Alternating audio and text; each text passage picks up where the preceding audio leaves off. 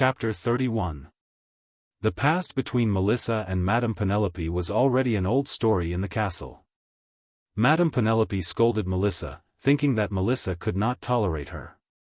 With the Marquis backing her, she could not afford to offend him and could only move out of Tulip Castle. Liszt, however, felt that Madame Penelope was too mean. More than 10 years had passed, yet she was still complaining endlessly. Moreover, in the past 10 years, Melissa had passed away, and Madame Penelope was still unable to move in because she was at odds with the new countess and her daughter-in-law. "You are lucky to have come back today.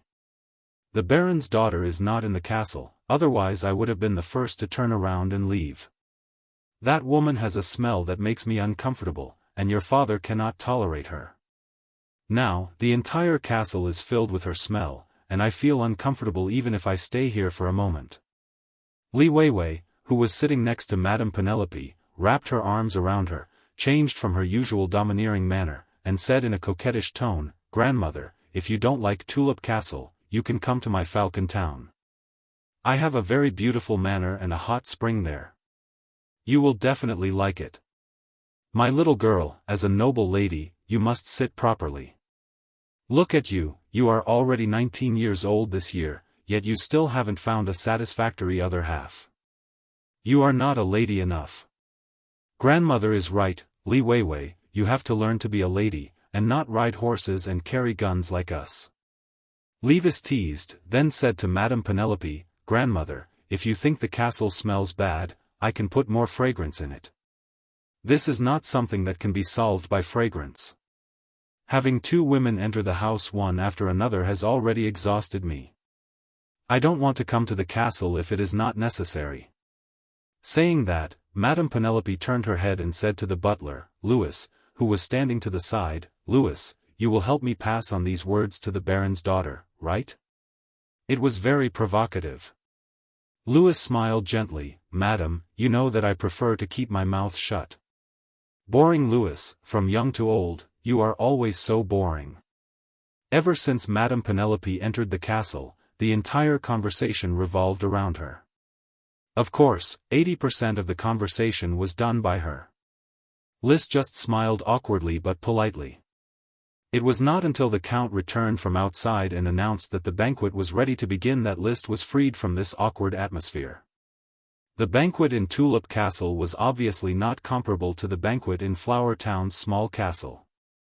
Just the number of people was incomparable.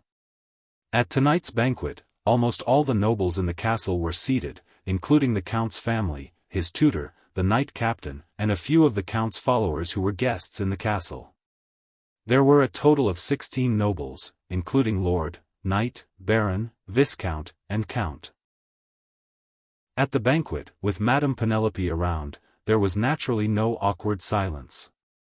They kept chatting at all times. Liszt concentrated on enjoying the food. Although he had never gotten used to the Western-style cuisine, but compared to the coarse food in Flower Town, the food here could be called delicious. He did not participate in the conversation much, and few people came to talk to him. Just like in the memory of his predecessor, he became invisible in the castle. However, before, he wanted to interrupt, but he could not. Now, he did not want to interrupt. After all, he was just a transmigrator who had reincarnated in a corpse. He could not integrate himself into the Tulip family. He could only look at it calmly like a bystander, keep a low profile, do things in line with the times, and then immerse himself in development. Perhaps one day, there would be no need to keep a low profile, and he could do as he pleased. The day after the banquet, Liszt got up early because the 3 siblings had to go with the fleet to Red Crab Island to visit their sick grandfather, Marquis Merlin Longtaro. Send my sincere regards. The Count also got up early and enjoyed breakfast with his 3 children. As a son-in-law, he should have visited in person. However, his current identity was that of an ex-son-in-law, and his relationship with the Taro family was estranged. As such, it was inconvenient for him to visit. Madame Penelope had already returned from her stroll. She said in a bleak tone, "Levis, Li Weiwei, Liszt, send my regards to Marquis Merlin. In my memory, he was a handsome aristocrat with a strong and outstanding physique. I did not expect that after a few years, he would become so ill that he could not work, and even lose his position as the captain of the court fleet. Birth, aging, illness, and death are the rules of heaven and earth. Mother, you do not have to worry about it. Are you trying to tell me that I am also a damned old woman? Why do you think so? I am looking forward to you living for more than 100 years. From the 2 women you married, it can be seen that you have been looking forward to my death for a long time, so that you can be at peace. No one will disturb you from doing anything on the Coral Island. The Count could only smile awkwardly and politely. Liszt, together with Marcus, was followed by a castle serving man, who was responsible for carrying his luggage. After saying goodbye, the 3 siblings went to the wharf together. The wharf was part of the Coral City. Although it was called a city, Liszt was more willing to call it a large toilet. The streets and alleys were filled with the sour smell of fermented feces. Because of this, the tulip family produced a kind of tulip with a strong fragrance, which was widely popular among the citizens. Tulip flowers would be pinned on their chests to dilute the disgusting smell on the streets. Putting aside the smell of feces. A large city like the Coral City was not as majestic as a small county in Liszt's hometown. There were no tall buildings or mansions, only scattered wooden houses next to stone houses, spreading into the distance along the streets of varying width. There were all kinds of shops along the streets, and pedestrians in a hurry would inevitably step on all kinds of feces. The citizens always liked to dump their feces on the road. If it was a pile of dog shit, one could certainly choose to avoid it. But if it was a street full of dog shit, then the correct way was to step on it with a frown. As a result, layer upon layer of feces, after constant trampling, merged with the road surface, creating the city's unique feces road, which naturally carried a stench. Why was hygiene so poor? Because the civilians were busy with their livelihood and simply did not care about hygiene. The aristocrats lived in castles on the edge of the city and did not care about the dirtiness of the city. The only good thing was that the Coral City was just an island city with a limited population. The scale of the feces and urine produced was still tolerable under the constant weathering of nature. If it was a larger city, then perhaps the feces and urine could submerge the city. Could it be that the ability of the elves has limited my horizons and I can't think of using feces for farming? As Liszt looked at the Coral City, his imagination went wild. Maybe I can collect the feces on the island and take them all to the flower town. In the town, no, in the outskirts of the town, build a few methane ponds. He understood the principle of methane ponds, but it was a bit difficult to use methane for lighting and cooking. After simple fermentation, using it to fertilize the fields was the fastest way. The barren soil of the flower town was comparable to yellow soil, and it was really in urgent need of fertilizer. Chapter 32. The city was not worth looking forward to, only the castle was worth looking forward to. Aristocrats still paid attention to hygiene. There were bathrooms, toilets, and servants to transport excrement and garbage out of the castle. Because no one knew how to use excrement to fertilize the fields, they were randomly discarded in the wild and naturally weathered. The effective use of excrement to fertilize the fields could definitely reduce the dependence on the elves, only reduce, because the elves also had the ability to improve the characteristics of crops. The brig sailed on the blue sea. The Coral City had gradually disappeared from sight, and the towering tulip castle on the top of the mountain had also begun to fall from the sea level. This seemed to prove that this world was also a sphere. Liszt occasionally thought about the world he had transmigrated into. What was the situation like in the end, but there was no information to infer any conclusions. "Sir, what are you looking at?" Marcus came over. "Looking at the sea, the blue sea, where countless treasures are hidden. I grew up by the sea, so I don't have such beautiful reveries about the sea. There are sea monsters in the sea, maybe some fish, but there are also fish in the rivers and lakes, which are not dangerous. The wealth of the continent is truly rich and inexhaustible. The glory of the knight and the aristocracy is also contested on the continent. The Grand Duchy of Sapphire was an archipelago, but it never gave up the conquest of the continent. Every few years, it would organize orders of chivalry to go to the continent to compete for minerals. It created a group of aristocrats. The Tulip family also made their fortune here. Marcus often dreamed of going to the continent to fight in the war, and being conferred the title of Lord Knight. Now that he was determined to serve Liszt, he would naturally bewitch Liszt from time to time. Liszt was still looking at the deep sea, not caring about the wealth of the continent. The battlefield was so dangerous, why would he go? It would be better to be a quiet country lord, do some tasks, farm, and take one step at a time steadily and surely. If it was just a simple transmigration, he didn't think he could stand out among the aborigines, but with the help of the smoke mission, becoming strong was just around the corner. As for what the smoke mission was, one day its secrets would be unraveled. Teacher Marcus, I heard that outside of the archipelago of the Grand Duchy, there are still large unexplored islands? Yes, I've talked to some old sailors. There are still a lot of islands outside the archipelago, but those islands are deep in the sea and often have storms. There are also a lot of submerged reefs. It's difficult for ships to come and go, so there's no development value. Maybe. Liszt could not deny it. Putting everything else aside, as long as the distant fishing industry was developed, the wealth of the sea would be unveiled. At that time, the competition for islands would be no less than the competition for land. He couldn't do it now. He was just the lord of a small town in the countryside, so he had to focus on development first. Raise the sails. Sail forward. Raise the sails. Sail forward. The angry roars of the crew could be heard from below the mast. At this time, the south wind was blowing from the stern of the ship, making a flapping sound. The captain decisively ordered the sailors to raise the sails to get more wind. The emergence of sailboats allowed humans to enter larger seas. The Grand Duchy of Sapphire's fleet was mostly sailboats, but they all had horizontal sails. There were no schooners.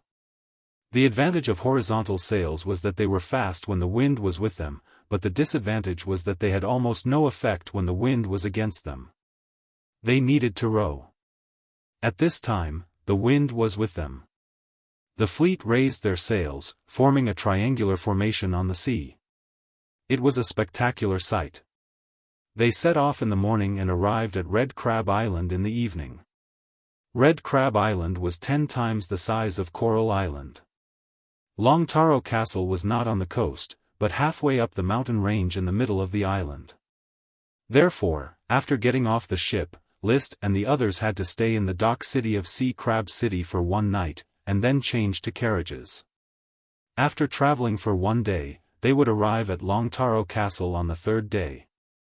Pigeons had not yet been trained to send and receive letters, and the weight of thick bast paper was estimated to be too heavy for pigeons to carry. However, because a night had been arranged to deliver a letter, saying that the Tulip family would come to visit in the near future. Therefore, Long Taro Castle had arranged for servants to wait in the Sea Crab City's courtyard. After receiving Liszt and his party, they were immediately arranged to stay in the courtyard. They did not have to stay in the dirty city. After dinner at night, Liszt took a bath and lay in bed. He was a little seasick. In his hometown, he was used to taking planes and trains, but he was really not used to taking a boat. Fortunately, his predecessor was an islander, and his swimming ability was not bad, so he was able to slightly overcome it and not completely get seasick. As an islander, you are actually seasick. Liszt, I have to say that you are losing the face of the Tulip family. I thought you had matured, but I didn't expect you to be so unbearable.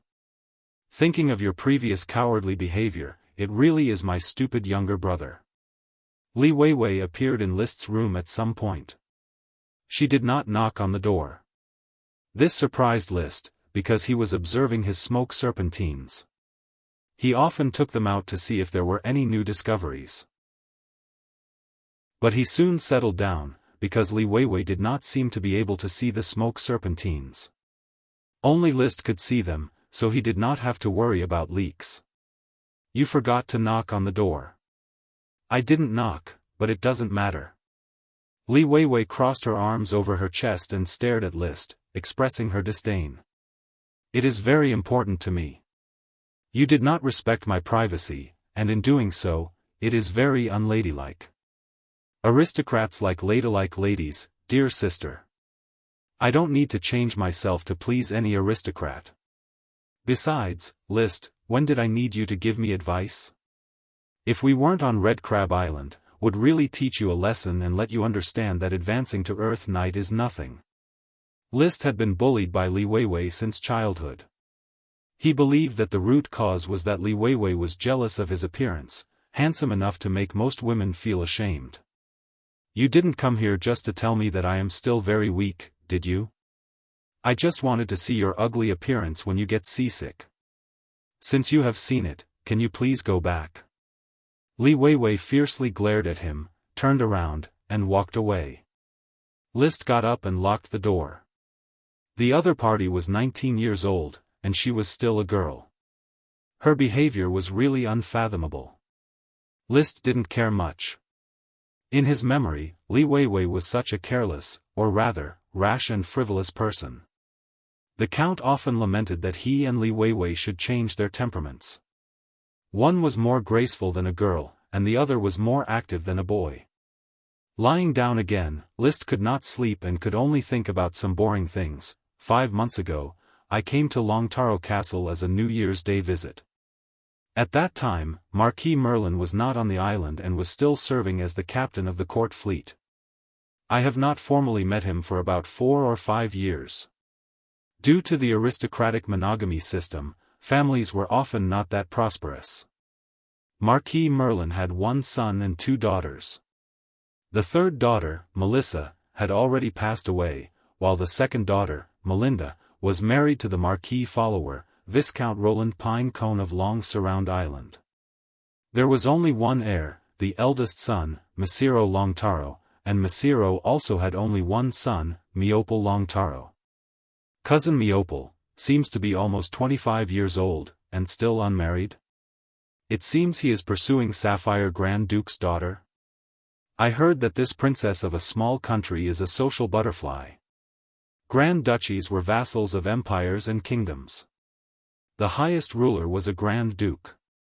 Strictly speaking, if one was not a king, one's daughter could not be called a princess.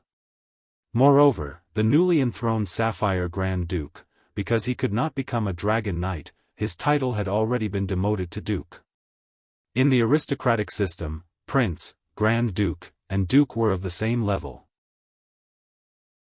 However, only by becoming a knight could one be conferred the title of Prince or Grand Duke. Otherwise, one could only be conferred the title of Duke. However, rules were dead, while people were alive. Within the Grand Duchy of Sapphire, all the aristocrats addressed the ruler as Grand Duke. His daughter was naturally treated as a princess and sought after by people. Chapter 33. The jolting of the carriage made List drowsy.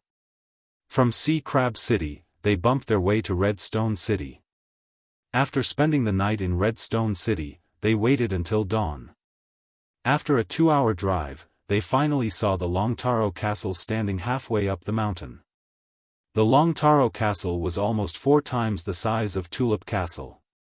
It had an arrow tower that was 100 or 200 meters tall. Because it was located halfway up the mountain, the castle was almost integrated with the mountain range. List had visited Neuschwanstein Castle in Europe when he was on his hometown Earth. The majesty of Neuschwanstein Castle was similar to that of Tulip Castle, except that it did not have the steep terrain of Tulip Castle, which was backed by a cliff. But compared to the Longtaro Castle in front of them, Neuschwanstein Castle appeared small. Just the Longtaro Castle alone had an imposing manner comparable to the White City in The Lord of the Rings. Below the castle was a city. The carriage did not need to pass through the city. It directly followed a slightly steep mountain road towards the castle. Halfway through the journey, the night squad of the Longtaro castle discovered and welcomed them. Learning that they were relatives of the Tulip family, the night squad immediately escorted the carriage to the castle. The night squad rushed up the mountain to notify them in advance. Therefore, when the carriage arrived at the castle gate, the heir of the Longtaro castle, the cousin of the three siblings, Miopal Longtaro, was already waiting with the servants. Levis, Li Weiwei, List. Miopal was a talented man with an elegant demeanor. His sapphire-like eyes were particularly beautiful. I received the letter and knew that you were coming. I have been waiting for a long time. Did everything go well on the road? List had to admit. This cousin, whether in appearance or temperament, was very outstanding, equally matched with him. Standing together, they looked more like a pair of brothers than Levis. Cousin Miopal, everything went well. Cousin, you have become more beautiful than last year. Thank you for your praise, cousin, but compared to your beautiful face, I feel that you are mocking me. Li Weiwei looked at Miopal and said half jokingly and half seriously. Miopal laughed. This isn't something I can refuse. What do you say, List? The latter half of his sentence was directed at List. List smiled. He finally confirmed that Li Weiwei had bullied him for so many years because she was jealous of his looks. Cousin is right. Sure enough, heroes have the same point of view. Let's go into the castle. Father is away in charge of this season's tax collection, so he hasn't returned yet. Grandpa is recuperating. He's very happy to hear that you've come. How is Grandpa? Miopal sighed. Grandfather's illness is a complication caused by the relapse of an old injury, sometimes good, sometimes bad. The Grand Duke has already dispatched an imperial physician to treat grandfather. I believe he will get better. In the gorgeous bedroom, on the bed sat the master of Red Crab Island, one of the 7 marquises of the Grand Duchy, the former captain of the court fleet, and the most distinguished person in Longtaro Castle. Merlin Longtaro. This was an old man over 70 years of age, with a pale, wrinkled face. Although he still had the dignity of living like a prince for a long time, he could no longer hide the weakness of old age and illness. Even the Sky Knight, who could soar in the sky in the past, could not withstand the carving of the knife of time. His sapphire blue eyes had already turned white, not to mention his white hair. He was quietly leaning against the headboard with a short tea table placed on top of the quilt. He was using a quill dipped in ink to strenuously write on a thick bast paper. The age spots on his face were particularly conspicuous. Young Master Merlin has already brought the 3 young masters and young ladies of the Tulip family into the castle. The butler, who was almost as old as Marquis Merlin, could not bear to disturb him and spoke in a particularly light tone.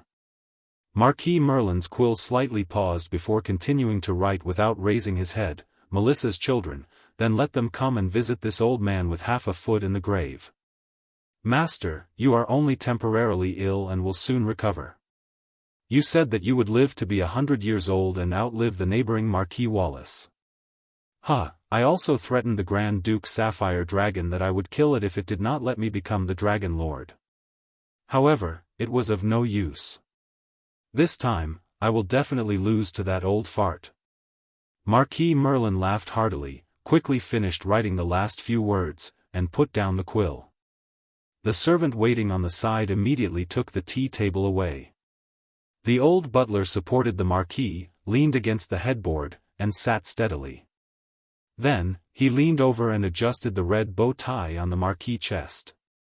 A servant brought in a bronze mirror. The other servants served the Marquis one after another, some with water, some with towels, and some with hairpins. The Marquis carefully groomed his image, quickly returning to his dignified appearance from that of an old man with 1 foot in the grave. Then, he waited. When he heard the familiar footsteps outside the door, his turbid eyes could not help but emit a glimmer of brilliance. He quickly hid it. Miopal, along with the 3 siblings, had already entered the bedroom. Levis took the lead and quickly walked to the bedside with Li Weiwei and List. He performed the etiquette of a junior to Marquis Merlin, grandfather, Li Weiwei, List, and I have come to visit you. Father also entrusted me to bring you his sincere greetings, hoping that you will recover immediately and restore the graceful bearing of the Long Taro Castle's master. Your father is considerate. The Marquis nodded lightly. Was the journey smooth? It was smooth. That's good. Since you have come to visit grandfather, then stay in the Long Taro Castle for a few more days. Yes, grandfather. The Marquis gazed past Levis and Li Weiwei before landing on List. There was a look of nostalgia in his eyes. List, you have come of age. Yes, this year's 9th of March is my coming-of-age ceremony. I heard that your father enfeoffed you as Baron. Which town is it in? Flower Town. Not even a Viscount. It seems that Li William is a failure as a count. Marquis Merlin gave a very impolite evaluation. His tone once again became emotional. I did not witness your coming-of-age ceremony. Melissa will definitely blame me. Seeing you is like seeing Melissa standing in front of me. Meopal echoed, grandfather, cousin List is really too similar to Aunt Melissa. When I saw Aunt Melissa when I was a child, I felt that the Long Taro flower was the most dazzling flower in the Grand Duchy. I can no longer remember what mother looked like. I can only admire her from the portrait in Tulip Castle. Said List. His predecessor really did not have any memories of his mother. When List was 2 years old, Melissa had already died. What memories could a 2-year-old have? There were portraits of Melissa in the castle, but he did not often see them. Moreover, even if there were portraits, they were highly distorted, making it difficult to display the graceful bearing of the real person. It was a pity. Chapter 34. Chirp. Chirp. On the corridor of the castle, there was a strange cry. List, who was going to rest until noon and then attend the luncheon, opened the door and saw that not far away, a blue sprite was flying around the pillars of the corridor. Several maids were serving the sprite. As if it had discovered List, the sprite flew over and hovered 1 meter in front of List. Its big eyes curiously looked at List, and from time to time, it made a chirp sound, but no one knew what it said. Young Master List. The maids followed and greeted him respectfully. List asked, what kind of sprite is this? It's a pachyphyte sprite.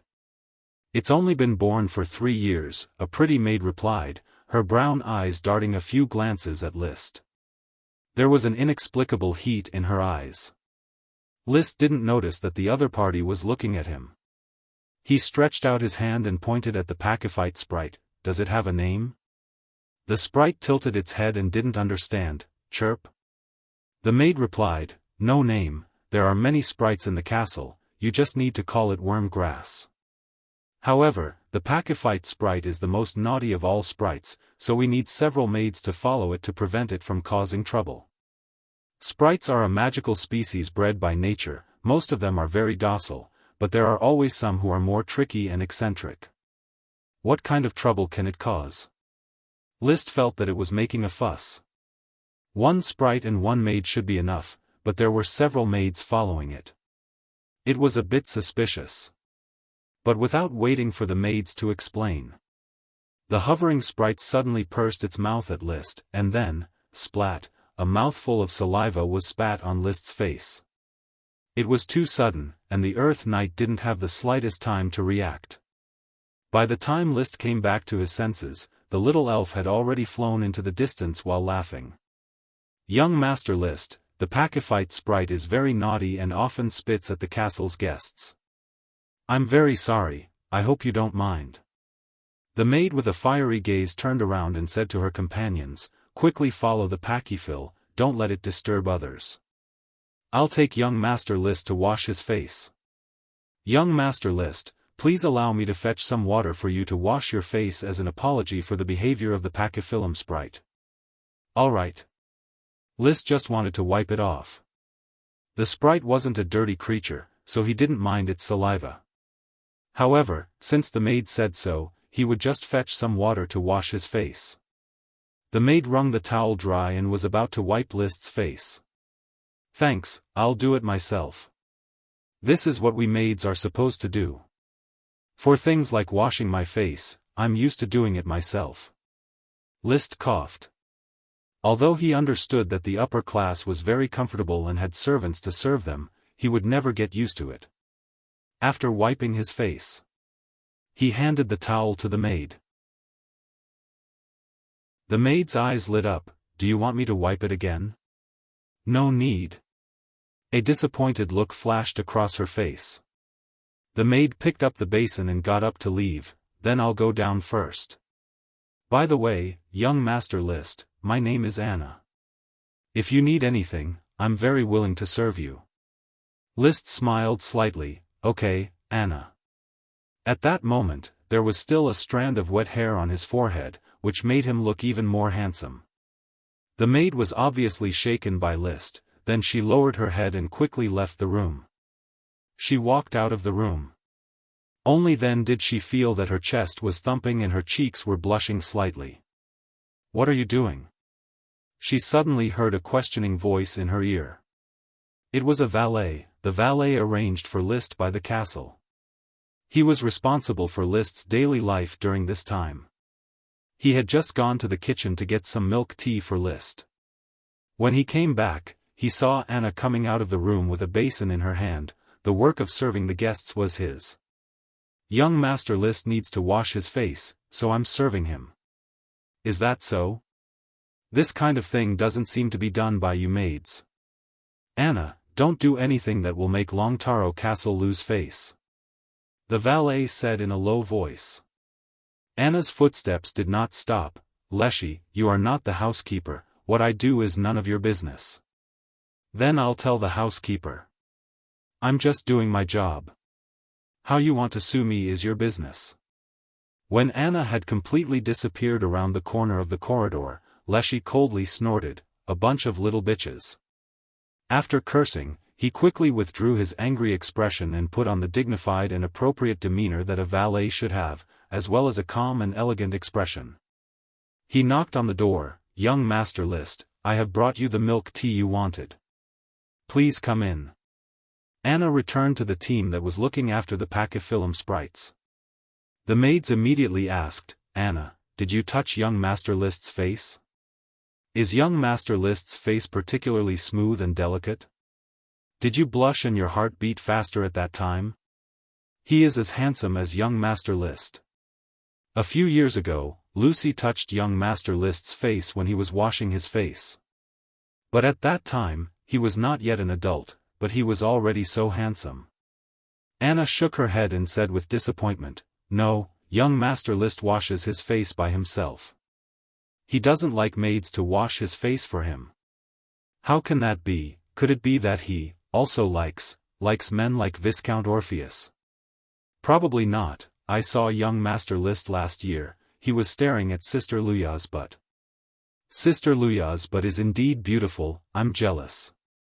"Then you need to pat it every day, otherwise you won't have a butt at all. By the way, young Master List is already an adult, he should have been enfeoffed." "What is his title now?" "I think it's a Viscount." "I heard that the Tulip family's Coral Island is also a large island." "I don't know. If Miss Melissa was still alive, with Master as her backing, she would definitely be enfeoffed as a Viscount. But the Earl of Coral Island has already married a new countess. Young Master List's situation should be rather awkward. I really want to comfort him." "Stop daydreaming. Do you need a maid like you to worry about the affairs of the nobles? I advise you all to calm down and do your job as maids with peace of mind. An ugly duckling will not become a white swan, the descendants of ducks will only be ducks, and the descendants of swans will be swans. So what, I've already decided to be like Mrs. Feeney, never marry for the rest of my life. You still don't allow me to create a romantic encounter for myself?" Chapter 35. List did not know what the maid was thinking. He had never thought of being like the majority of aristocrats, irresponsibly messing around in other people's castles. His current body was only 16 years old and had just reached adulthood. According to the laws of his hometown, 18 years old was considered an adult and 22 years old could be married. Right now, his body was at ease and there was no need to think too much as it would damage his energy.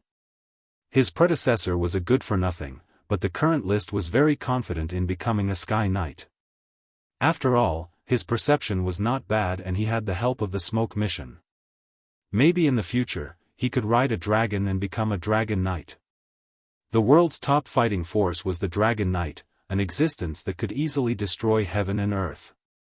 The cultivation of fiery dragon drill and fire surge fluctuations cannot stop.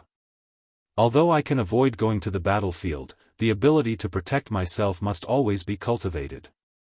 The luncheon was a family banquet in the Long Taro Castle, and there were not many people. Masiro and his wife were in charge of tax collection in other places. In the castle, there were only two masters, the grandfather and the grandson. According to the rules of the Long Taro Castle, the knight captain did not eat in the castle, and Miopal's tutor had gone to the city to become an official. Therefore, there were only the grandfather and grandson, as well as the three siblings sitting around the table. Marquis Merlin was in a wheelchair, so it was inconvenient for him to walk. The food in the castle was a grade higher than that in the Tulip Castle. The bread on the plate was proof of this. It was the best white bread. List picked up a piece of white bread and took a bite. It was soft and fragrant, and had a wonderful texture that melted in the mouth. It was almost not like bread, but cake. The wine was the red wine from the cellar of the Razy Manor, which was a grade higher than the Crescent red wine. As the plates were opened, roast beef pudding, salmon in golden sauce, cooked eggs, frozen rock lobster with mayonnaise, roast goose with lettuce salad, meat pie with cheese, asparagus leaves, and trout in lobster sauce, the sumptuousness was comparable to that of a major festival banquet in the Tulip Castle. However, although the dishes were plentiful, the atmosphere was rather stiff. The Marquis was a serious person and had been in charge of the navy. It could be said that he had a strong aura. In front of the Marquis, Levis and Li Weiwei couldn't be at ease and spoke cautiously. List was also somewhat restrained. Mentally, he did not think that a group of ancient people was anything special, but in reality, he could not be calm when he was with strangers. Therefore, it was more important to try to eat something delicious. Especially the frozen rock lobster with mayonnaise. It was very delicious. He had already finished one plate, so he ordered another. Rock lobsters are produced in the waters of Red Crab Island. My family's fleet rarely goes out to sea to catch them. It's mostly fishermen who risk their lives to catch them. The production is not high, and almost all of them are sent to the castle. Miopal nibbled on the bread and said, "If you like it, I will have someone prepare a batch of live prawns for you. I am afraid that it is not easy to transport. The distance from the Long Taro Castle to my flower town is too far. I need to walk half a day on the Red Crab Island, take a boat for a day, and then walk half a day to the flower town. Including accommodation and other delays, it will take at least 5 days to return. Actually, rock lobsters are very easy to raise. As long as you give them some water every day, they won't die easily since they have the bloodline of the sea monster, the ornate lobster. Sea monsters were the World of Warcraft of the sea." List naturally did not object. "Thank you very much." "You are welcome." Miopal smiled. Among the three siblings of the Tulip family, he was closer to List. It was probably because of their mutual admiration for each other, or because birds of a feather flock together. Handsome people would always be friends with other handsome people. When the Marquis heard the conversation between the two, he suddenly said, "List, tell me about the flower town." "Grandfather, life in the flower town is, in fact, mediocre. The local customs, the living environment, they can all be talked about. It is a small town with less than 2,000 people. In the beginning, a new tulip was discovered. Therefore, father migrated his subjects and built the flower town. Now, wheat is mainly planted. The land is relatively barren and the taxes are very low. Fortunately, a new type of tulip magic ingredient has grown in the town, which can bring about new development. A new type of magic ingredient, this is a good thing. The Marquis asked, did Tulip Castle pay a large amount of gold coins for this magic ingredient? It is a division. The town cannot grow too much. I reached an agreement with my brother and sister to grow it together. However, they have to give me 30% of the profits. Oh, it is a very interesting cooperation. It is far more valuable than gold coins. List, you have not only inherited Melissa's beauty, but also the shrewdness of the Taro family. The shrewdness of the Taro family was very famous in the Grand Duchy. The reason for this was that the Marquis father, who was the previous Marquis, was just a count at that time. Because the Grand Duchy was preparing to go to the continent to compete for minerals, it was in urgent need of funds to arm the orders of chivalry. Therefore, the Count spent all of his family's wealth to support the Sapphire Grand Duke's actions, ultimately obtaining the Red Crab Island and the position of Marquis. Now, the annual income of the Red Crab Island was probably more than what the Count had spent all of his family's wealth. It was a good deal. The Flower Town is just a small town. I need to make money in order to maintain the castle's expenses. Self-reliance, these are the qualities of a qualified aristocrat. Courage, courtesy, loyalty, self-reliance. There were a lot of qualities that aristocrats often talked about. Among them, the most unworthy of the name was self-reliance. They were basically a group of vampires who squeezed ordinary people dry. From childhood to adulthood, they probably didn't even know what a hoe looked like. Of course, the self-reliance that the Marquis spoke of probably meant that they could rely on themselves to squeeze, instead of asking for help from their family. After the luncheon was the banquet. After the banquet, there was a rest. The next day, there was another luncheon. After the luncheon, Immortal got busy.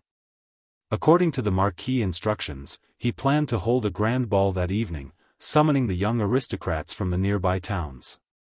An aristocratic ball could be simply regarded as a blind date. In particular, the second and third sons of aristocrats were most keen on participating in this kind of ball. The eldest son could inherit his father's title and didn't have to worry about not being able to find a marriage partner. The second and third sons, on the other hand, needed to work hard and strive to marry a fair-skinned, rich and beautiful woman so that they could continue to enjoy the aristocratic life. Otherwise, generation after generation, they would eventually be reduced to ordinary knight and fall out of the aristocratic class. Female aristocrats were also keen on balls. Not every young lady could marry the eldest son of an aristocrat. They also needed to target those aristocratic descendants with potential and develop their charm. List, you need to prepare. Immortal brought over a pile of formal clothes with his valet. These are formal clothes that I have never worn before. Our stature is about the same, so they will definitely suit you. Cousin, there is no need to try them one by one. I think the one I am wearing is very good. No, you must strive for perfection. Think about it. Yesterday, I arranged for a knight to quickly send out a notice. At least 13 aristocrats from small towns have received invitations and can rush over to participate in the ball. How many beautiful young ladies are waiting to form a good marriage with you and achieve a beautiful encounter? I am still young, I am not in a hurry to get married. List was a bit speechless. How come he didn't discover that this cousin of his was so keen on matchmaking? You should dress up my elder sister, she is at the marriageable age. There is also my elder brother, he also needs to find a suitable mistress candidate for Tulip Castle. They don't need me to remind them. Levis has already borrowed a lot of formal clothes, and Li Weiwei has been dressing up since morning. Didn't you notice? Is that so? Chapter 36. A close-fitting swallow-tailed coat, wavy hair, and the bright powder that he was forced to apply on his face, the freshly baked List was dazzling. Perfect. Miopal patted List's shoulder. You will be the focus of all the men at tonight's ball. I have no such intention. Maybe in a few years, I will be very enthusiastic. Right now, I am sorry, cousin, but I do not intend to get to know any aristocratic ladies. If you don't mean what you say, I won't believe it. Don't worry, List. The best thing in life is to meet the right person at the right time. Don't say let nature take its course, you have to seize the opportunity. Cousin, is this the reason why you have been unmarried for so many years? Don't change the topic to me, we are now talking about you. List shook his cuffs. Miopal was very good to him. In fact, he wanted to tell his cousin that instead of chasing after the Sapphire Grand Duke's daughter, which might cause the Taro family to be thrown out of the cage, it would be better to find a female aristocrat and marry her. However, when the words were on the tip of his tongue, he swallowed them back. This situation definitely had the will of the Marquis. The Taro family boasted of their shrewdness, and it was possible that they wanted to go a step further. Once they married the Sapphire Grand Duke's daughter, the family's status would be unshakable. As a rural baron of a small town, it was better for him not to eat coarse bread and worry about the Marquis. After dressing up gorgeously, he followed Miopal to the hall where the ball was about to be held. There were already aristocrats in 2s and 3s who had arrived and were chatting in the hall while enjoying the wine prepared by the servants. Sir Miopal, you are finally willing to come out? An aristocrat walked over with a wine glass. It is not yet time for the ball, no need to be anxious, Martyr. Martyr looked at List. This is my cousin, his father is the Earl of Coral Island. So it turns out to be the Tulip family. Nice to meet you, I am Martyr Crossbow. List Tulip. List maintained a polite smile, but it was not very enthusiastic. He was not a sociable noble, so he had no choice but to attend this ball. But then, he could only helplessly endure. Under Miopal's introduction, he got to know the young aristocrats of Red Crab Island. Basically, they were followers of the Taro family. Nobles enfeoffed by the Marquis were completely loyal to the Marquis. The interesting thing about the aristocracy was this. The nobles enfeoffed by the king were the retainers of the king, and the lesser nobles enfeoffed by the nobles were the retainers of the nobles. However, the minor nobles who were enfeoffed by the nobles were not the king's retainers and did not have to swear loyalty to the king. For example, Lee William, the Earl of Coral Island, was a noble enfeoffed by the king. He was the king's retainer, but List was not. He only needed to be loyal to his father. After his father passed away, he would have to pledge his loyalty to his elder brother, Levis. Is there a beautiful young lady you fancy? If there is, tell me, I can help you pull some strings. Don't be restrained. After greeting the guests, Miopal returned to List's side. Look at your brother. He has completely adapted to the scene of the ball and has already hooked up with the daughters of 3 viscounts. Following his gaze, one could see the average-looking Levis saying something that made a young lady laugh heartily. There is also your elder sister. Someone is also trying to curry favor with him. On Li Weiwei's side, there were 2 male aristocrats chatting and laughing with her. She could not be considered beautiful, but with a little inquiry, one could find out that Li Weiwei had the title of Baron. For those lord knight or aristocrats who were unable to inherit their family's title, she was an excellent marriage partner. After getting married, they could continue to enjoy their aristocratic status. List raised the fruit wine in his hand and clinked it with Miopal's. I hope they can find happiness soon. As for me, cousin, you really don't have to worry about me. Really? Really? Alright, but I will still help you keep an eye out for suitable young ladies. There is no need for that. List was speechless. This cousin of his was too much. Was he so keen on being a matchmaker? Miopal shrugged his shoulders slightly and whispered to him, in fact, this is Grandpa's intention. He knows that you are not valued in the Tulip family and hopes that you can come to Red Crab Island. Besides, I also need helpers. The Taro family is not very prosperous and I have no brothers or sisters. You know, I really hope that you can come. List felt that Immortal was speaking from the bottom of his heart. According to his conversion of units of measurement, the Coral Island was equivalent to a prefecture-level city, about 10,000 square kilometers. The Red Crab Island was 10 times the size of the Coral Island, about 100,000 square kilometers. The area was equivalent to the area of the provinces of Jiangsu and Zhejiang. There were no roads, and transportation depended on horses. The larger the area, the more difficult it was to manage. Moreover, the aristocracy was not a centralized way of power. The more minor aristocrats were enfeoffed, the more chaotic the management of the territory would be, and even the foundation of the ruling family would be shaken. After thinking about it, it would be a lie to say that he was not tempted. The flower town was a remote and desolate place, and it really did not have much development value. If he came to Red Crab Island to develop, the Taro family would at least raise his status by a rank, Viscount, which would allow him to have a small city as a fief. However, to rely on a woman to achieve this goal, List was very resistant. Let nature take its course, cousin. If there is someone I like, I will not miss it. If there is something I don't like, then don't force me. All right. At nightfall, the dance party began.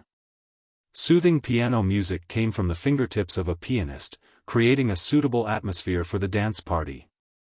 As the host, Immortal and a viscount's daughter danced the first opening dance, and then retreated, indicating that everyone was free to partner up. Sitting in a corner, List watched the young men and women dance gracefully on the dance floor. There was no action. He had already sized up all the women participating in the dance party. Tall, short, fat, thin, beautiful, and ugly. Unfortunately, there was no woman who could move his heart.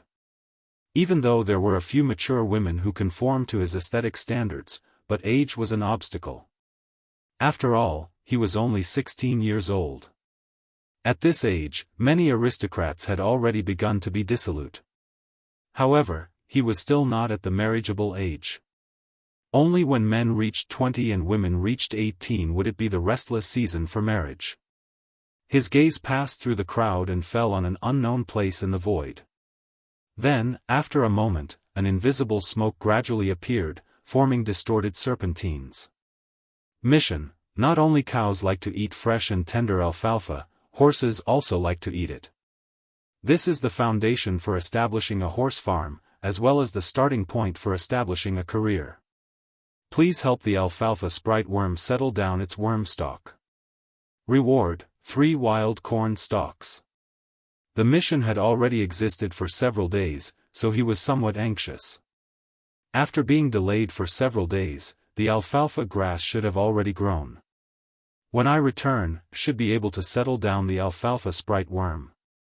Ah, wild corn, I don't know what it looks like, but its output should be at least several times that of wheat. Just as he was thinking about the mission. Suddenly, he heard a pleasant voice like that of an oriole. Hey, List, can I sit here? The smoke suddenly dissipated. List recovered and saw a 17 or 18-year-old girl. She looked a bit like the second daughter of the Count, Edith, from Downton Abbey. She had wavy flaxen hair, a sharp nose, deep eye sockets, and thin lips that seemed to be smiling. It was very standard, more than 8 out of 10. Immortal had previously introduced her to him. She was the youngest daughter of a viscount, called Athena Salmon. Her family was famous for producing salmon.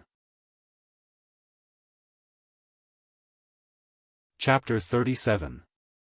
I didn't see you dance, so why didn't you go? Athena asked while taking a sip of juice. I'm not very skilled in dancing, so I just quietly appreciate other people's dances. Then you should go down and dance. The dance steps are very simple. You can learn them after a few times. Blinking her eyes, Athena had an expectant look on her face. If you want to learn, I can teach you. Since the lady took the initiative, List couldn't refuse. He could only stand up and extend his hand. can I ask you to dance? It would be my honor. Athena extended her hand to Liszt and stood up. In this way, Liszt took Athena to the dance floor. Accompanied by soothing piano music, he put his arm around Athena's waist, held her left hand, and began to dance together on the dance floor. The aristocratic ballroom dances had always been very simple. Liszt himself had never danced, but his predecessor had considerable experience. Your dance is not jerky. It seems that you were deceiving me just now. Athena said with a smile as she danced. Perhaps it is because I am performing exceptionally. Is that so? Then I believe you. After a moment of silence, Athena asked again, I have never been to Coral Island. In fact, I have never left Red Crab Island. Is Coral Island very far from Red Crab Island? It is not far. It is a voyage of more than half a day. If the wind is favorable all the way, then it may take half a day. What does Tulip Castle look like? It is built on a cliff on the shore. It is much smaller than Longtaro Castle. However, the surrounding hillsides are covered with tulip. It must be very beautiful. If there is a chance, I would like to visit Tulip Castle. There will be a chance. Do you live in Tulip Castle? I grew up there. However, I have now gone to live in my own town. Yes, I heard from Sir Miopal that you have been enfeoffed as Baron in Flower Town. Yes. There must be a lot of beautiful flowers there. Is the castle where you live also surrounded by flowers? I'm afraid I'll have to disappoint you. There's only a dozen or so mu of tulip. The rest of the land is planted with wheat. As for the surroundings of the castle, I'm preparing to plant grass, build a horse farm, and maybe raise some cows. Liszt said indifferently. He had a feeling that Athena was inquiring about his situation. Perhaps this girl was attracted by his handsome appearance and wanted to become Baron Liszt's wife? It was better to interrupt her thoughts as soon as possible. After a pause, he continued, well, the location of the town is very remote. There is not enough wheat to eat, milk to drink, and even vegetables to eat often. Even if you have gold coins, it is difficult to buy meat. Because it's separated by a mountain ridge, and there's World of Warcraft in the mountain ridge, merchants aren't willing to enter. Athena opened her mouth in surprise. Are you Earth Knight? I just advanced recently, and I'm still familiarizing myself with the Do Chi's secret manual. Liszt, who was 1.8 meters tall, lowered his head and saw that Athena, who was 1.6 meters tall at most, had a slightly stiff expression on her face. It was probably the gap between ideals and reality that had troubled her. Anyone who saw Liszt for the first time would definitely have a good impression of him. Of course, it was mainly women. But after understanding Liszt's background, it was likely that he would have to retreat. He was not valued, was poor, and was a baron from a remote town. His aptitude for qi was also not good. Sooner or later, he would have to sell his fief and wander under another lord. Managing a fief was not a simple matter. Many small aristocrats would go bankrupt and fall to the point of becoming tutors or knight captains. Gort was one of them. Even great aristocrats would go bankrupt and lose their fief if they did not manage their business well. Next, it's probably time to let go, indicating the end of the dance. Liszt thought. However, Athena did not loosen her grip. Her slightly stiff expression quickly reverted to her previous faint smile. Your father, the Count of Coral Island, would not turn a blind eye to the flower town, right? My relationship with my father is not too harmonious, maybe because my brother and sister are too outstanding. But I feel that your temperament is more outstanding. When you stand together with Sir Miopal, you look like a pair of brothers. I am more like my mother. Your mother must have been a graceful and luxurious aristocratic madam. I actually don't remember what she looked like. She passed away when I was 2 years old. Sorry, I shouldn't have mentioned it. It doesn't matter. Next, the two of them did not speak. With their arms around each other's waist, they finished the dance. During the break, Liszt returned to his seat. He did not expect Athena to follow him. Then she sat next to him and still tried to find something to talk about. My family is in Whitefish City. The castle has no name. I also have a brother. He is married to Sister Lydia of Viscount Xavier's family. They met at a ball in Longtaro Castle last year. Oh, no wonder I didn't see your brother come today. Liszt was somewhat perfunctory. He and Sister Lydia have a very good relationship and rarely participate in this kind of social ball. Athena blinked. My father is very hospitable. Liszt, if you have time, you can come to my house as a guest. I'm afraid I don't have time. Grandfather is still recovering. I have to return to Coral Island tomorrow. When will you come again? At New Year's Day. Oh. The piano music sounded again, and Liszt and Athena danced again. Then, with the excuse that the dance floor was too stuffy, he refused Athena's hope of continuing to dance with him. When he came back from the castle, the ball was already coming to an end. As the music stopped, Immortal, representing the host, announced that the ball was over. The aristocrats in 2s and 3s directly returned by carriage. As for those who were far away, they were led by servants to the rooms arranged by the castle.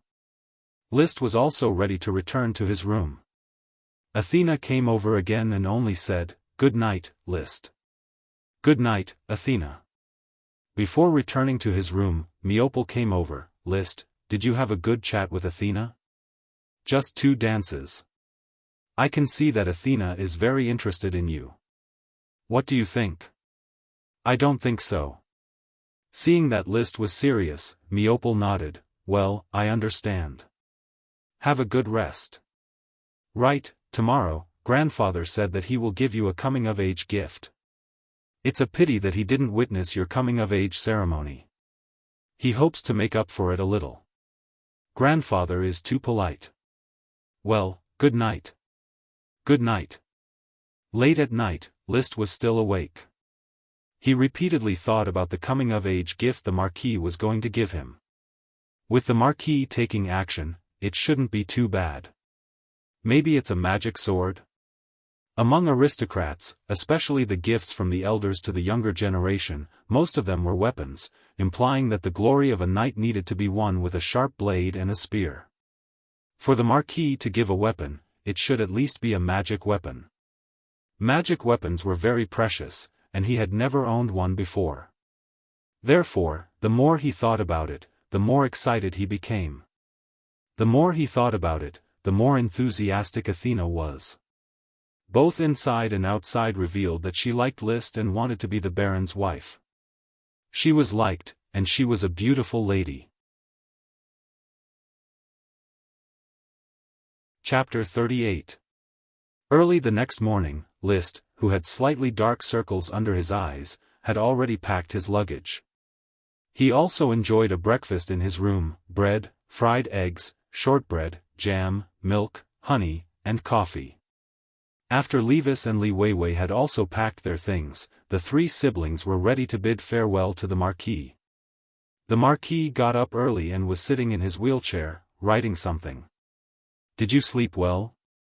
The Marquis stopped writing, raised his head, and looked at the 3 tall siblings. "I heard that you had a good time at last night's ball?" Levis replied with a smile, "It was a very comfortable night, grandfather. The ball hosted by cousin made us very happy, and we got to know a lot of aristocratic ladies. I was moved by some of the beautiful ladies." "That's good. Take advantage of the fact that you are young and moved." After exchanging a few words, the 3 siblings said their goodbyes. The Marquis did not urge them to stay. He just said to Liszt, "I was not able to witness your coming-of-age ceremony. To make up for this regret, I will give you a gift. Immortal, bring the prepared gift and give it to Liszt." Immortal soon came in with a long box in his hands. When Liszt saw the box, he immediately understood that his guess was correct. The gift from the Marquis was indeed what the elders liked to give to the younger generation, a weapon. What kind of magic weapon will it be? List was somewhat impatient. Immortal handed over the box. List, grandfather will give you this red blood sword. I hope you can use it to cut through the thorns and blossom with the dazzling brilliance of a knight. Red blood sword? List opened the box. Suddenly, a bright, snow-white knight two-handed sword entered his eyes. The slender blade, the slender crossguard, and the slender hilt looked just like a German two-handed sword. At the intersection of the sword guard and the sword hilt, there was a fiery red gemstone embedded in it. Just by looking at it, one could feel the magic power emitted by the fiery red gem circulating ceaselessly throughout the entire sword. It could even be seen that there were tiny red marks that looked like blood vessels appearing on the blade. No wonder it was called red blood sword despite being snow-white. Most importantly, it was not a magic weapon, but a gem weapon that was better than magic weapons. Ruby? When Li Weiwei saw the ruby on the crossguard and hilt, she was immediately shocked. At the same time, her eyes were filled with envy and jealousy. An ordinary magic weapon was worth about 100 gold coins. However, a gemstone weapon was worth thousands of gold coins, and it was a magic weapon that was 10 times the price. Just this red blood sword alone was estimated to be worth several years of taxes of a wealthy town. Her Falcon town was more or less a wealthy town. After a few years of living frugally, it was barely enough for her to buy a gemstone weapon. However, it was impossible for her to give up her luxurious lifestyle, so it was very likely that she would never be able to afford it. Her heart was filled with jealousy, and with her straightforward personality, she immediately said, "Grandfather, you are too biased towards List. You only gave me a set of clothes as my coming-of-age present. For your coming-of-age ceremony, didn't the Coral Islands boy give you a lesser sprite and also confer you the title of Baron? But List can't enjoy it. The Coral Islands boy is allowed to be biased, but I'm not allowed to be biased." The Marquis spoke in a matter-of-fact tone. At the same time, he revealed his dissatisfaction with the Earl of Coral Island. List immediately showed off, "Thank you for the gift, grandfather. I will treat the red blood sword well and not let its brilliance be covered in dust." If he sold a gemstone weapon, he could immediately get 1,000 or 2,000 gold coins. Of course, he would not sell it. The ruby embedded in the red blood sword clearly had the attribute of fire. It could assist him in his training. This was more effective than using magic ingredients to assist his training. Products of dragons were bound to be fine. With the red blood sword in hand, List, under the watchful eyes of Immortal and a large group of servants, prepared to return. His short 2-day stay as a guest in the Longtaro castle was over. He was not too reluctant to leave. After all, there were still a lot of things waiting for him in the flower town. Gold or silver nests were not as good as his doghouse. Just as he was about to board the carriage, someone suddenly shouted, "List, wait." He looked back and saw Athena. "Good morning, Miss Athena." "Good morning." Athena was slightly out of breath. She had probably run over from the castle. "Are you going back?" "Yes." Levis, who had boarded the carriage, suddenly interjected, "If there is a beautiful girl looking forward to me, then I would rather not go back." List turned around and glared at him. "Brother, please get on the carriage." Levis shrugged. "Miss Athena, you two talk." "Thank you, Sir Levis." Leaving List and Athena alone, Athena grasped the corner of her clothes. "Aren't you going to stay for a few more days? There are a lot of things waiting for me to deal with in the town. Will you come to White City as a guest?" Her eyes were full of expectation. List smiled and refused. "Sorry, I have no reason to visit your family. I don't know your father, and I don't have any connections." There was always a reason for the communication between aristocrats. One could not visit for no reason. "You can come and find me." When Athena finished speaking, she lowered her head. The meaning was clear: an unmarried man and an unmarried woman. There was only one kind of relationship between them. Liszt secretly sighed. He felt that his next words might hurt the lovely little girl's heart, but he had to say it. Miss Athena, thank you for your love, but I have not considered the possibility between us. Please do not worry about me. You are so beautiful, there must be many people better than me pursuing you. Athena's eyes quickly dimmed, but soon she was full of smiles again. Thank you for your frankness, Sir Liszt, I wish you a pleasant journey. Thank you, take care, Liszt said and turned to enter the carriage. The coachman raised his whip, and the horse pulled the carriage, galloping quickly down the mountain. There was no dust on the gravel road, only the clanking of the wheels. Liszt, you're so cruel to reject a noble lady's love just like that. Li Weiwei showed an indescribable emotion, probably doubtful that her weak brother could refuse someone else. I don't feel anything. Why do I force myself and harm others? He looked back through the window and saw Athena still standing at the castle gate in the distance. The clothes that wrapped around her petite and exquisite body swayed gently in the wind.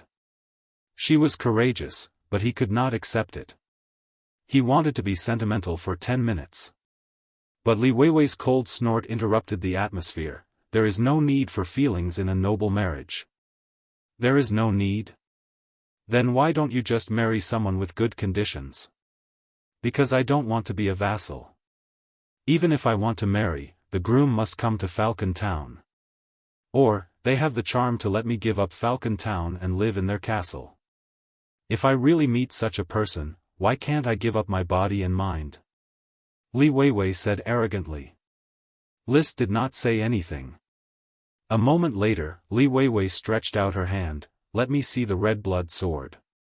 Waving the exquisitely crafted red blood sword and the ruby that was brimming with magic, Li Weiwei could not hide her jealousy. Why does grandfather treat you so well? I might not be able to use a gemstone sword in my entire life. Liszt, it is too wasteful for you to use it. Give it to me, I can give you 100 Neldas. Chapter 39. 3 days later, Liszt returned to the Coral Islands Flower Town. Tulip Castle's night squad escorted him back to the Flower Town. In addition to Liszt and Marcus, there were also 2 destitute aristocrats. They were all descendants of aristocrats, yet they had not inherited the title of nobility and could only be called knight. They were friends introduced by Gort. Tempted by the double salary, they came to the Flower Town to serve as an official. Liszt, welcome back. You have only been gone for a little more than a week, yet I have already begun to miss you. Gort greeted the town's lord with a slightly exaggerated tone. His enthusiasm was exaggerated but thoughtful. And Marcus, loyal knight of Baron. Seeing that you are neatly dressed, I know that everything went smoothly. Look who these 2 are, Isaiah and Blair, my old friends. I am very happy to see that you have come together with Baron. Obviously, you have chosen the Flower Town. Next, the small castle prepared to hold a banquet for the night squad who were escorting Liszt and his party. Before the banquet began, Liszt, regardless of the dust, quickly carried the jade box containing the alfalfa sprite worm and arrived at the completed stud farm in front of the castle. The ground was already lush green. The alfalfa sprouted very quickly. Summer was approaching, and the temperature would promote their growth. Little fellow, come out. The plump alfalfa sprite worm, with purple patterns on its body, was very beautiful. Compared to the lazy tulip worm, it was very spirited. It opened its mouth and spat out the cordyceps. As a result, in the middle of the stud farm, the alfalfa sprouted and grew rapidly. Compared to ordinary alfalfa, the cordyceps were bigger and stronger, and they bloomed purple flowers. Don't forget to install guardrails around to prevent the horses from destroying the growth of the cordyceps. Liszt ordered his valet, Thomas. The castle was directly responsible for elven-related matters, so there was no need for the town's officials or serfs to take care of them. Master, please rest assured, I will start building the guardrails. When Liszt returned to the castle, The butler, old Carter, welcomed him. "Master, the banquet is ready, you can take your seat." "Then let's begin." Compared to the banquets Liszt had eaten a few years ago, the Flower Town Castle's banquets were like heaven and earth. However, he preferred the current atmosphere, because he was the most distinguished person among the people present. "First of all, I would like to thank Lord Loudon and the night squad for escorting me all the way." "First, I would like to thank Lord Loudon and the night town." After downing a glass of beer, the servant immediately refilled it. Liszt then raised a second glass. "I wish Isaiah and Blair a happy life in Flower Town." "Thank you, Sir Baron, for your blessings. I hope to contribute to the development of Flower Town." "Finally, I would like to pay my respects to my teacher, Gort. While I was away, he managed everything for me." "That is what I should do, Liszt. As long as there is good wine to drink every day, I am willing to get drunk in the Flower Town." Gort laughed heartily. "Manage the Flower Town when you are sober, and drink when you eat," Liszt said. "Of course, work and good wine are not neglected at the same time." The atmosphere was harmonious as the lunch was enjoyed. After seeing off the night squad, Liszt returned to the castle for a lunch break. Lying on his bed, he concentrated a little and the familiar smoke mission appeared. The serpentines finally changed. Mission completed. Reward, 3 wild corn. In a flash, the smoke changed and a new mission was issued. Mission: as the Lord, it is your duty to take care of the sprites. Have you forgotten about the wheat sprite worm? Its ability can produce more food for the territory. Please help the wheat sprite worm settle down its worm stalk. Reward: information on the invisible dragon. Information on the invisible dragon? What kind of reward is this? A bold idea suddenly emerged in Liszt's mind. Could it be that the smoke mission is going to reward me with a dragon? That shouldn't be the case. This is a bit too satisfying. A dragon. It is an existence that can suppress the destiny of a state. However, what does the invisible dragon mean? Invisible? A shapeless dragon? According to the memories of his predecessor, there were 3 major types of dragons. The first type was the gem dragon. The Grand Duchy of Sapphire's sapphire dragon was a type of gem dragon that could produce sapphires. The red blood sword that Marquis Merlin gifted to Liszt had rubies inlaid on it. They were also gems produced by gem dragons and had mystical powers. The second type was the metal dragon. In the Night Squad novel, the white iron dragon that fought against the sapphire dragon was a metal dragon that could produce iron ore. There were more metal dragons than gem dragons, especially the iron dragons. Liszt had heard a lot about them through the various Night Squad novel. The third type was the elemental dragons, such as fire dragons and water dragons, which were very difficult to tame. Moreover, because of their strong magic elements, their destructive power was astonishing. They could easily destroy towns and injure countless people. In the Night Squad novel, they were often the targets of the Dragon Slayer warriors. Humans were very strange animals. They worshipped dragons but also wanted to kill them. Gem, metal, elemental, which one would the invisible dragon be? Liszt couldn't figure it out. He decided to ask others. He called the butler. "Carter, Mr. Carter, have you heard of the invisible dragon?" Carter thought for a moment. "I have not heard of it, master." In the afternoon, he took the retainer knight to the town to look for Gort and his 2 friends. He also wanted to try his luck and see where he could get the 3 wild corn plants as a reward. Invisible dragon? Gort touched his chin. "I seem to have heard of it somewhere." "Isaiah, Blair, do you remember?" Isaiah and Blair carefully recalled and shook their heads at the same time. In the end, after half an hour of reminiscing, Gort was unable to recall whether he had heard of the invisible dragon or not. When people get old, they tend to get confused. "Liszt, I am very sorry. Maybe I was mistaken. Sorry for wasting your time. I might not have heard of the invisible dragon." That's nothing. By the way, Teacher Gort, what are your arrangements for Isaiah and Blair? I am in charge of government affairs, Isaiah is in charge of finance, and Blair is in charge of legal affairs and diplomacy. Since there are arrangements, I will leave the development of the flower town to the three of you. List did not stay in the town for long. He was confident that the flower town could be developed and strengthened. However, it was only limited to telling Gort and his subordinates about his intentions and getting them to carry out the specific tasks. First, having him do it himself would be contrary to the aristocratic system.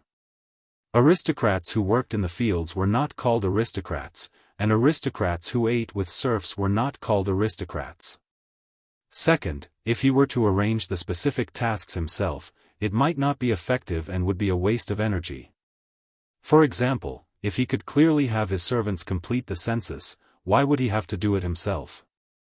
With great difficulty, he had finally transmigrated to become an aristocrat. If he did not enjoy it, he would have to work himself to death. After returning to the castle, List mused, since the reward is information on the invisible dragon, it means that I probably won't get the reward before I complete the mission? In other words, no one knows what the invisible dragon is. Someone will probably come and tell me after I complete the mission. Chapter 40. Just as List settled the wheat sprite worm's worm stalk, the wheat settlement steward, Gajil, suddenly told him something. Sir Lord, I don't know if I should say it or not. Please say it. List's eyes lit up. He felt that the steward might want to reveal information about the invisible dragon. Gajil, however, said, Sir Lord, I found 3 very strange grasses in the wheat settlement's wasteland. They are extremely tall, 2 or 3 meters tall, and are green and oily. Our chickens are very fond of eating their leaves. It's corn. List immediately realized that the steward was not providing clues about the invisible dragon, but 3 wild corn. He immediately ordered the steward to take him there. Corn, the corn he was looking forward to. But when he arrived before the wild corn, List fell into doubt.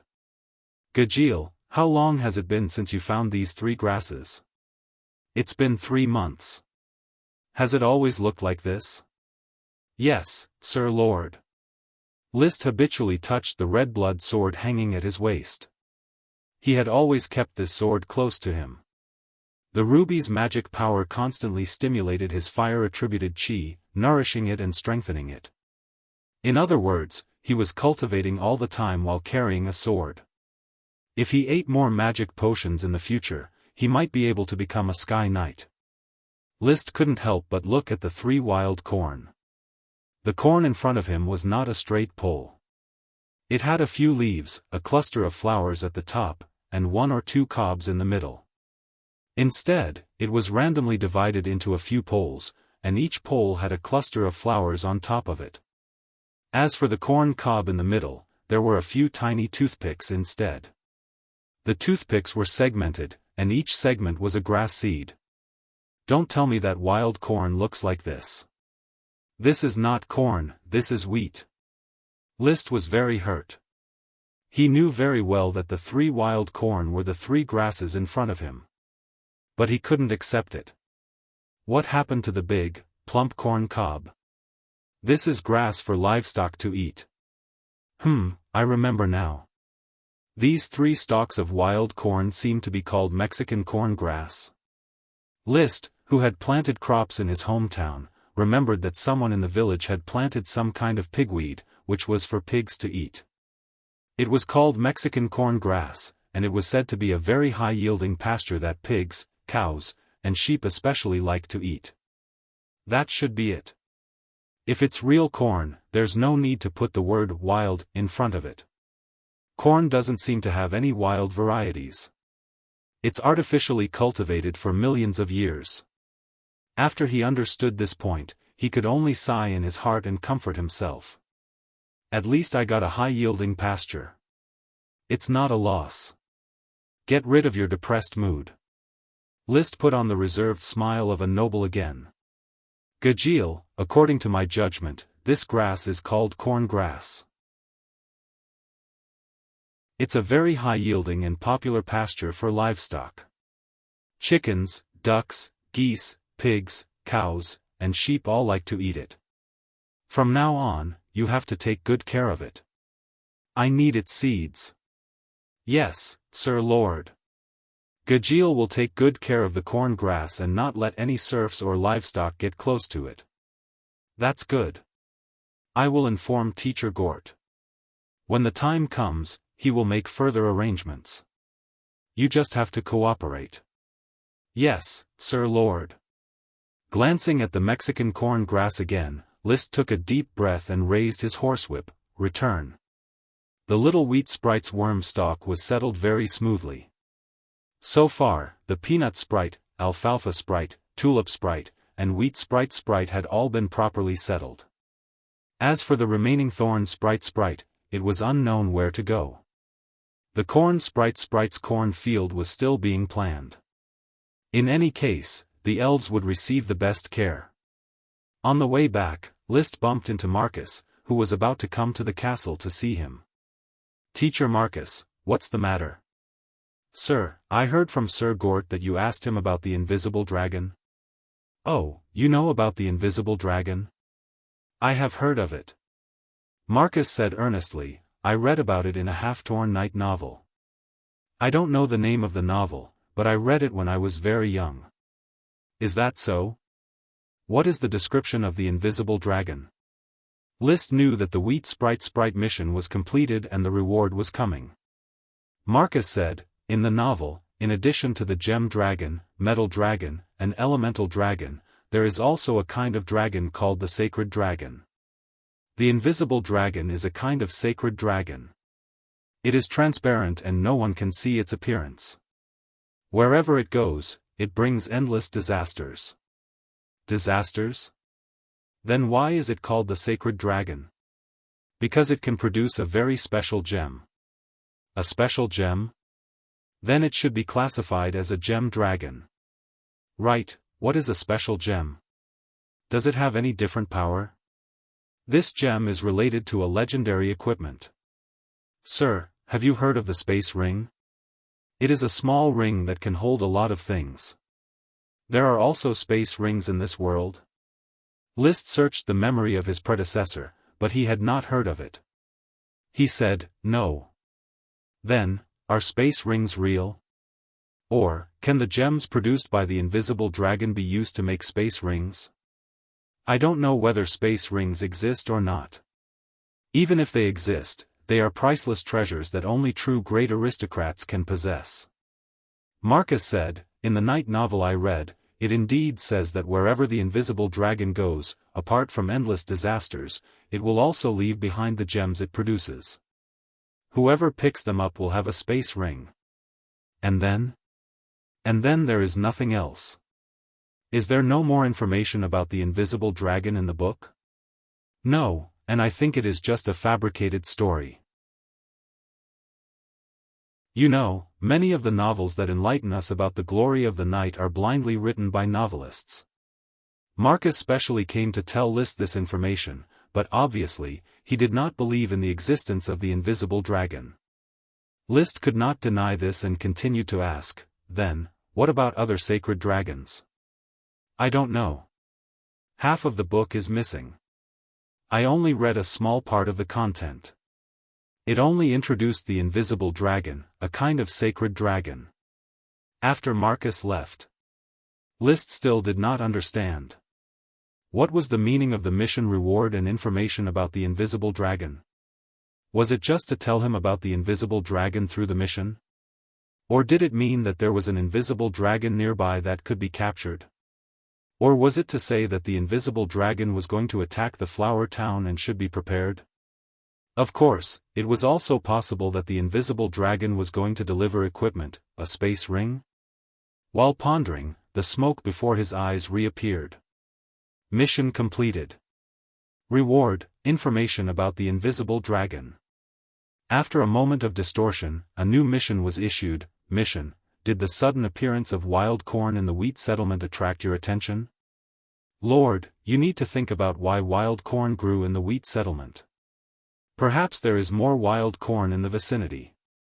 Please find the origin of the wild corn. Reward, new information about the invisible dragon. Quickly, List's attention was focused on the new mission reward. Chapter 41. Looking at the problem calmly and objectively, List freed himself from his unrealistic fantasies about dragons. He felt that the so-called information about the invisible dragon might not be a good reward. According to his previous inference. First, the smoke mission seemed to be popularizing science. However, this did not make any sense. As a cheat, it should not be so boring.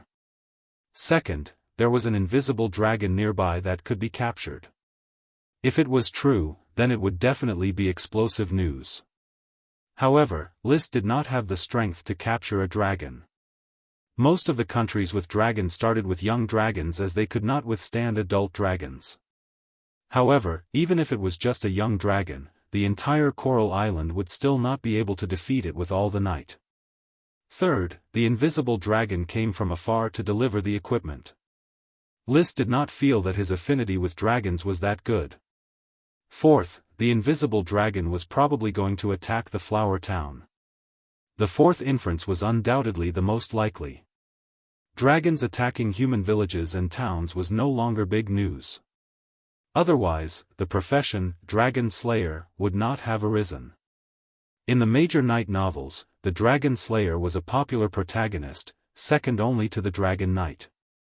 Basically, in a qualified knight novel, the protagonist would become a dragon knight or slay a dragon, and then marry a beautiful princess.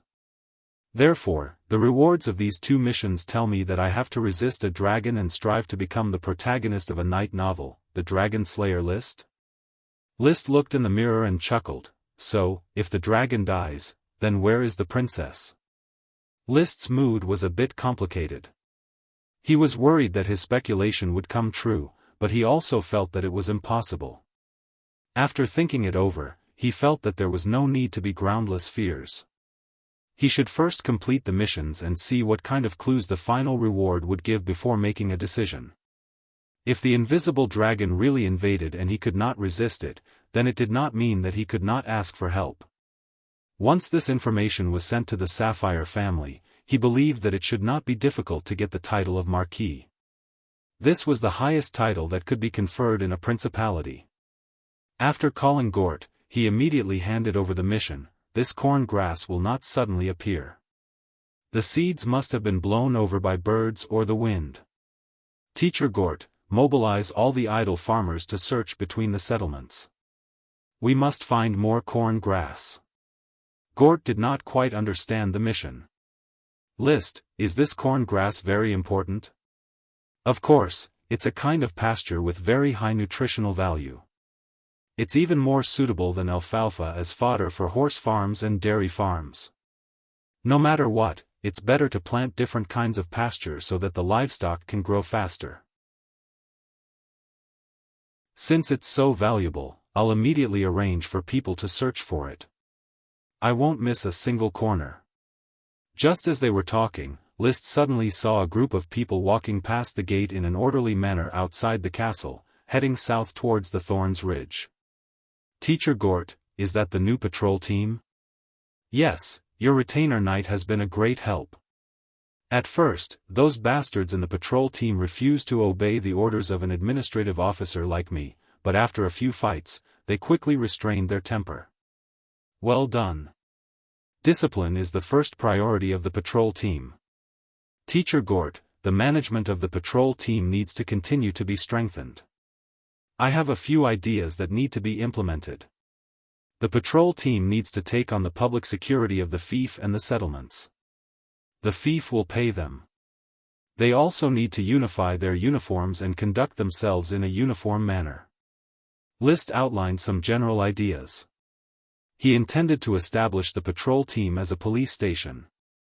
For the time being, they would only be responsible for public security. In the future, they would also be responsible for household registration. In this way, they could thoroughly understand everything about the fief. Anyone with a suspicious identity would not be able to gain a foothold in the flower town. However, there are only a few naldas in the fief. Isaiah has complained to me more than once that he can't do anything without a nalda. There were not many gold coins in List's castle. The butler had previously reported to him that there were still about 150 gold coins. However, the castle was currently very fat. Just List's red blood sword alone was worth 1 to 2,000 gold coins. There was also the annual profit from the black tulip industry as well as the large amount of materials exchanged for assimilation. I will allocate 50 gold coins from the castle to maintain the fief's development. This portion of gold coins will be deducted from the fief's annual tax. 50 naldas? That is too much. List, I have looked it up. The fief's annual tax revenue is only a pitiful 15 naldas. 50 naldas is not much. Teacher Gort, tell Isaiah and Blair that the flower town will enter a busy period. They should be prepared. As you wish. List was not joking about the flower town's development. He had already started drawing a map of the fief. It was a very abstract and crude topographic map. Basically, the flower town was like a right-angled triangle. The two right-angled sides were the Thorns Ridge and the oblique side was the east coast. The fief was located in the center of the triangle. The castle was located near the right angle. The dairy farm and the barley settlement occupied the other two corners. If you want to get rich, you must first build a road. Holding a quill, he drew the dirt road from the Thorns Ridge to the fief. I need to build a gravel road for this main road. There is no cement, but there is a lot of sand. The east coast has a lot of sand, which can be used to pave the road. Then there was the mud road between the settlements, which could all be paved with sand. However, it was not a good choice to pave the road with sand alone. It was difficult to drain the accumulated water, and it would also pour into the shoes, leaving sand everywhere. Unfortunately, there were not many stones in the vicinity of the flower town, so it was impossible to mix sand with stone. As such, sand roads could only be built. It was more convenient than mud roads, which could not be used when it rained. Building roads was a big deal, and the other was farming. Sprites could influence the growth of crops, but they could not be relied on entirely. Previously, when there were no sprites in the flower town, the fief's farmers still had to farm. Scientific farming has only completed the first step, which is to let the subjects know to fertilize the crops. However, this is not enough. I still need to forge a batch of farming tools to increase the productivity of the farmers, so that more wasteland can be reclaimed to grow crops. I have exchanged for a pile of iron from Tulip Castle and Falcon Town, and I can contact the blacksmith shop. These two things were urgently needed, but the results could not be seen at the moment. However, there was another thing that could quickly bear fruit, gathering at the sea. On the back of Fiery Dragon, List gazed at the endless sea in front of him. The salty smell of the seawater assailed his nostrils. Waves splashed on the beach, reflecting the sunlight. For a moment, his eyes were filled with small stars. Thomas held Dawson's hand and let it play on the beach. Dawson developed very quickly. He could see it grow up almost every day. It was now the size of a rural dog. Perhaps it was because of the good food it ate, but there were already traces of magic power circulating on its body. It might not need to reach adulthood before it could release magic. List was ready to seize the opportunity to train it to prevent it from being too wild and hurting people. Sir, is there anything worth paying attention to on the east coast? There are no deep bays here, so it is not suitable for a dock. Marcus looked at the waves, still not feeling that there was anything valuable in the sea.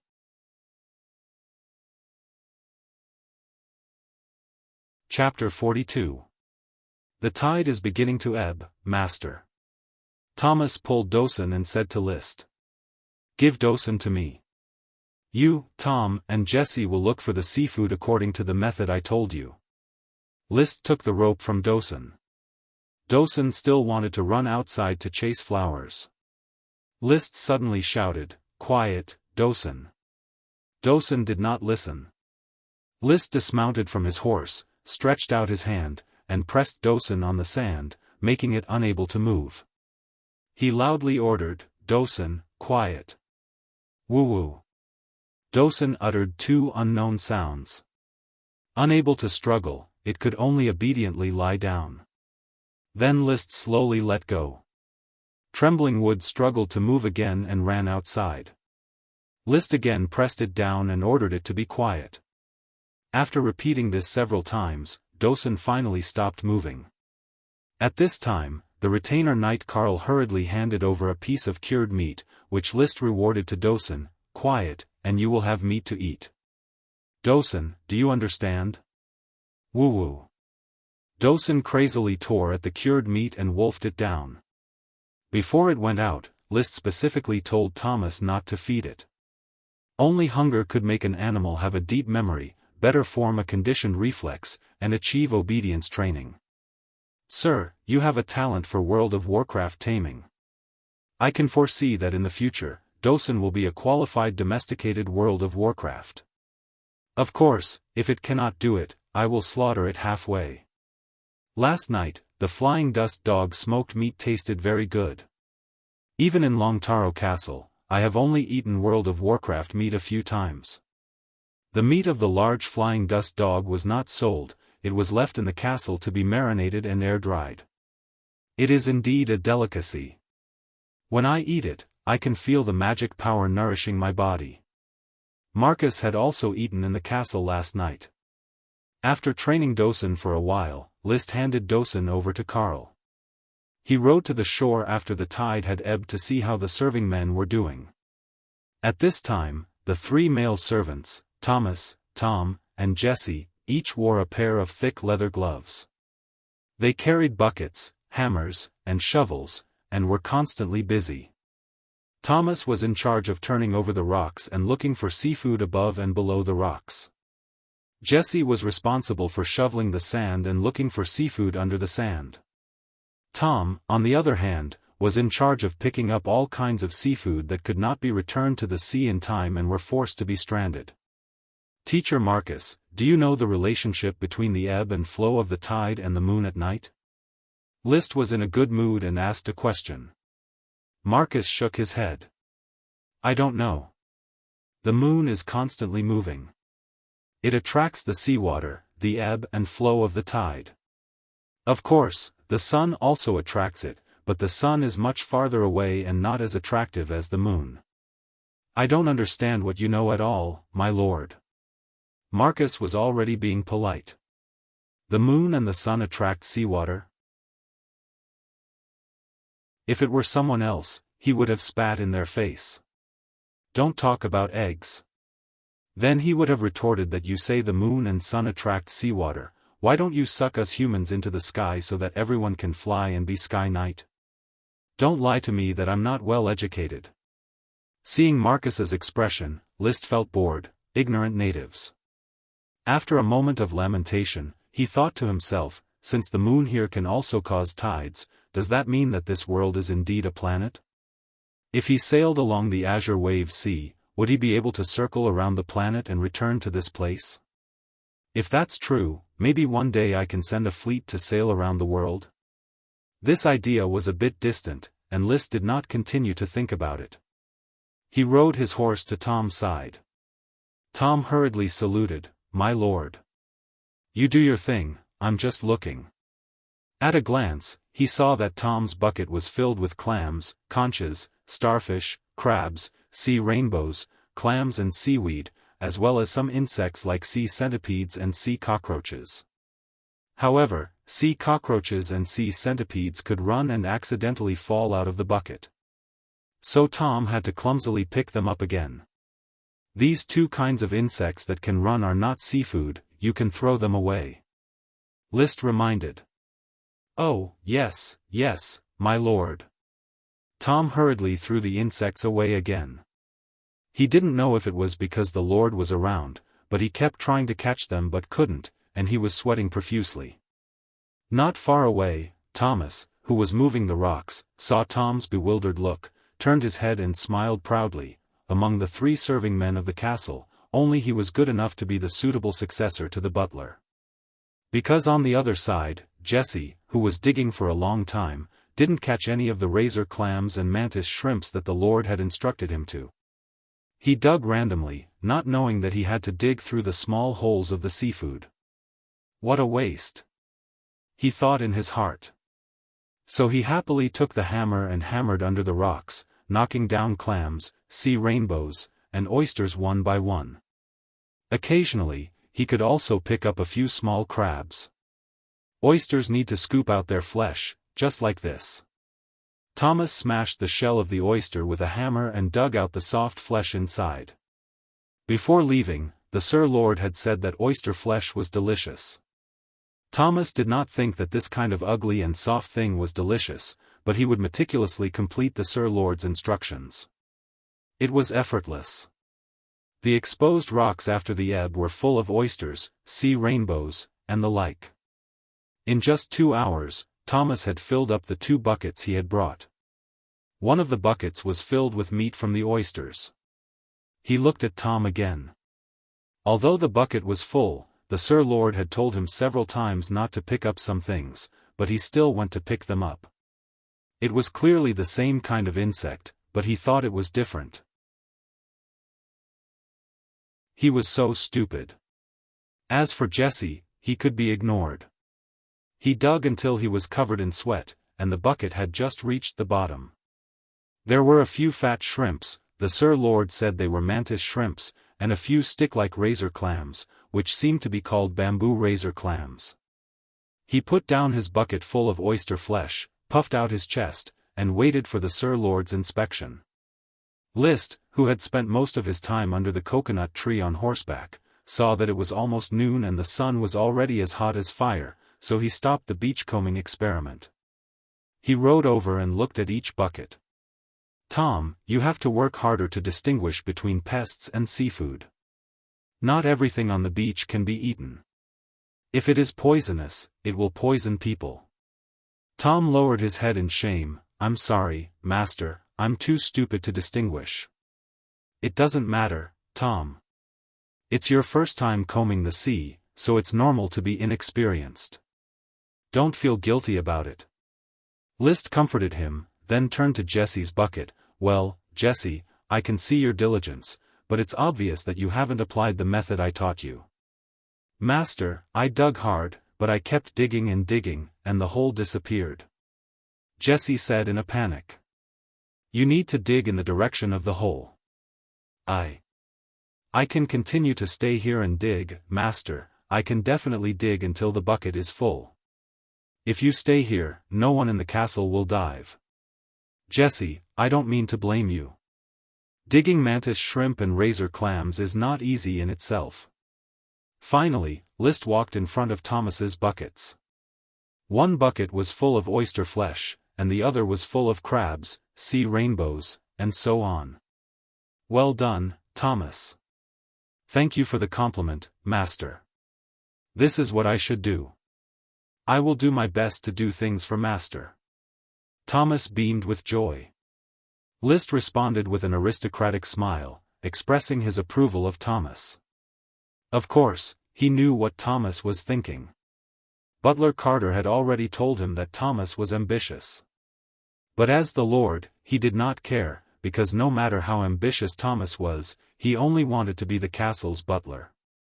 If he really had the ability, old Carter would not be able to do it. So what if Thomas was the butler?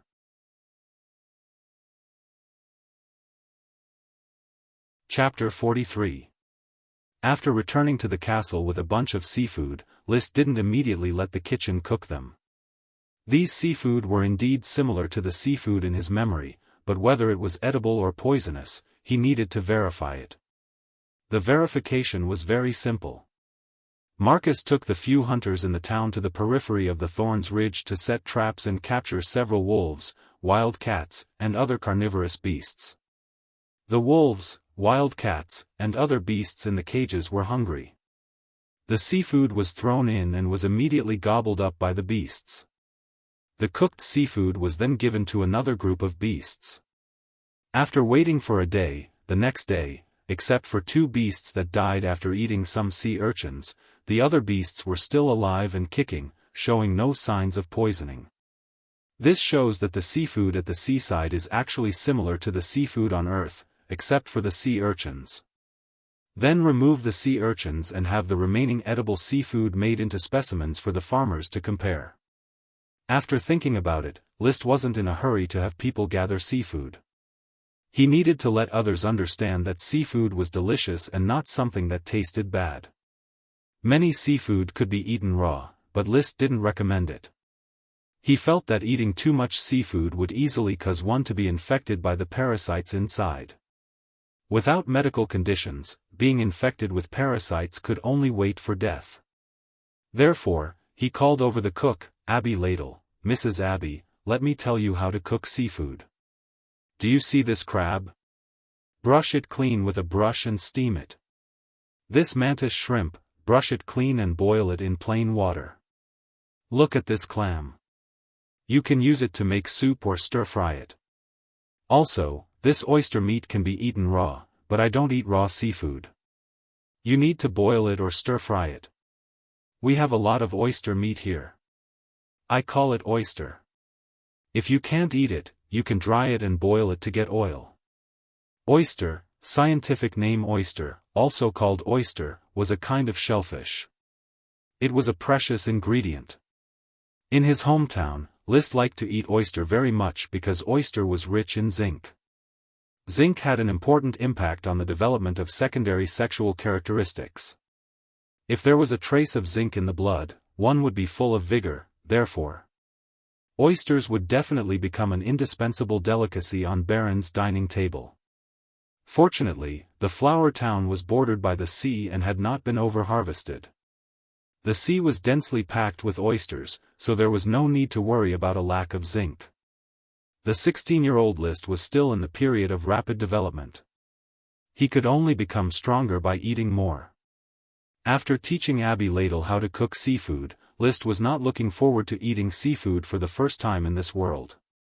In fact, he had already eaten it. In Long Taro Castle, fishermen had picked up rock lobsters from the sea.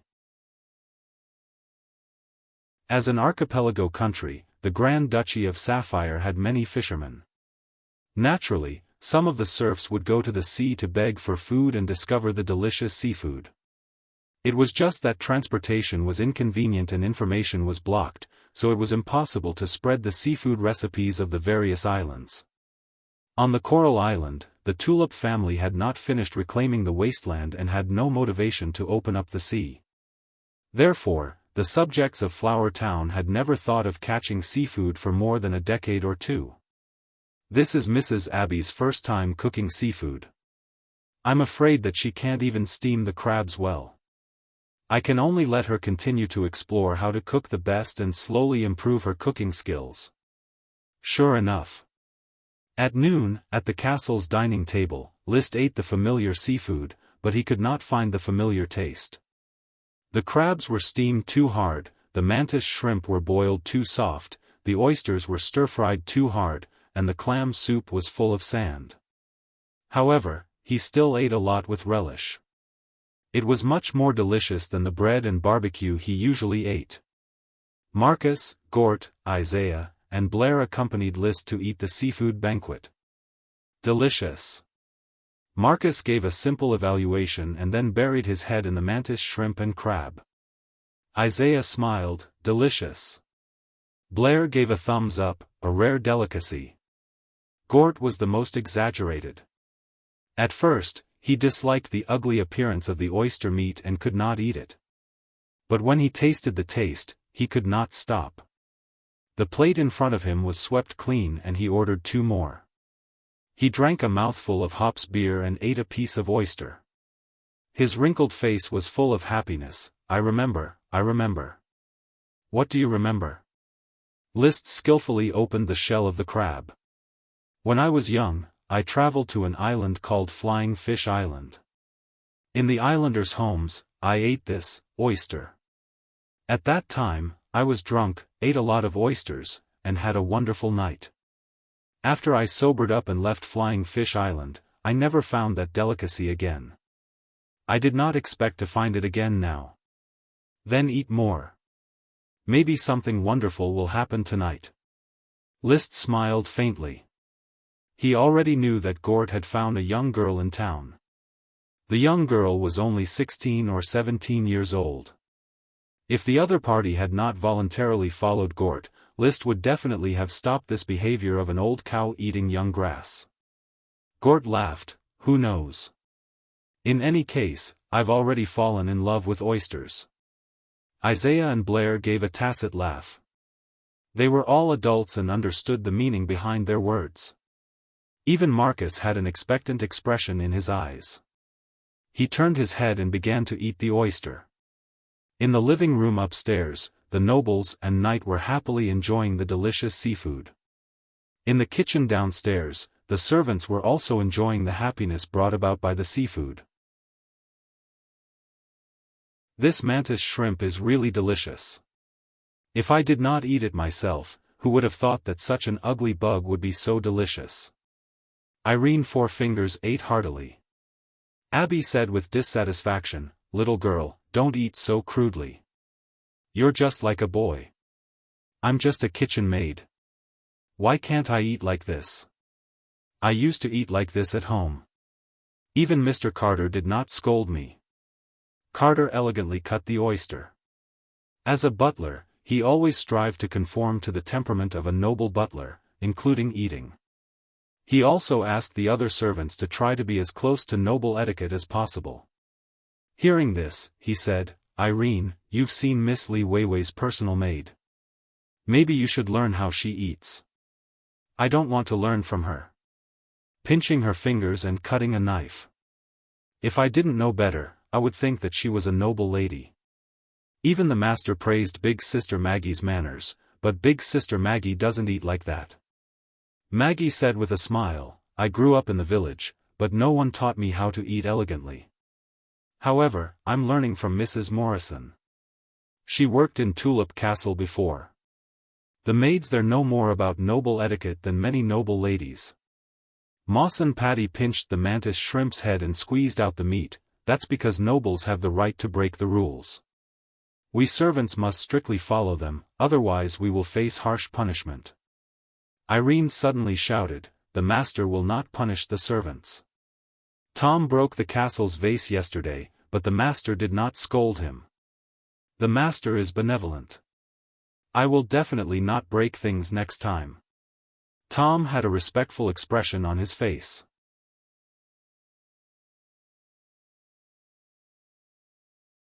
Chapter 44. The banquet was over. List got down to business. "I am going to build a new settlement on the east coast to house some serfs as fishermen." The farmers were very busy during the planting season, but after planting the crops, they would become very idle. List felt that this was an unreasonable allocation of human resources. It would be better to free up a part of the farmers and focus on developing the offshore fishery, the coastal fishery. Now that there were no ships, even if they wanted to go fishing, it would be impossible. Such delicacies should indeed be harvested more. However, the fief's population is too small. We don't even have 2,000 people. The settlement's agricultural production cannot be separated from the serfs' labor force. I will think of a way to increase the population. List didn't say much. In fact, he had already discussed with Levis that he would purchase serfs from Levis in exchange for a share of the Black Tulip. The Count's fleet would go out to sea to trade, so it could carry a lot of serfs when it returned. These serfs might come from war-torn islands or the continent. Gort seemed to understand. "Since you said so, then I will immediately start planning for the new settlement." "Sir Baron, what is the name of the new settlement?" asked Isaiah. "Let's call it, the Oyster Settlement." List had great expectations for the Oyster Settlement. He hoped that after the settlement was built, a group of serfs would be converted into fishermen who would continuously fish for seafood, provide food for the flower town, and provide a material foundation for the future construction. Every winter, the flower town's subjects would hide at home and sleep to reduce food consumption. With food, the cold of winter was nothing. A lot of construction could start in winter. In the evening, Gort came to the castle again. List, the corn grass was found. The patrol finally did something serious. They found a batch of corn grass at the edge of the Thorns Ridge in the southwest corner of the fief. Take me to see it. Before the sky turned dark, List saw with his own eyes a large area of corn grass, mixed with other weeds. Compared to the 3 wild corn plants in the wheat settlement, these corn grasses were much shorter, probably due to malnutrition. List turned around and felt a little disappointed. This was probably the origin of corn grass, but there were no signs of sprite worms being bred. Without sprite worms, it would be very difficult for corn grass to develop. Moreover, with the help of sprite worms, it was impossible to gradually improve the breed and get closer to the corn cob. Keep an eye on them. You must collect the seeds well. When we return to the town, choose a suitable place to plant a batch of them in the fields. This will provide a new breed of pasture for the horse farm and dairy farm. At night, after taking a shower, List was reading in his study. Smoke serpentines condensed before his eyes, mission completed. Rewarded with new information on the invisible dragon. In a flash, the smoke distorted and a new mission was issued. Mission: the fishing industry has been put on the Lord's agenda. A group of serfs will soon be driven into the sea by you. Commanding subjects was a necessary skill for a lord, but sustainable development was more important. Please upgrade the equipment of the fishermen. Reward: a large patch of smoked grass. A big patch of smoked grass. What is that? Tobacco? Upgrading the fisherman's equipment was a very simple task. Even if the smoke mission had not been issued, he would still have done it. There were no tools for fishing, and he could not let the fishermen use their hands. The rocks after the tide had receded were very sharp, and if one was not careful, they could cut their fingers. The mission reward was no longer information on the invisible dragon, which made List feel somewhat relieved. Bing began to look forward to what the smoke grass was. Smoking was popular among the aristocrats. The Tulip family had planted a lot of tobacco and even had a tobacco lesser sprite. Therefore, the smoke grass should not be tobacco. There are tobacco seeds among the seeds traded from Tulip Castle. If I want to plant them, I can plant them at any time. List no longer worried about it. Sooner or later, he would know what the smoke grass was. He waved his hand to disperse the smoke serpentines and continued to read. The Count honored his words. When List returned, he sent him a carriage full of books. At present, he was reading an autobiographical novel called Earth Ranger Griff's Travels. From a first-person point of view, the book introduced the experiences of an Earth Knight named Griff, who traveled through the Grand Duchy of Maple Leaf. The story was very interesting. Although a lot of the content, in List's view, was purely obscene, such as having an affair with the Countess, eloping with the young Miss Marchioness, and chatting merrily and wittily with the Grand Duke of Maple Leaf. This was not the treatment that a descendant of a fallen aristocrat, who was not even a Lord Knight, could enjoy. However, the author of the book was certainly a person with rich experience. He introduced a lot of customs and practices that were very different from Coral Island, as well as the decadent lives of some aristocrats, and many hearsay stories. Very interesting. List liked this kind of novel, where he could read the story and gain knowledge. While he was reading, the story suddenly jumped to a dragon-slaying battle, in which Griff traveled to a small town that was being invaded by an invisible creature. The lord of the small town had fled, and the people were powerless to resist. At this time, Griff decided to save the suffering people. After observing it, he concluded that it was an invisible dragon. However, the book did not mention how he observed it and came to this conclusion. The invisible dragon is a mystical dragon hidden in another world. Only the most courageous and upright knight can see it. I am not courageous enough. If I want to see it, I have to summon my courage. I have to find it, face it, and find its weakness. Griff thus succeeded in courting death. He arrived in front of the invisible dragon and was beaten to the point of vomiting blood by the invisible dragon. But because of this, he saw the invisible dragon. Ah, what a beautiful dragon it is! It is like a flowing crystal, colorless and transparent all over. I vomited blood, and the blood actually passed through its body. Yes, I can't touch it. I am very depressed, because I may never be able to ride it. List admired Griff's tenacity. He was about to be beaten to death by the invisible dragon, yet he still regretted not being able to ride the dragon. Fortunately, Griff was self-aware. I knew it wanted to kill me. I couldn't see its eyes and could only see a vague mass of water, but I knew it wanted to kill me.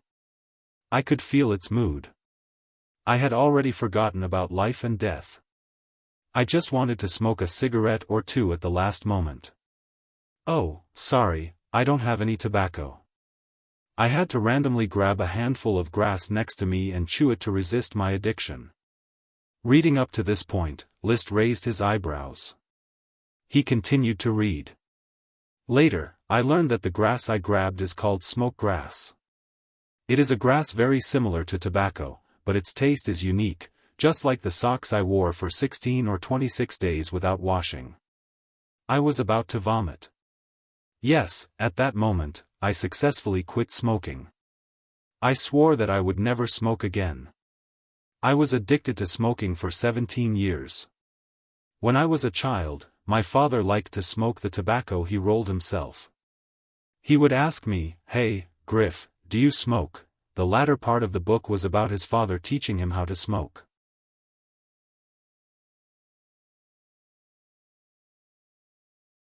Chapter 45.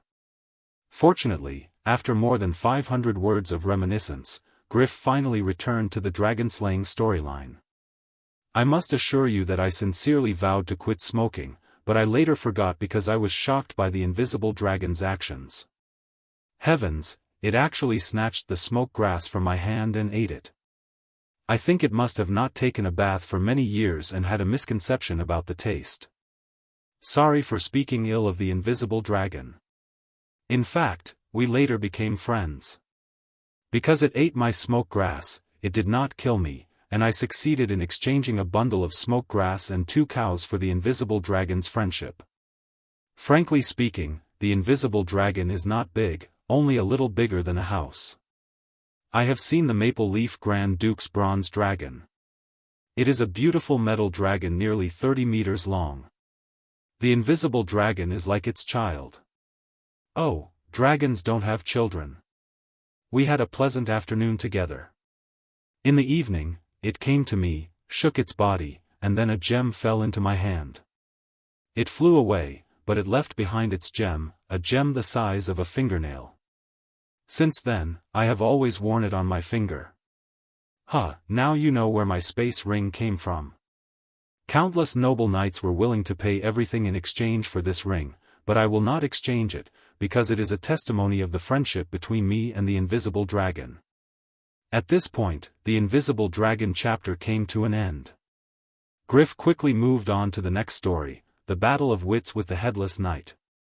After List quickly flipped through the roughly 50,000 words novel, there was no more information about the invisible dragon. Even the space ring only made an appearance once. It was as if Griff had just remembered to write about the invisible dragon, and then forgot everything after writing. It seems that the reward this time is the knowledge about the invisible dragon recorded in Earth Ranger Griff's travels. Only brave and upright people can see the invisible dragon. In that case, I reckon that there is no possibility of seeing it. It is neither brave nor upright. He was very self-aware. However, he seriously doubted the authenticity of this information. How could it be possible to rely on such intangible, unseen, and inexplicable characters to decide whether to see the invisible dragon or not? This story feels like a reenactment of Only Pure Maidens Can Meet Unicorns. Many of the female protagonists in knight novels were the daughters of nobles who rode on unicorns. List had read a few of them, and all of them swore that only pure, beautiful, innocent, and kind virgins could be accepted by unicorns. As for the existence of a legendary creature like the unicorn, List expressed his doubts. He had doubts about the unicorn and also about the invisible dragon. In particular, only a brave and upright knight could see the invisible dragon. He quickly captured useful information. Griff used smoke grass to resist the invisible dragon's slaughter.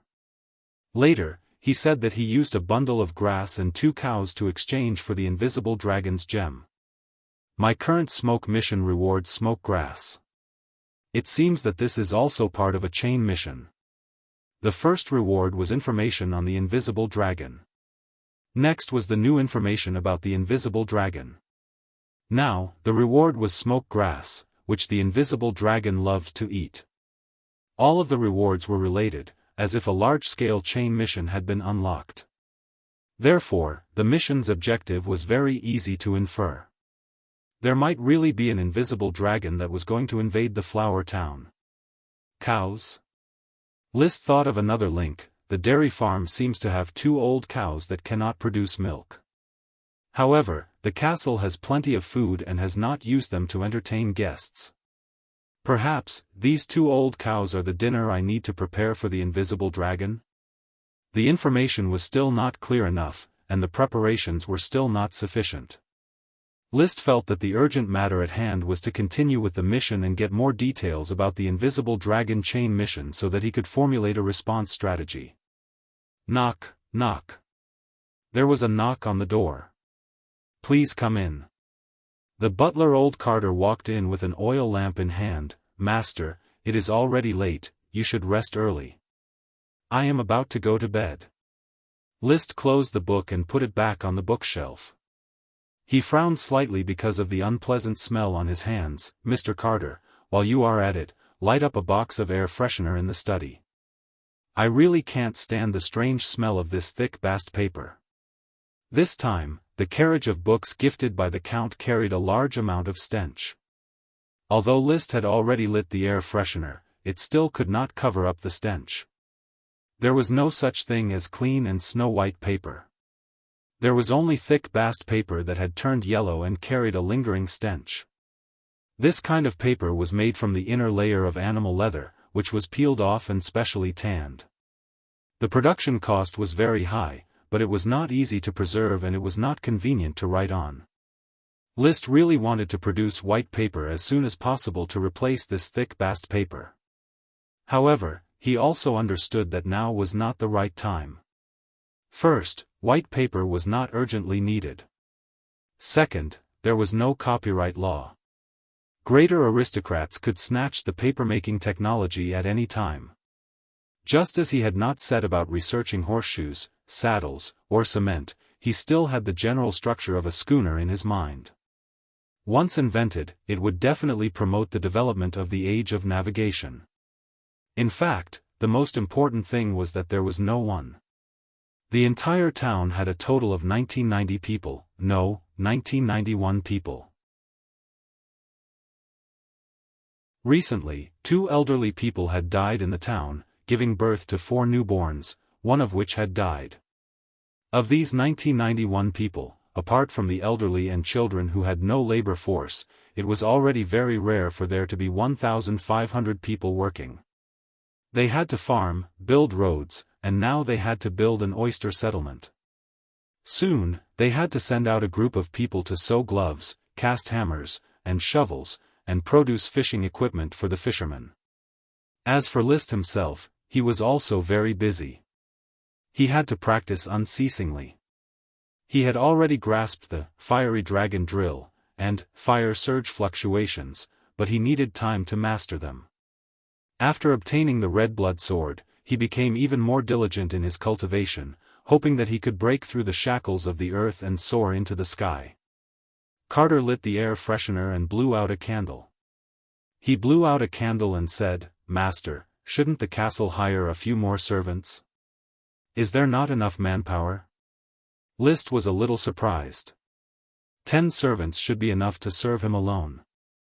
Carter solemnly said, "The wheat sprite, peanut sprite, tulip sprite, and alfalfa sprite are all good babies, but their worm stalks need to be patrolled and taken care of by male servants every day.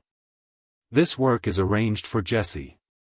Now the corn has also begun to be planted, and the thorn sprite worm also needs to be settled. Jessie is too busy. After a pause, he continued, Dosen, Black Dragon, Fiery Dragon, and several other horses all need to be taken care of. Before the oyster settlement is built, the castle's seafood has to be collected by the servants. There is also the kitchen. With the increasing number of dishes, Mrs. Abbey is already complaining that she is unable to split herself. The castle, the city, and the town overlapped in many ways.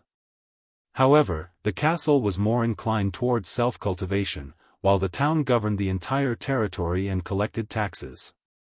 List was not satisfied with this system, feeling that it hindered the development of productivity. The biggest obstacle was the castle. It was a twisted monster that controlled all the sprites and firmly bound the greatest productivity. After all, the biggest role of the castle was to provide the aristocracy with a luxurious life, not to liberate productivity. He understood this point, but he didn't have many thoughts of changing it. After all, he was an aristocrat. Since there is not enough manpower, Mr. Carter, you will be responsible for recruiting new servants.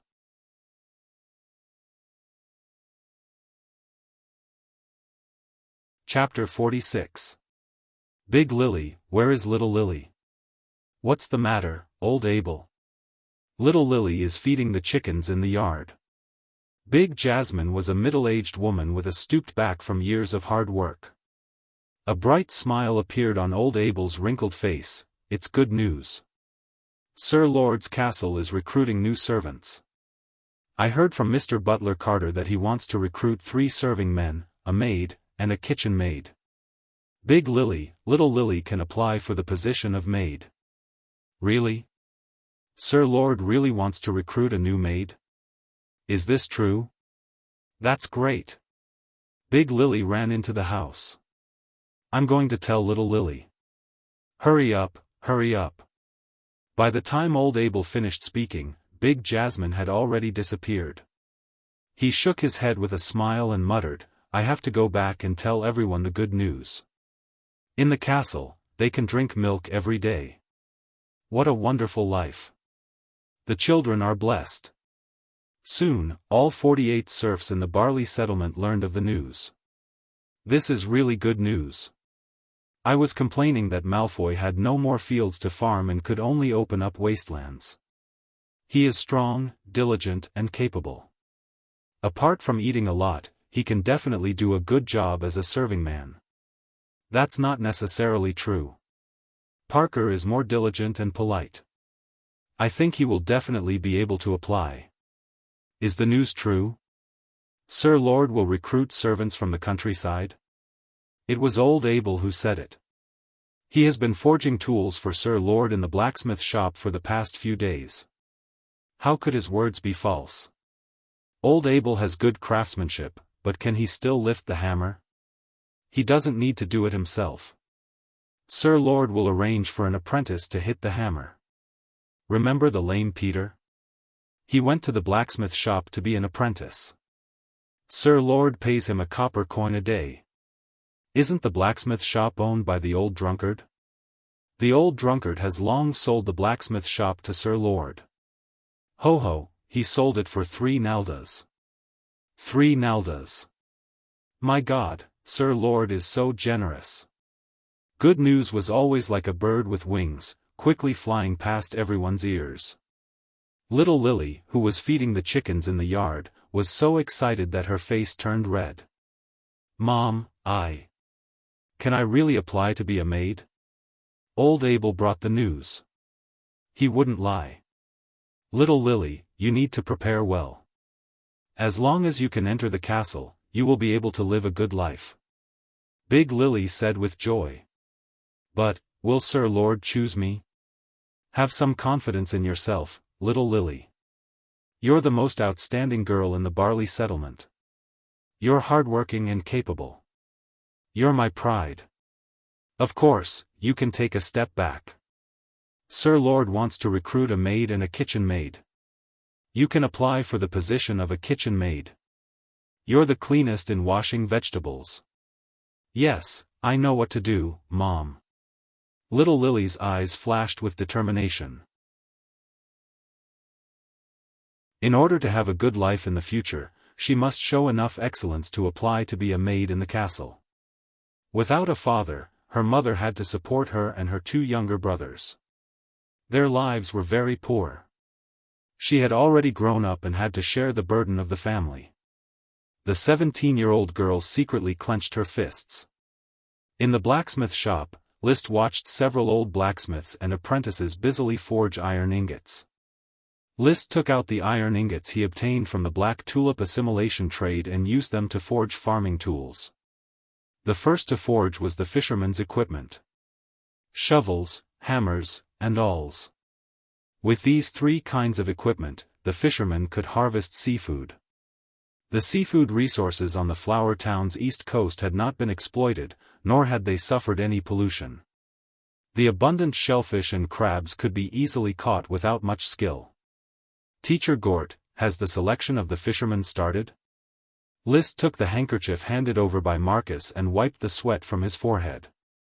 He was already accustomed to being served by a valet.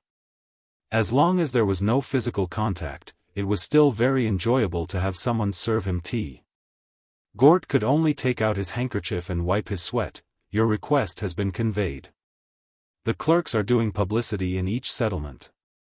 The fishermen only accept the elderly, women, and some children who have not yet grown up. That's right. Gathering the sea does not require too much physical strength, it only requires patience. It is a reasonable allocation of human resources to let the farmers who are not very efficient in farming gather the sea. However, you must do a good job in publicizing that poisoned seafood cannot be touched and raw seafood cannot be eaten. The medical and hygienic means of this world were extremely underdeveloped. Aristocrats cultivated qi and rarely got sick, so they had no motivation to study medicine. List also did not understand medicine. All he could do was to make his subjects focus on prevention, hygiene, drinking boiled water, and eating cooked food. It is their luck to have met you, List. You have a unique charm. Gort flattered. Ordinary young aristocrats would probably become complacent after being flattered a few words. List had the soul of an adult and his 3 views had long been mature. It was impossible for him to be blinded by a few words. He just instructed, do not stop the forging of ironware, but do not let the blacksmiths tire themselves out. Adjust their wages from 5 copper coins to 6 copper coins, and the apprentices to 2 copper coins. Apprentices who did odd jobs were paid 1 copper coin a day. Masters who handled hammers were paid 5 copper coins a day. This was the wage that List had previously offered. Relatively speaking, it was quite high. Nowadays, the rich and overbearing baron disdained exploiting the commoners for a few copper coins.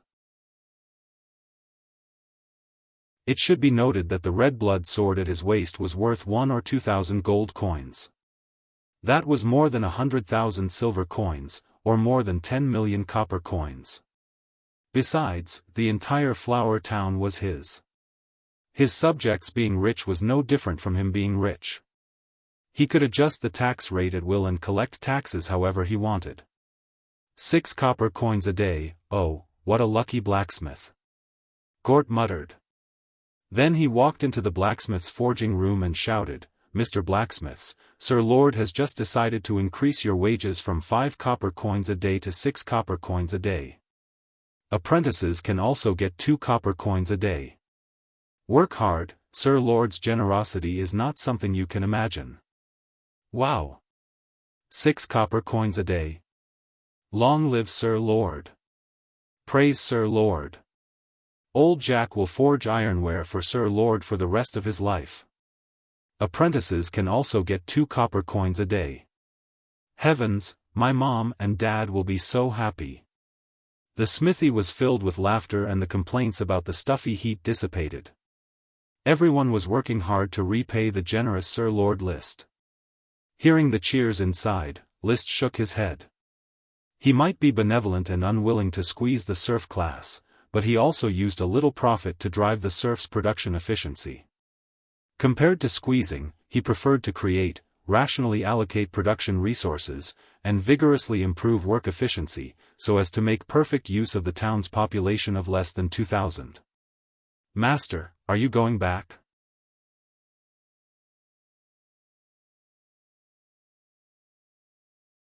Chapter 47. Lily Bathtub, Wendy Big Toe, Jim Cow Dung, Parker Red Nose, John Doorknob. After selection, the 5 of you will be given the opportunity to work in the castle. After 3 consecutive days of training, Butler Carter finally announced the 3 men and 2 women who met his criteria to be the castle's new serving men and maids. The remaining 7 or 8 trainees asked unwillingly, "Mr. Carter, please give me another chance, I will definitely do better." "I'm sorry, once the decision is made, it cannot be changed. But you don't have to be nervous, during these 3 days of training, each of you will be paid 3 copper coins according to the standard of a kitchen maid. And your excellence has already been engraved in my mind. If the castle needs to recruit servants next time, I will definitely consider you first." Strictly speaking, the castle's servants were owned by List. But it wasn't like he was driving the servants for free, he still had to pay for them. The servants could save their own money, buy food, drink, and clothes, and also send it home. The castle's salary was 1 copper coin a day for the kitchen maid and assistant serving men, 2 copper coins a day for the maid and serving men, 3 copper coins a day for the first serving men and cook, and 4 copper coins a day for the butler and the housekeeper. Except for Carter and Mawson, the other servants in the castle chose to send money home to supplement their family expenses. Moreover, once the servants got tired of working, they could apply for a buyout, which was to return to freedom. Of course, the decision was in the hands of the nobles whether to agree to the buyout or not. The young men and women who were screened out left the castle in disappointment. For them, losing the opportunity to work in the beautiful castle was a major blow. The 5 who were chosen couldn't contain their excitement. "Heavens, I've been chosen. Did I stay in the castle? Mom, I did it." Carter smiled as he looked at the 5 newcomers, recalling his youth. From a poor serf family, he was chosen by the castle of a viscount family and became a servant. Starting from the lowest assistant serving man, he gradually became an excellent servant, and the Tulip family also ushered in leaps and bounds. He was sent by the count to manage the family's other castles in other towns. When List came of age, he followed him and became a housekeeper. Time had left heavy traces on his face. He could barely remember how happy he was when he became a servant. For the past few decades, he had been working in the castle. His relatives had passed away many years ago. There were regrets, but there were also blessings. Now, her greatest wish was to be by List's side. When the day came that the sun no longer rose, she would choose to sleep forever. "Young ladies and gentlemen, please be quiet." He stretched out his hand and gestured for the newcomers to not be too excited. "Next, I will announce your job positions." Lily and the others quickly quietened down. "Lily Bathtub, Mrs. Abby admires you very much. You work as a kitchen maid. Ms. Irene will take you to familiarize you for a while and help Mrs. Abby as soon as possible." Little Lily immediately nodded like a chick pecking at rice. "I will familiarize myself with the kitchen as soon as possible." "That's good. But don't put too much pressure on yourself. Mrs. Abby is outspoken, but once you get familiar with her, you will know that she is a good person." Carter was a little worried for the little girl. He didn't know if she could bear Abby Ladle's loud voice and hairdryer. He continued to announce, "Wendy Big Toe, Mrs. Morrison will take you to familiarize yourself with what a maid needs to do." "Yes, Mr. Carter." Then, Jim Cow Dung, Parker Red Nose, and John Doorknob. Carter looked at the 3 young men with emaciated faces. "Mr. Carter." The 3 straightened their chests, trying to make themselves look elegant. Carter was satisfied with their attitude. Compared with a thorn like Thomas, the obedient young men were more in line with his wishes. In the next few days, I will take you to familiarize yourself with the work of a servant as soon as possible. Soon, you will be busy, not only in the castle, but also outside the castle. He looked up at each new servant. You are not only yourselves, but also the image of the castle. You must dress appropriately and behave in a civilized manner. You must become familiar with aristocratic etiquette as soon as possible. You must completely say goodbye to the lazy appearance of the serfs in the past. Do you understand, ladies and gentlemen? Understood, Mr. Carter. Then, each of you will have half a day off. Go back and share the good news with your families. Starting tomorrow, you will live in the castle. Mr. Carter, congratulations, you are about to become a butler. After the new servants impatiently returned home to report the good news, Mrs. Morrison chatted with Carter. Well, this feeling is good. Carter showed a rare playful smile. I have to live a little longer to prevent Thomas from taking over. I don't want to see him enjoy this feeling. I think Thomas is more willing to stay by Master's side. He is indeed smarter than Tom and Jesse. Carter said with a hint of mystery. Master inherited the courage of the Tulip family and the shrewdness of the Taro family.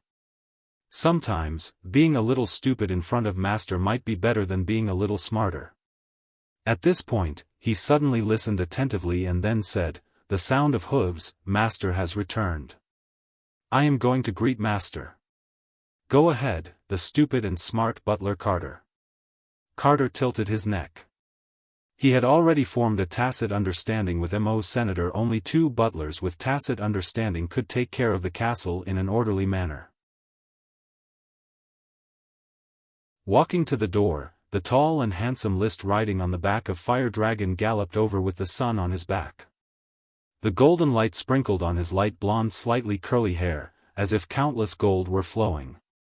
Master is like a natural aristocrat. He has all the temperament of an aristocrat. Carter thought. He bowed slightly. Welcome home, Master. Mr. Carter, have you chosen a new servant? List handed the reins to Thomas and untied the bow tie around his neck. Summer was coming, and the aristocratic clothes were a little stuffy. He didn't like this kind of attire. The aristocratic clothes of the Grand Duchy were the style of the continent. Female aristocrats mainly wore long skirts with a skirt inside and cushions on their buttocks, so that the whole long skirt could be supported like a pyramid. Li Weiwei never wore this kind of clothes. She liked to wear male aristocratic clothes. The full set of male aristocratic clothes was called frac abbey. It consisted of a coat shaped like a tuxedo, frac, a small vest worn inside, killet, and a pair of tight trousers, bottette. Of course, it also had to be paired with boots and stockings. Another thing was that male aristocrats needed to be adorned with clothing that symbolized aristocratic authority around their necks. Bow ties could be worn at ordinary home. When going out for business, they needed to wear a neck-like cravat, which List called a neckerchief. During grand ceremonies, they needed to wear raff, which was a large disc around the neck, which List called a pleated collar.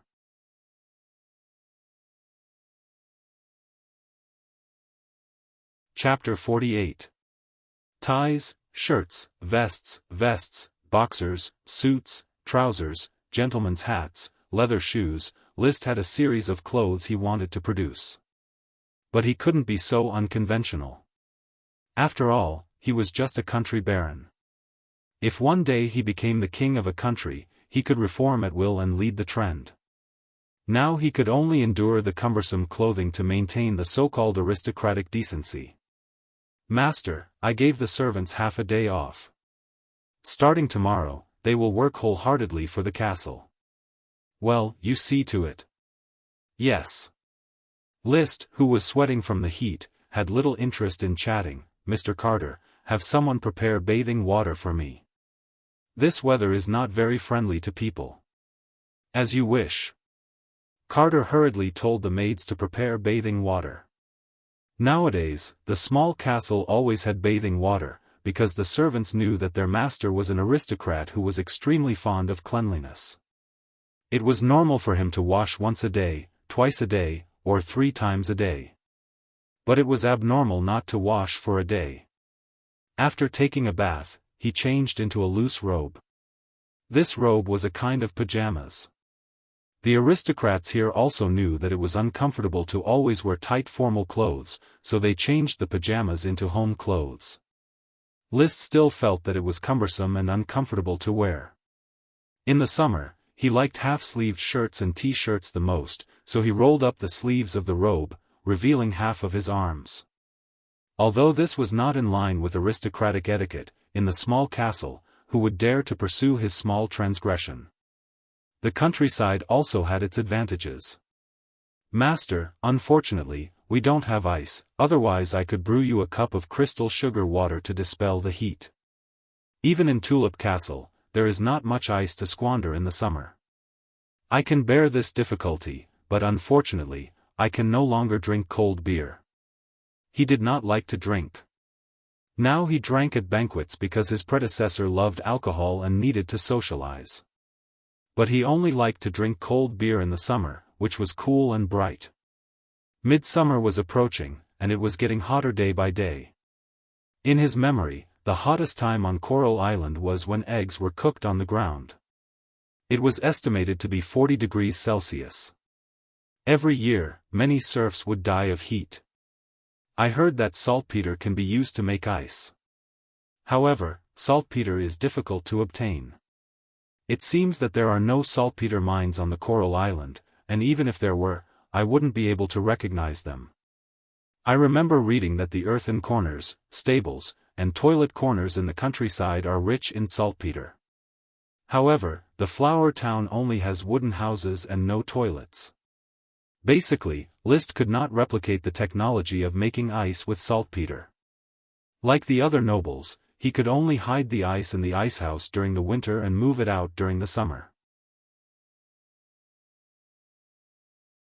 "Mr. Carter, don't forget to remind me to build an icehouse this winter." "Yes, master." Dinner. As usual, Gort, Marcus, Isaiah, and Blair were invited. In the flower town, only these 4 people were qualified to eat at the same table as Liszt. "Liszt, the planning for the oyster settlement has been completed. Tomorrow, the first batch of oyster settlement fishermen will wear the new equipment you have prepared for them and head to the east coast to officially fish. They are all old people, women, and children. They are stupid and impulsive. For the past 2 days, they have been picking shells on the seashore. When the news of the Lord personally hosting a seafood banquet spread, the commoners followed suit and prepared to go fishing for seafood to eat. They always followed the actions of the Lord. Liszt said solemnly, "Teacher Gort, you must properly guide the safety. I don't want any commoners to be in danger because of eating seafood. As the town's officials, you must pay attention to this idea. The population is the most important productivity of the flower town." They might still be inwardly disapproving. However, Gort and the others, who already understood Liszt's attitude, still nodded without hesitation, expressing their understanding. "Then tomorrow, if you have time, come with me to the oyster settlement to see the effect of the fishermen's first beachcombing. At the same time, you must actively publicize every kind of seafood that can and cannot be caught. In addition, you must also teach them how to preserve the seafood. Sir Baron, we have already organized the clerks to repeatedly emphasize this point. Moreover, the clerks have also tasted the seafood in the castle. They are very enthusiastic about this." "Very good." The next day, after calculating the time of low tide, Liszt arrived at the oyster settlement with the retainer knight. The oyster settlement had yet to start building houses. Just a piece of wasteland not far from the seashore had been leveled. In the future, wooden houses would be built. At this time, there were about 200 old, weak, women, and children carrying baskets or wooden buckets on the east coast's flat beach, constantly rummaging through every rock and shoveling every piece of sand. Many of them still didn't have gloves, shovels, hammers, and other tools. They had to rely entirely on their hands. The output of the town's tailors and blacksmiths could not keep up. "Sir Lord." After seeing List, the fisherman saluted. List nodded slightly in response to the fisherman. Riding Fire Dragon, he strolled around. Beachcombing was very tiring, being exposed to the wind, the sun, and the blisters. However, the workload was not very heavy. Therefore, the fishermen, who had always felt like idling, were now very enthusiastic. Whether they had experience or not, they were very busy. After watching for a while, List felt unbearably hot. He hurriedly hid under the coconut tree. He raised his head and looked at the tall coconut tree, feeling that something was not quite right. After a long while, he understood, there are no coconuts. Thereupon, he turned around and asked the clerk beside him, "Does this tree not bear fruit?" "It bears fruit. Sir Lord, this is a fragrant coconut tree. Its fruits are called fragrant coconuts. However, when the fruits are very small, they are picked by the monkeys of the thorn's ridge." "Monkeys?" "They are a kind of grayish-yellow monkeys. We call them fruit-stealing monkeys. They are very fierce. Sometimes, they will go to the farmlands in groups to destroy the crops." "Fruit-stealing monkeys." List nodded, not saying anything. He suddenly recalled the news he had seen. It seemed that in some Southeast Asian countries, there was a tradition of training monkeys to pick coconuts. Coconut trees were very tall, making it very difficult for humans to climb them. However, monkeys could freely pick coconuts from the trees. If the town also trained a group of fruit-stealing monkeys, they might be able to develop a coconut business. Of course, he was still not sure whether this fragrant coconut tree was a real coconut tree or not. In winter, the flower town was covered in snow for more than 2 months. If it was a real coconut tree, it would have already frozen to death. How does the fragrant coconut taste? Once, I picked up a fragrant coconut that was dropped by a fruit-stealing monkey. It had a lot of milk-like juice inside. It tasted sweet and sour, very delicious. List's appetite was aroused. There were many such fragrant coconut trees on the east coast. If they could be protected, he should be able to harvest a lot of fragrant coconuts. It could be regarded as a kind of beverage, and could even be developed into a specialty. He cast his gaze towards the Thorn's Ridge in the distance. Sooner or later, I will take down the Thorn's Ridge and eliminate all threats to the flower town.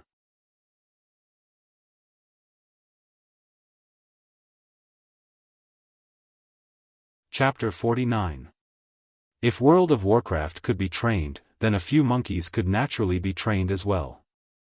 For a knight who possessed chi, beasts were no different from kittens and puppies. However, there were currently only 5 people in the flower town who possessed chi: List, Marcus, Gort, Isaiah, and Blair. Each of them had their own duties, so it was impossible for them to become beast tamers. It seems that it is time to select a few strong youngsters from the town's commoners, teach them chi, and become my retainer knight. As long as he could afford to raise a retainer knight, List could even form an orders of chivalry. However, due to the castle's financial and material limitations, he could at most raise a dozen retainer knight and form a squad of knight. This was his plan. The greatest use of the knight squad was to clean up the Thorn's Ridge's World of Warcraft. The Thorn's Ridge would be incorporated into the flower town and become his territory. Once the oyster settlement's food supply stabilizes and the castle's tax revenue stabilizes, then immediately train the retainer knight. Karl Hammerstein's 4 retainer knights did not possess chi, their potential was already wasted, and they were not worth nurturing. The new retainer knight had to be nurtured from youngsters to cultivate chi and become a true knight. He was enjoying the shade and thinking about the development plan. Gort, who was next to him, could not help but wipe his sweat with a handkerchief. He had to wear a neat aristocratic 3-piece suit every day, so he was extremely hot. List, the fishermen have finished their inspection and everything is going smoothly. Should we go back? List was also very hot. This weather was really not a good time to go out. He nodded. All right, let's go back. He was not a spoiled person, but if he could enjoy it, then why should he feel wronged?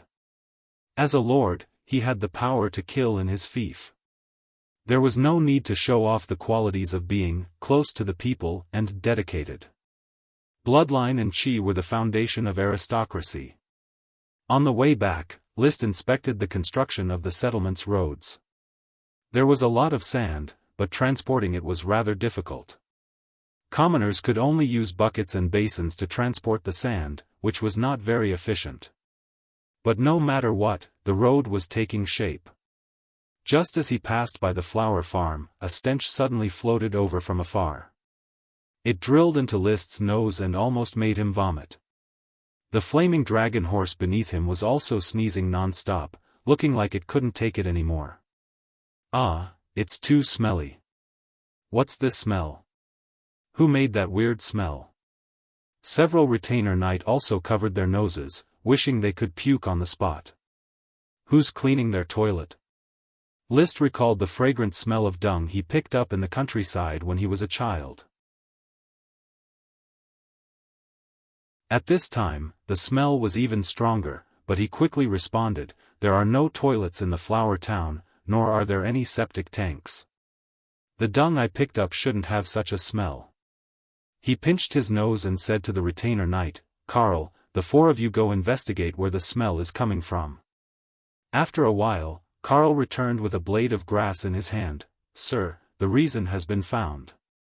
He raised the blade of grass in his hand. It's this blade of grass.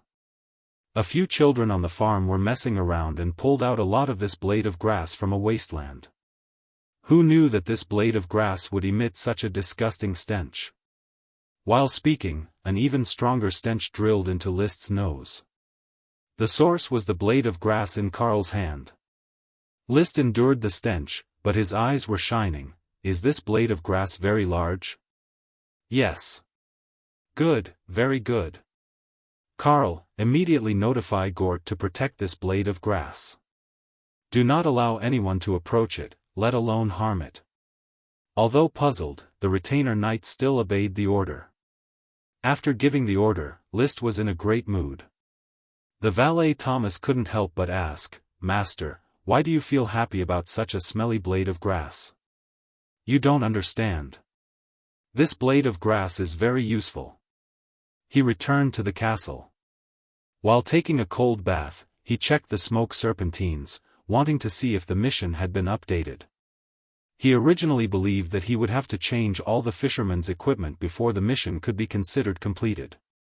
But now, the mission reward of a large blade of smoke grass had already been obtained, indicating that the mission had been completed. Sure enough, after the smoke came out, the serpentines updated, mission completed. Reward, a large blade of smoke grass. After a short moment, the smoke serpentines had already changed into, mission, the newly reclaimed corn field has already been sown. The corn worm is impatient to breathe fresh air. It is a brave little fellow. Please help the corn worm settle down its worm stalk. Reward, a forgotten secret chi skill. A forgotten secret chi skill? It's not a secret chi skill, but a secret skill. Does this mean that the reward is only a big move? List guessed. The secret skill contained the method to refine and use chi, as well as many kinds of chi moves. Secret chi skills were relatively more powerful moves. They were somewhat similar to the ultimate profoundness of secret chi skills and could be understood as big moves. However, because of the cryptic and hidden inheritance, as well as the great difficulty in learning them, it was very difficult for small aristocrats to pass down secret skills from generation to generation. The Tulip family didn't have secret skills passed down. The Red Crab Island Marquis family also didn't have any since their rise. Only an old Marquis family could possibly have a secret skill or two. But it was undeniable that the value of a secret skill was enormous. Ultimate profoundness was the strongest move of every secret chi skill, but it was limited to mid-grade and high-grade secret skills. The power of ultimate profoundness was naturally limited. Secret skills were different. The stronger the chi, the more powerful they would be. List was very satisfied. Not bad, not bad. Although I don't like fighting and killing, having a secret skill can greatly increase my battle strength and reduce the possibility of encountering danger. I just don't know what kind of secret chi skill it will be. However, I'll know in a moment. So far, the smoke mission didn't have any super difficult content. It was basically the daily work that List was supposed to do. This time was the same. The corn fields had been reclaimed in order to settle down the corn worms. Whether there was a mission or not, List would do it. Soon after, he thought of another question: will this mission be a chain mission of the Invisible Dragon series?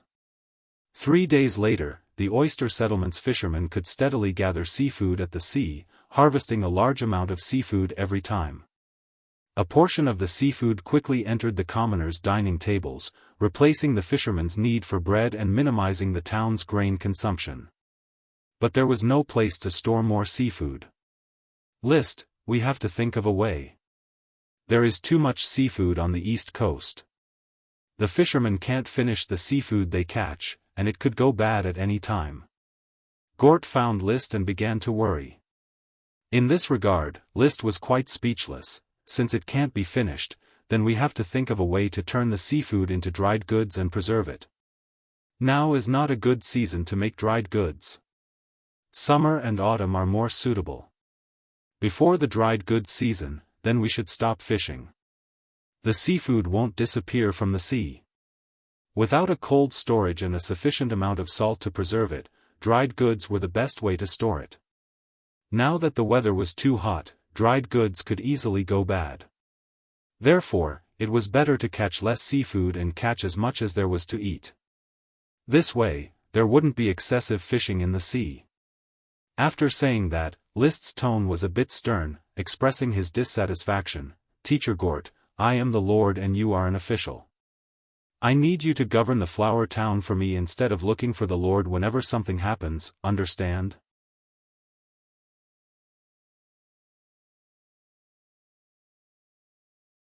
Chapter 50. The oyster settlement's wooden houses had yet to be built, but the fishermen's fishing was progressing smoothly. The construction of roads in the settlements and the town was not fast, but they were being laid every day. The dairy farm's low-yielding and low-nutritious two-leaf grass had been completely eradicated and replaced with high-yielding and high-nutritious alfalfa. The 10 cows were very fond of the new grass, and their milk production had increased by a lot. The alfalfa in the horse farm outside the castle had also begun to flourish. Only, there were no pregnant mares and black dragon had yet to enter the estrus period. The peanut settlement's peanuts were growing well. The peanuts near the peanut worm stalk were about to be harvested. It was estimated that 2 batches of peanuts a year would not be a problem. The flower farm's black tulip had already begun to bear fruit. It was a kind of small capsule, dried fruit, but it had yet to split open. Once it split open, there would be many flaky seeds, which could be propagated in large quantities. With the influence of the tulip worm's worm stalk, the black tulip had more than 30 fruits. It was estimated that it could propagate several mu of land in one go. Then, it would be handed over to the tulip castle's greater sprite Xianxiang to continue propagating it. In less than half a year, it could be planted on a large scale. If it was an ordinary farming method, it might not be able to reach such a scale even after several years. This was the ability of sprites. However, sprites were a powerful aid, but they were also a kind of restriction. They restricted humans from cultivating plants and researching fertilizers. Even now, they still adopted the primitive slash-and-burn method. List was changing the flower town's agricultural method. Each settlement had begun to popularize the composting of manure, plant ash, and pond mud. The wheat settlement still continued to grow wheat. With the help of the wheat worm stalk, it was possible to increase the wheat yield by 20 to 30%. At the same time, the 3 stalks of corn grass were also taken care of by special people. However, the majority of the corn grass was cultivated by the barley settlement serfs, who gathered forage seeds on their behalf. The barley settlement had previously mainly grown barley and oats.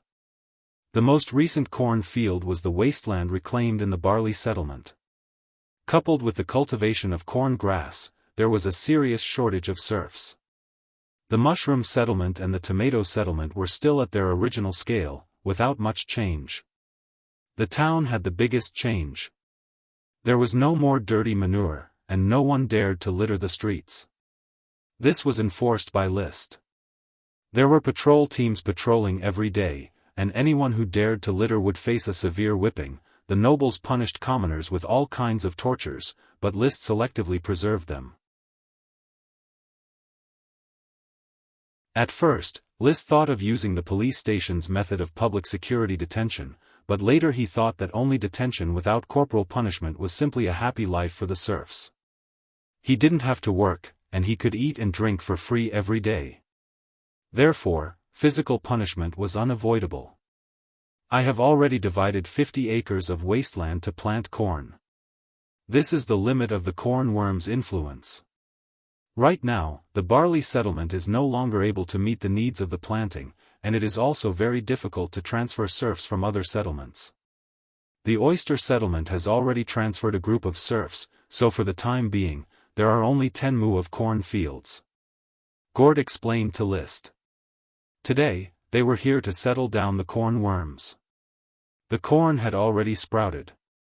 A layer of lush green covered 10 acres of newly cultivated wasteland that had been fertilized.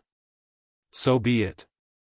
After the oats and barley are harvested, we'll switch to corn. Without sprite worms, barley and oats are not cost-effective. List nodded.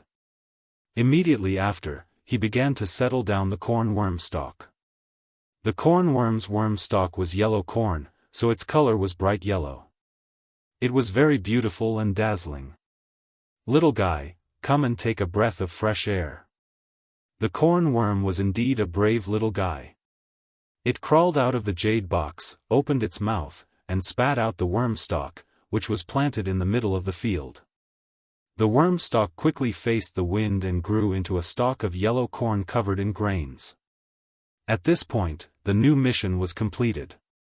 Of the 6 sprite worms, 5 were settled down, leaving only the thorn sprite worm. List was in a good mood.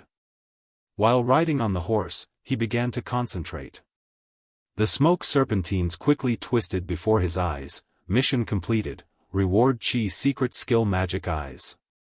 Immediately after, the content changed, and a new mission was issued. Mission: all of your companions have been properly settled down. Only the thorn sprite worm does not have a new home. As the Lord, you cannot waste the productivity of any sprite worm. Please settle down the thorn sprite worm's worm stalk. Reward: the invasion of the invisible dragon. As he skimmed through the contents of the new mission, his complacent mood quickly shattered. Were it not for the retainers and servants following him, he would have stomped his feet and cursed. Smoke mission, are you kidding me? The invasion of the invisible dragon can also be regarded as a reward? According to the information previously obtained, the invisible dragon might leave behind a priceless space ring. However, one had to be alive to obtain it. A dragon could easily destroy a town. List did not want to test whether he could send the invisible dragon away with 2 old cows and a bundle of smoke grass. In his opinion, the more capable one was, the better one would be. If he were the lord of the Coral Island, then even if he had to lose a town, he would still give the invisible dragon a try. However, there was only the flower town. If the dragon rolled around, then the town would probably be gone and he would become a destitute person, let alone a luxurious aristocratic life. In a split second, he even decided to give up on the thorn sprite worm and never complete the mission to trigger the invasion of the invisible dragon as a reward. However, after calming down, he was not willing. The smoke mission seemed to be just pushing the boat with the current, pushing things that should have existed to him. However, if he did not push the boat with the current, then who knew how much more difficult it would be for him to develop. Moreover, he already could not do without the quick benefits brought by the smoke mission. Every time he completed a mission, he would get a reward, which felt wonderful. After struggling all the way to the castle, he made up his mind. Let's do it, isn't it just the invisible dragon? Prepare the smoke grass and the cows. At worst, if the flower town is destroyed, then I will go to Tulip Castle and shamelessly ask for a share of the family property. The count wouldn't want to see his son starve to death. For the sake of the space ring, and even more for the smoke mission, Liszt threw caution to the wind. After making up his mind, the next step was to make adequate preparations. For this reason, he spent the night in the castle's study, lighting a lamp and staying up late to design a plan. He did not let anyone participate. It was good that he alone held the secret of the invisible dragon. If he obtained the space ring, then there was the risk that the secret would be leaked and the divine artifact would be snatched away. The space ring was worthy of being called a divine artifact. Before considering victory, first consider defeat. The most important thing is to preserve one's life. This was the core idea of Liszt's design plan. Regardless of whether things would succeed or not, the first thing to do was to ensure his own safety without any worries. He looked at the sketch of the flower town he drew. After thinking for a long time, he circled the dairy farm. This will be the battlefield for the invasion of the invisible dragon. The cows will be left as bait. Then, all the smoke grass will be cut and piled on the dairy farm to attract the invisible dragon's attention. As for fighting, it is impossible. No one can defeat a dragon, let alone kill an invisible dragon. It is said that dragons have dragon breath. It sprays special magic substances such as flames, acids, venom, and the like from their mouths. Half of a dragon's fighting strength relies on dragon breath. Therefore, the surface is very dangerous. It is necessary to dig underground so that one can escape from the invisible dragon. A dragon would never dig the ground and catch a few insects like humans, right? Then, I probably cannot see the invisible dragon, and the flower town should also not be able to see the invisible dragon. In order to ensure the invisible dragon's true position, I should sprinkle a layer of flour on the dairy farm so that when the invisible dragon walks, it will leave its footprints. But then again, do dragons need to walk? Don't they fly? Liszt scratched his head, thinking about how to find the invisible dragon. However, no matter how he thought about it, he still could not figure out how to see a dragon that could become invisible. Irritated, he slammed his fist on the table. Clatter.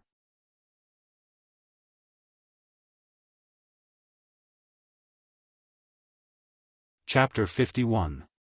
After a lot of effort, the flames were extinguished, but the night novel had already been burnt to a crisp. This was a night novel called Vulture Knight Stephanie's Expedition. Strictly speaking, it was more like an autobiographical history book. It was about a sky knight Stephanie Vulture who could soar in the sky riding a World of Warcraft dragon vulture. He opened up new territory for the Blast Furnace Kingdom.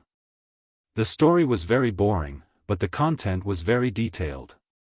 Among all the fabricated night novels, this one could be called a clear stream. Liszt had read it 3 times and felt that the story was most likely true. Even the vulture family might still exist in the Blast Furnace Kingdom. What a pity, such a good book. I wonder if I can get a new one when I go to Tulip Castle next time. Holding the burnt novel, Liszt felt regret. Good books were hard to find. Suddenly, he raised his eyebrows and saw the burnt cover peeling off, revealing a corner of the golden color. It seemed that the cover had a layer. With a flick of his finger, the cover cracked and fell off, revealing the golden color inside. It really is a layer. Liszt's disappointment was replaced by surprise. This should be the so-called forgotten Do Chi's secret skill. The wheat worm mission was completed during the day, and the mission reward was delivered at night. Everything was so natural. The cover was completely rubbed off, revealing a golden paper about the size of a palm. It was not real paper. After Liszt studied it, he found that it was made of gold, similar to tinfoil. On it, there were a lot of small characters and a diagram of the human body's qi circulation, which was engraved with a relief technique. Magic Eye Qi Secret Skill, Stephanie Vulture. At the top of the golden paper, a line of slightly larger serpentines was written. Sure enough, it's a Do Qi secret skill, Magic Eye, the inherited secret skill of the Vulture family. It seems that this novel I obtained is extraordinary. It might very well be a unique one. The weight of this golden paper is equivalent to that of a gold coin. I don't think there's such a piece in every book. After saying that, he looked away from the golden paper and stared at the bookshelf in the study. These books contain information about the invisible dragon and Magic Eye. Is there something else hidden in them? In order to verify his idea, he used a knife to make a cut on the cover of each novel. But he did not find any layer. Obviously, there was only one qi secret skill. Magic Eye, the content is very complicated, and the qi circulation involved is quite detailed and cumbersome. It is much more complicated than the ultimate qi secrets. It is a bit difficult to learn. List felt that his understanding was not bad. He learned of Fire Dragon Drill and Fire Surge quickly and was about to master them. He also planned to follow Marcus to learn his archery skills. He preferred long-range attacks of his own. Should I postpone learning this Magic Eye? As soon as he thought of this, he saw the introduction of Magic Eye at the end of the golden paper and directly rejected it. The introduction said, the Magic Eye can directly see through the operation of magic. Even a great mage's invisibility cannot hide their figure under the Magic Eye. In a flash, he understood that this qi secret skill was still part of the chain mission, and it existed for the sake of the invisible dragon. Is this telling me that I can see the invisible dragon after learning the Magic Eyes? Therefore, what List had to do next was already clear. He first repeatedly tested the smell of the smoke grass and found that the smell of the juice from the grass was quite pungent, but it was not as strong as the smell of the smoke grass when it was burned. He had people cut a batch of smoke grass to dry and built a beacon tower on the dairy farm, specifically preparing to burn the smoke grass to attract the invisible dragon. Under the beacon tower, he began to dig an underground passage for hiding. At the same time, cows would be tied around the beacon tower. Before the invisible dragon invaded, the cows would be smeared with smoke grass juice. On a slope a little further away from the beacon tower, List also had people dig a tunnel. The entrance to the tunnel was camouflaged with a bunker. According to his plan, he would hide here and constantly supervise the invasion of the invisible dragon. After seeing the invisible dragon, he had his servants light the smoke grass on the beacon tower, and then the servants went into the underground passage to hide. He watched the invisible dragon eat and drink to its heart's content until it flew away. Then, he rummaged the ground to see if the invisible dragon would drop its gem. Standing on the slope where the tunnel was being dug, List was still pondering in his mind, lest he missed anything. If the mission is really completed, then the reward will be issued. This means that after I set up the thorn sprite worm, the invisible dragon will come to the flower town. Is it the smoke mission that controls the invisible dragon, or is it a coincidence that the mission guides it? I can try to set up the thorn sprite worm at any time, and the invisible dragon will also invade the flower town at any time? It was very mysterious. For the time being, there was no answer. What he had to do was to strive to complete every smoke mission and strengthen himself. List, digging from here to the Thorns Forest is not a simple task. I still don't know why you are doing this. Gort directed the commoners to dig the tunnel according to List's instructions. You don't need to know, Teacher Gort. It is not that I don't trust you, but rather, it is a secret of mine.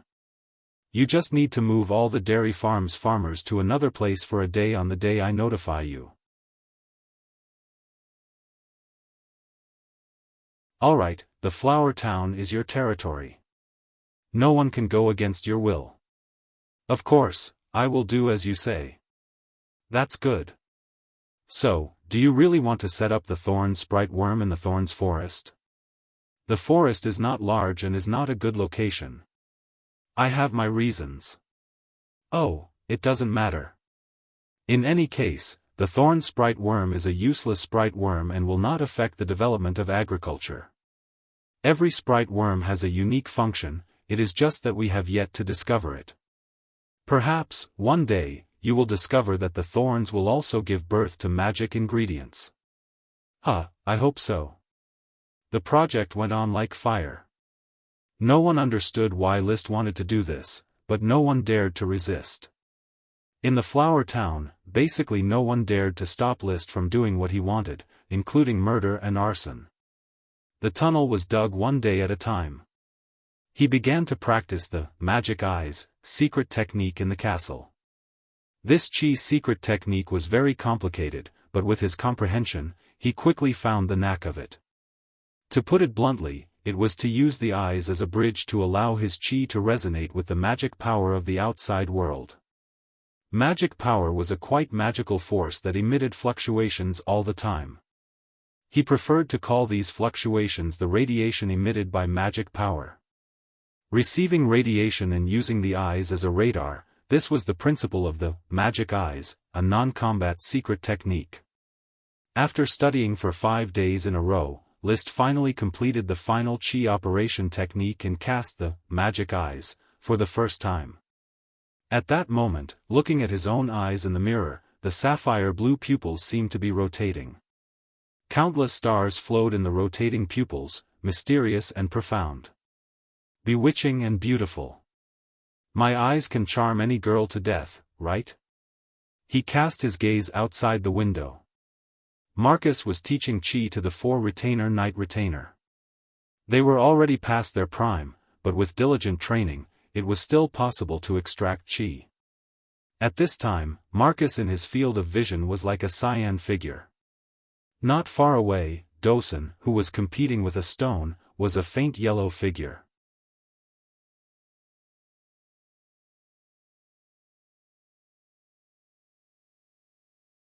Chapter 52. The magic eyes consumed a lot of Chi. List found that he could only maintain it for 5 minutes. Not only would his Chi not be able to keep up, but his eyes would also become sore. However, whenever the Chi in his body was exhausted, the red blood sword worn at his waist would send a warm aura to make up for the loss of Chi. The ruby produced by the dragon contained magical power. When he condensed the magic eyes, he could see the ruby glowing with a blood-like light, like a whirlpool, slightly rotating. I can see the magic of the gem, so I should be able to see the magic of the dragon. During this time, I should practice hard and try to cast the magic eyes at will. Pulling out the red blood sword, List was in high spirits. Next, it was time to prepare for the dragon slaying. Gort, what do you think Sir Baron means? Why is he digging an underground passage here? Isaiah counted on his fingers, calculating how many copper coins to be distributed to the serfs. List never drove the serfs for free and always paid them a certain amount of money. Therefore, the serfs were eager to sign up for various kinds of production and construction. Driven by interests and the authority of the Lord, everything went smoothly. To be honest, I'm confused. Gort held the pipe in his mouth, looking as if it had nothing to do with him. List is already an adult. He is no longer the timid youngster from the Tulip Castle. Most of the time, I cannot understand what he is thinking. I don't know what he will do to Flower Town. That's not what you said in the letter. You said that Flower Town is thriving. If I didn't say that, would you have come? Besides, Flower Town is thriving now. At least we have seafood to eat every day, don't we? I admit that catching seafood is a pioneer, and picking up feces is also a major move. But what are we doing today? Digging an underground passage under the farm. Are we going to store the pasture in the cellar? Gort took off his pipe and shook off the ash. Don't complain. Blair never complains, so every dinner, List drinks an extra cup with him. That's because he's already old. He just wants to find a noble backer and spend his remaining years in peace. He doesn't have any ambition. You're not young anymore. But I hope that one day, I can return to the ranks of nobles. I must fight for my son. He is too stupid and will never be able to marry a noble lady. Isaiah scratched his head in distress. I originally wanted to come here to see if I could get a chance to go to the battlefield. You said that List has great ambitions. I'm not sure, but you can talk to Marcus. That guy used to want to be a noble more than anyone else, but he quickly pledged his loyalty to List. Isaiah narrowed his eyes. I will. Soon it was evening and the distribution of wages began. Isaiah checked the roster and distributed copper coins to the serfs one by one. Next, a leave a dog's hit. Sir, it's me, it's me. Alewa, whose surname was Dog Shit, rubbed his palms and happily received the 2 copper coins from the clerk. He could buy 8 large loaves of black bread. However, he didn't intend to buy black bread. His wife had already joined the oyster settlement and went out to sea every day to catch seafood. In addition to the portion handed over to the castle, they could also eat seafood at home. After eating a lot of seafood these days, he felt that his body was full of strength. At night, his endurance doubled, reaching more than 6 seconds. His wife praised him for his ability and told him to eat more seafood. He was going to have a 3rd child. Now that he earned more copper coins, he could send his child to the blacksmith shop as an apprentice in the future. The Sir Lord had said that serfs with a skill would be put in an important position. Praise be to Sir Lord. After putting away the copper coins, Alewa couldn't help but pray in his heart. He liked his current lord because his days were getting better day by day. He didn't have to worry about not having enough to eat and could even save up copper coins. I just don't know, why did Sir Lord dig a hole here? He was a serf of the dairy farm and was in charge of raising cows. Before, he was still worried and complained to his wife that he might lose his job. Sir Lord might not want to raise cows anymore, otherwise why would he dig a hole in the dairy farm? But his wife fiercely scolded him, if you don't raise cows, you can raise horses. If you don't raise horses, you can build roads. If you don't build roads, you can grow corn. Sir Lord is a great person, allowing the elderly, women, and children to work easily and eat their fill. Bullshit, stop your complaints, you must believe in Sir Lord. Alewa was obedient to his wife, so he quickly changed his mind. He felt that no matter where Sir Lord dug a hole, he was still a great lord. As for why he dug a hole, it didn't matter. How could a commoner understand the thoughts of a noble lord? Practicing magic eyes and supervising the construction of the project became List's main work these days. After a few days, all the preparations for the dairy farm had been completed. The beacon tower was ready, the bunker was camouflaged, and the passage was repeatedly passed without any obstacles. The smoke grass was harvested and stacked on the beacon tower, ready to be lit at any time. The young cows were raised not far away, while the 2 old cows, Old Flower and Old Black, were tied to the edge of the beacon tower. List also walked the road from the Thorns Woods to the bunker several times to ensure that he could immediately rush to the bunker after placing the cordyceps. The bunker had a U-shaped passage that connected to another refuge. If the invisible dragon didn't eat the cows and grass as expected and fly away from the flower town, he would immediately hide in the refuge through the U-shaped passage and then block the passage. The refuge's breathing holes were connected to the outside world, and a lot of food and drink items were stored there. At the very least, his life could be guaranteed. When dealing with a dragon, he didn't dare to be careless. Walking through the dairy farm, List inspected the quality of the project for the last time. It wasn't a big project, so the progress was fast and the quality was good. Moreover, it was built according to his wishes without any perfunctory measures. I like this world, this era. He climbed the beacon tower and overlooked the entire dairy farm. Everyone has to be busy with a word from the Lord. Previously, when I was managing a 5-person team in the company, there were still thorns that opposed me. Here, no one dares to question my words, not even Gort or Marcus. For men, power was an irresistible desire. A person who had never enjoyed power might not feel that it was wonderful. But after enjoying power, it would become addictive and irresistible. List could no longer give up his identity as the Baron of the Flower Town. At the same time, the ambition at the bottom of his heart continued to grow. The Flower Town was still too small to satisfy his desire for greater power. Fortunately, ambition was just ambition. Reason dominated his thoughts. Based on the policy of accumulate grain widely, build high walls, and slowly claim kingship, he slowly planned.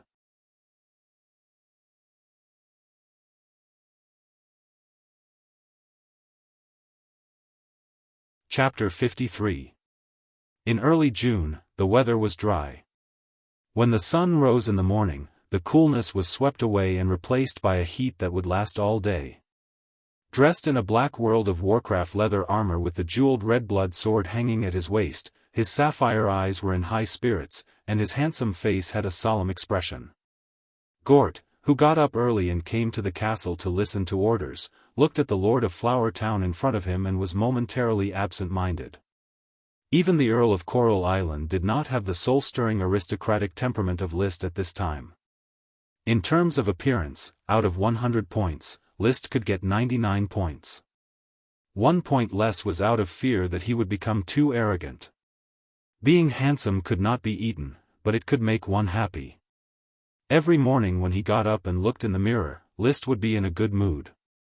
The valet Thomas carefully helped List tidy up the creases on his leather armor. The main duty of a valet was to maintain an aristocratic appearance. Teacher Gort, according to the original plan, moved the dairy farm's farmers to other settlements and implement a full day of lockdown. All fiefs residents are not allowed to leave their homes for any reason. The patrols are to suspend their patrols and wait in the administrative office for my order to lift the lockdown. Understood, List, I will give the order. Gort turned around and rode out. Everyone in the fief was confused about the Lord's decision, but obedience was already deep in their bones. After the order was issued, the entire Flower Town quickly quieted down. It was as quiet as a deep sleep at night, with only a few barks occasionally heard. After all, there were not many people who could afford to keep dogs, so this little bit of noise was irrelevant. The sun was still climbing in the east. List personally saddled Fiery Dragon to prevent it from making any noise. Mr. Carter, do you remember what I said? Master, you said to close the castle gate today. Dosen and the horses are to be locked up as much as possible so that they don't make any noise.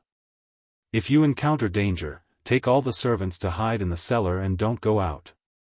Only when Master returns can the castle return to normal. Very well, that's it.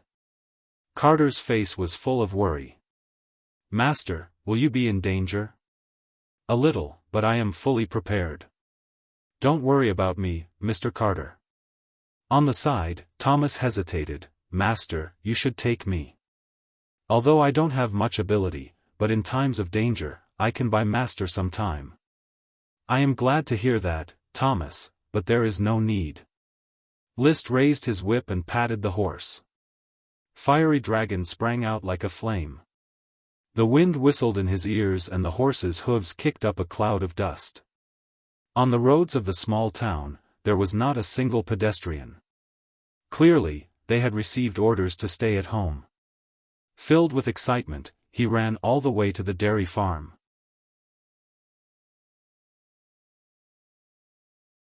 Wearing a mask, List climbed to the beacon tower and lit it himself. He originally intended to let the servants do the lighting, but in order to reduce the possibility of leakage, he decided to light it himself. List 2J. On the beacon, he lit. On, he said, there was a day. Way. Raising his hand to block the sunlight, List looked around and no longer hesitated. He opened the jar and poured the juice onto the 2 old cows. A pungent smell suddenly spread out. The 2 cows twisted their bodies like crazy, trying to escape, but the rope was tied tightly, so they could only bear with it. Even with a mask, List almost vomited because of the smell, but he still resisted the urge to vomit and quickly lit the smoke grass on the beacon tower, waiting for the flames to rise. He jumped down. He rode on the flaming dragon horse, which was also restless and wanted to escape, and went straight to the thorn forest. When he arrived at the thorn forest, he tied flaming dragon horse and took a deep breath to suppress the urge to vomit. He looked around again to make sure that nothing was amiss. Then, he took out the jade box containing the thorn's worm. Man proposes, God disposes. Success or failure depends on this. Opening the box, he whispered to the chubby thorn's worm inside, "Little guy, come on, settle down." Their minds were connected. The thorn's worm climbed onto his hand, opened its mouth, and spat out the worm stalk. The worm stalk fell into the short bushes and quickly took root and germinated. At the same time, List had already quickly hid in the tunnel and ran towards the bunker with his waist bent. When he entered the bunker, the thorn's worm stalk had already grown. He forced himself to calm down, concentrate, and summon the smoke mission. The smoke twisted for a moment and formed serpentines. Mission completed. Reward: Invasion of the Invisible Dragon. Seeing that the mission was completed, he did not wait for the new mission to be issued and immediately wiped away the smoke. Circulating chi, List released magic eyes and looked at the sky. The thick smoke from the burning of the smoked grass rose into the air along with the breeze. In the bunker, he could smell the smell of stinky socks that had not been washed for half a year, which made him feel nauseous. Without binoculars, he could only rely on his own eyes. Under the beacon tower, the two old cows seemed to be suffocated by the smoke. They kept foaming at the mouth, which made List worried that they would be smothered to death before the invisible dragon appeared. Time ticked by. Seeing that the magic eye's time limit was almost up, yet there was still no trace of the invisible dragon. It stands to reason that the reward should appear at the same time after the mission is completed. It is just a matter of time before it reaches me. Why hasn't the invisible dragon invaded the flower town yet? Could it be that the reward is delayed?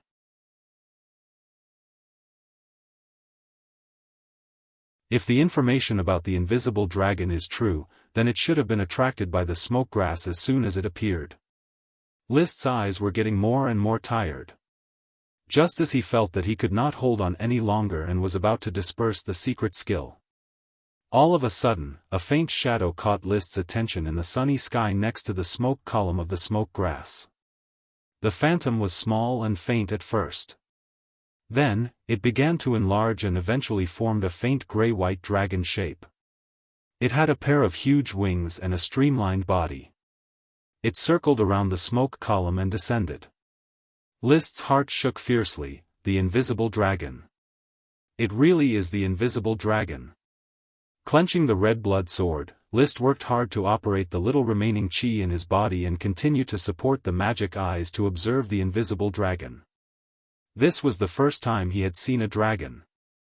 A dragon that represented the world's apex power.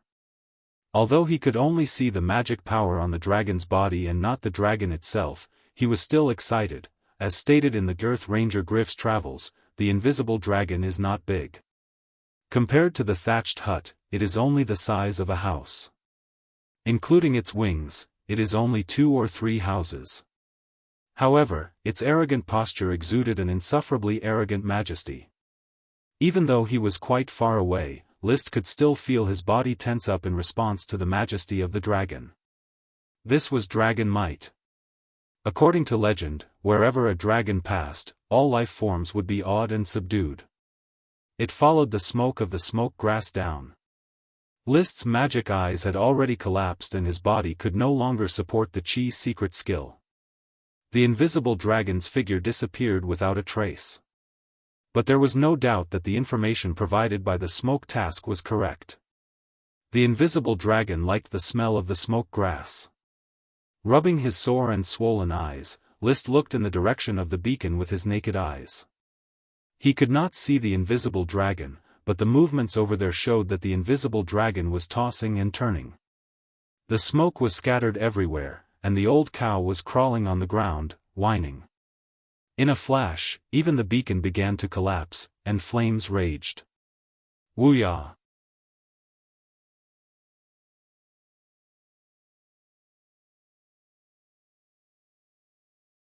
Chapter 54. Moo, old flower howled and fell into a pool of blood. Clenching the red blood sword, List once again operated his recently recovered chi and cast magic eyes through the bunker's window. His field of vision changed. Next to the flames, a gray invisible dragon made of magic power was tearing at an old cow. It had already eaten an entire old black and was now enjoying old flower. It would raise its head from time to time while eating, looking around vigilantly. Its shape was no different from the dragon illustrations List had seen in books. It had a standard Western dragon shape, just a bit more slender. It had 4 limbs, but when it landed on the ground, it did not fold its wings. The wings were somewhat similar to bat wings, with an arm-like structure in the middle. The fingers were scattered to support the expansion of the entire fleshy wing. When the fingers spread out, the wings spread out. When the fingers closed, the fingers contracted. But because the wings were an arm-like structure, it could not be closed like a bird. But it could be folded, which was similar to the bend of an elbow. In the middle of the wings, where the palm bone was, there was a finger that grew out, like a hook or a sickle. The invisible dragon used the hook on its wings to cut the cow's flesh, and then used its 2 small forelimbs to grab the minced meat and stuff it into its mouth. Its tail was very long, much longer than the dragon's tail in illustrations. It had horns on its head, not a pair or a single, but a whole row of long and short. It was said that dragon horns were a symbol of power, and the scepter used by kings for grand ceremonies was generally made of dragon horns. But in List's magic eyes, the part of the invisible dragon with the densest magic power was neither its horns nor its heart. Rather, it was its teeth, dragon teeth. The magic power of each dragon tooth was exceptionally clear. There were a total of 42 dragon teeth. In addition to the 4 huge fangs, the remaining teeth were also quite sharp. It is said that a dragon's soul is hidden in its teeth.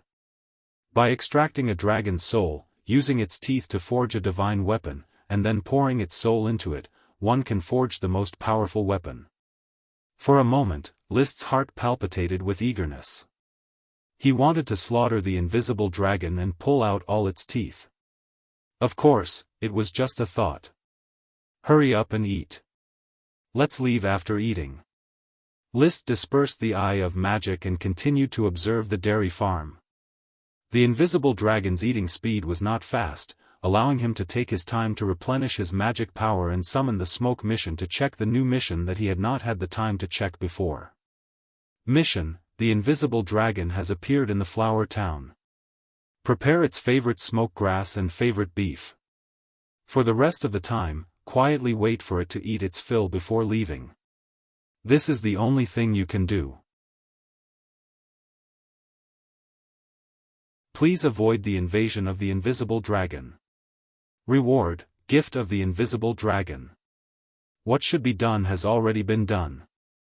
This mission can be completed while lying down. His heart stirred, and his gaze fell on the invisible dragon's gift. What kind of gift will it be? His heart was already certain. In the following period of time, List quietly observed the invisible dragon. When his chi recovered, he would use magic eyes, and when his chi was exhausted, he would use his naked eye to observe. About half an hour later, the flames had already been extinguished, leaving only broken bones on the ground. When List saw the alfalfa on the ground being fanned by the wind, he immediately operated the little bit of chi he had just recovered. Enduring the soreness and swelling pain in his eyes, he once again released magic eyes. In his field of vision, the invisible dragon had already rushed into the sky, flying towards the east coast outside the flower town. It flew further and further away until List's magic eyes collapsed. It left. All sorts of feelings welled up in List's heart. There was the relaxation after the tension, the loss after the beautiful thing left, the anticipation of the gift, and the sense of accomplishment from completing the invasion of a dragon. Let's wait a bit longer in case the invisible dragon comes back.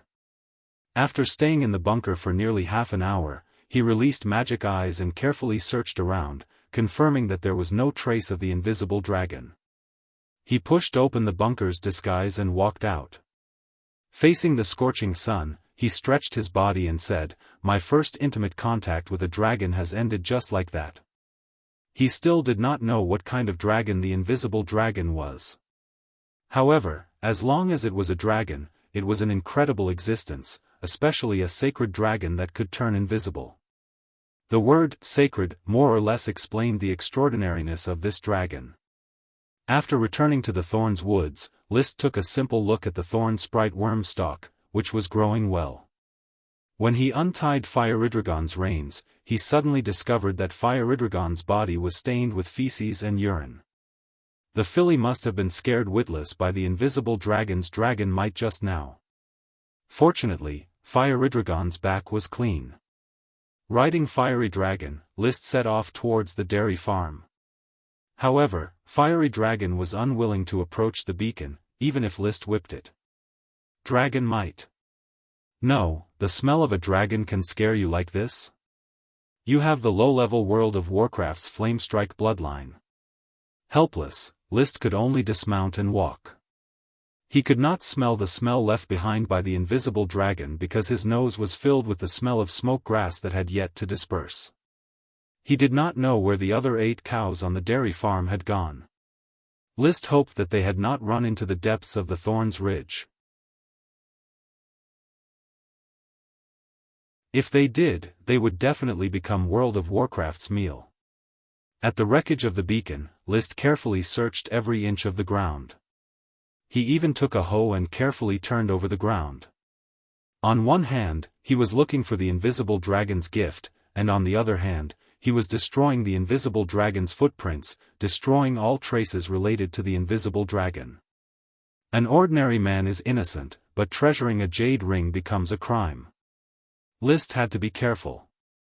Found it. After a moment, List found what he was looking for under a cow bone, a transparent gem.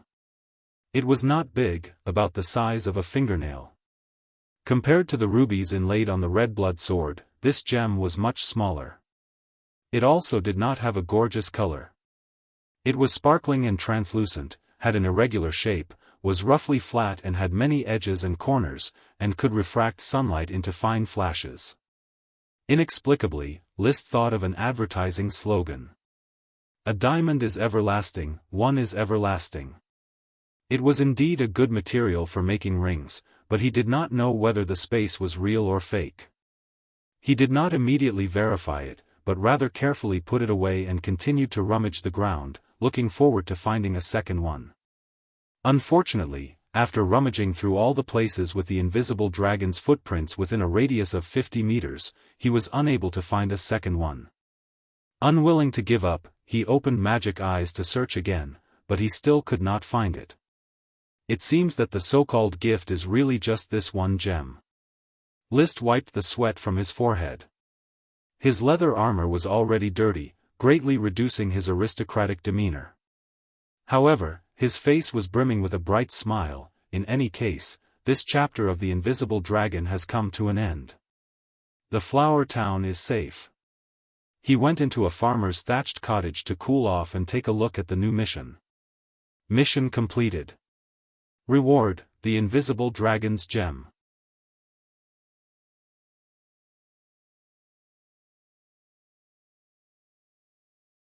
Chapter 55. The reason why John Shoulderpole's tomatoes are big and good is very simple. It is because his tomatoes are breeding a tomato sprite. List looked at the mission content and then looked at the reward and made this judgment. Tomatoes were the main vegetable here. Without sprite worms, the flower town's tomato output was not high. Now, there was finally going to be a tomato sprite worm, which was worthy of celebration. After going back, I will investigate the tomato sprite worm. I must not let any problems arise with the tomato sprite worm's breeding. List extended his left hand and held the invisible dragon gem in his palm. Light flickered. List took a deep look, then clenched his hand and put the gem away. Next, he left the peasant's house, mounted Fiery Dragon, and left the dairy farm. The matter was over. All traces of the invisible dragon had been erased. After a while, the butler Carter and the servants came out of the castle gate to welcome him. "Master, I am relieved that you have returned safely." After saying that, he heaved a long sigh of relief. "Don't worry, nothing will happen to me." List nodded. "Thomas, go to the town and inform Teacher Gort that the confinement is lifted and the flower town is restored to its original order. Mrs. Morrison, prepare the bath water. I am sweaty and need to take a good bath." "As you wish, master." The oppressive atmosphere was swept away, and the castle suddenly became busy. Thomas rode to the town to inform. Tom and the new serving man were busy feeding the horses and taking care of Dosen. The maid had to wash clothes, and the kitchen was busy preparing lunch.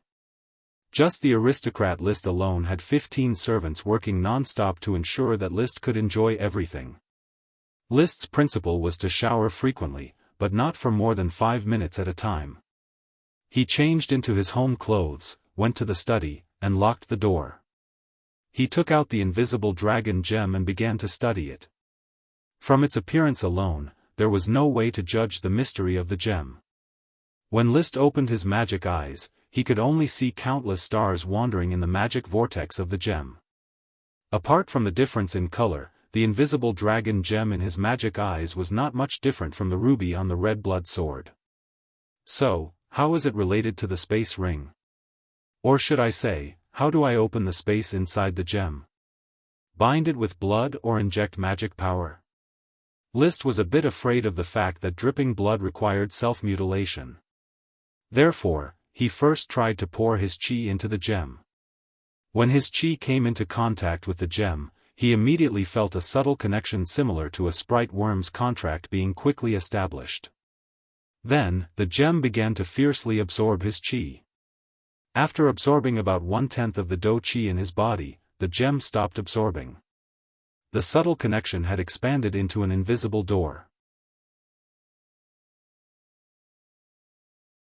Following the perception of the chi connection, List suddenly discovered that he had explored a space that was neither too big nor too small. The space appeared to be an irregular circle. It was impossible to distinguish up, down, left, south, east, west, and north. There were walls in the surroundings. They were unknown structures that resembled walls. There were no gaps and they were solid and indestructible.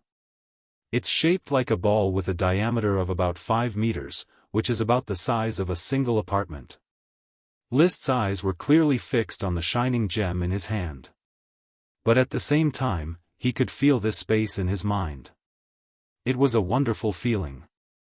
He also discovered that this state could be sustained as long as he had chi to replenish the magic power needed to open the portal. The consumption of magic power was not great. It was basically the same as his body's natural recovery of chi. List tried to cut off the supply of chi. Soon, the portal leading to the space dissipated, the wonderful feeling in his mind disappeared, and the spherical space disappeared without a trace, relying on chi or magic power to open the space, consuming magic power to maintain the opening of the space, cutting off the magic power, and immediately closing the space. The invisible dragon's gem is indeed a space ring. Its size was suitable for making a ring. More importantly, it needed a continuous supply of magic power, and the hand was the best place to supply chi.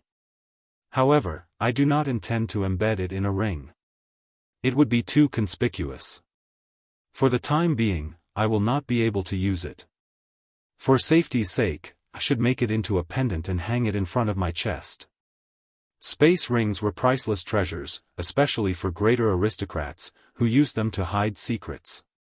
But for List, he currently had nothing worth storing in a space ring.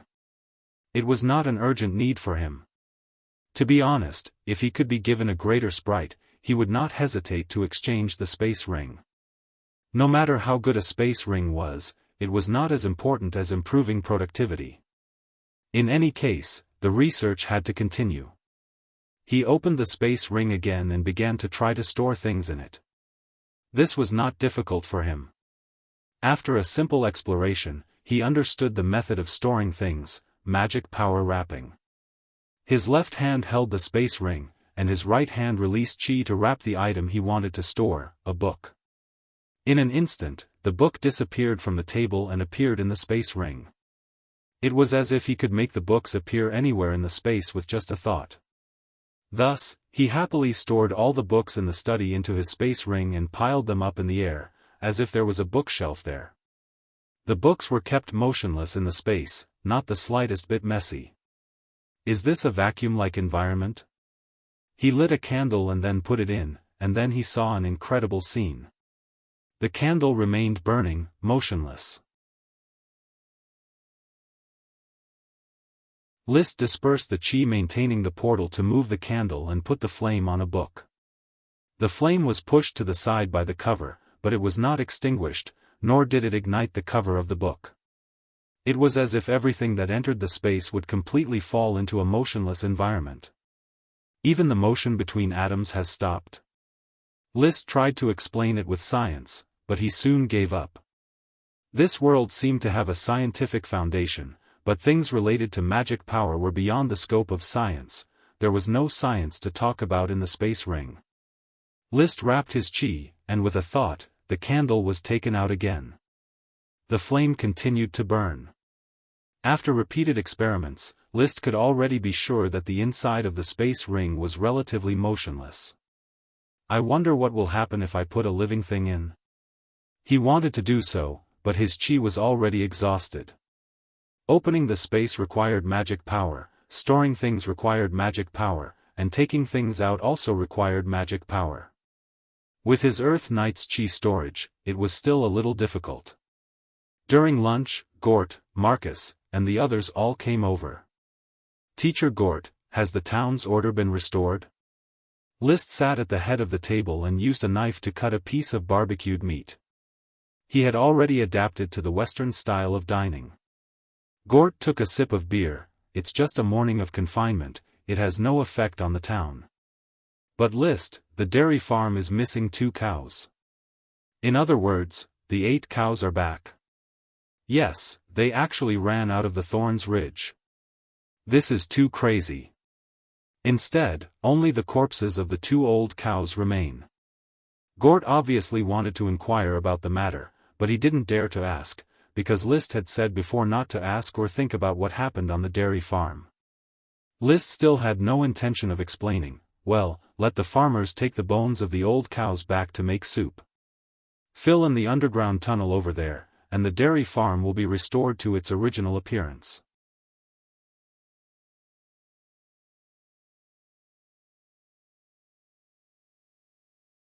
Chapter 56.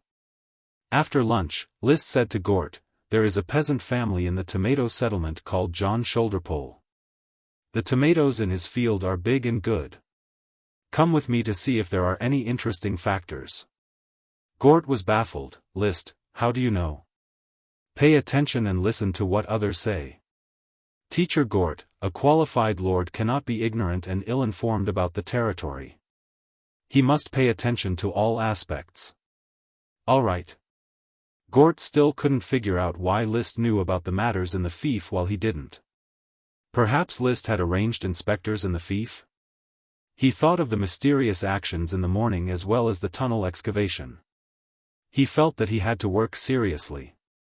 His every move would certainly fall into List's eyes. This was not a good sign, as it meant that he could lose the Lord's trust at any time. Sir Lord, this is John Shoulderpole. The clerk pointed to a slow serf and said. John Shoulderpole hurriedly took his wife and children and knelt before List, Sir Lord. At the same time, he was nervous, not knowing why the Lord was looking for him. If it was the former tax knight looking for him, he would probably have pissed his pants. Being looked for by an aristocrat was definitely not a good thing. However, List had a good reputation after coming to the flower town, so John was just nervous. Sure enough. The flower town's lord smiled gently at him. Don't be nervous, John. I heard that your family grows the best tomatoes, is that right? Sir Overlord, yes. Do you know why it is the best? I don't know, Sir Lord. However, this season, my family's tomatoes are getting better and better. The fief's freedmen like to buy tomatoes from my family. Even Sir Lord's castle's Mrs. Abbey praised my family's tomatoes as the best. Said John proudly. There was no praise more pleasing to the serfs than receiving the castle's affirmation. List avoided the following questions and said directly, in that case, take me to your family's tomato field. Following John's shoulder pole, the group quickly arrived at the tomato settlement's large tomato fields. Tomatoes were not planted in large areas like wheat, but rather, they were divided into small fields. The tomato field assigned to John's family was located in the center of the tomato settlement. It was obvious that the growth was better than the other families' fields. Of course, no matter who planted the field, it was still List's field. Sir Lord, this is my family's tomato. John beamed with joy when he mentioned his tomato field. The town officials taught us how to farm. Every day, I dig pond mud and collect manure to fertilize them. They're growing better and better.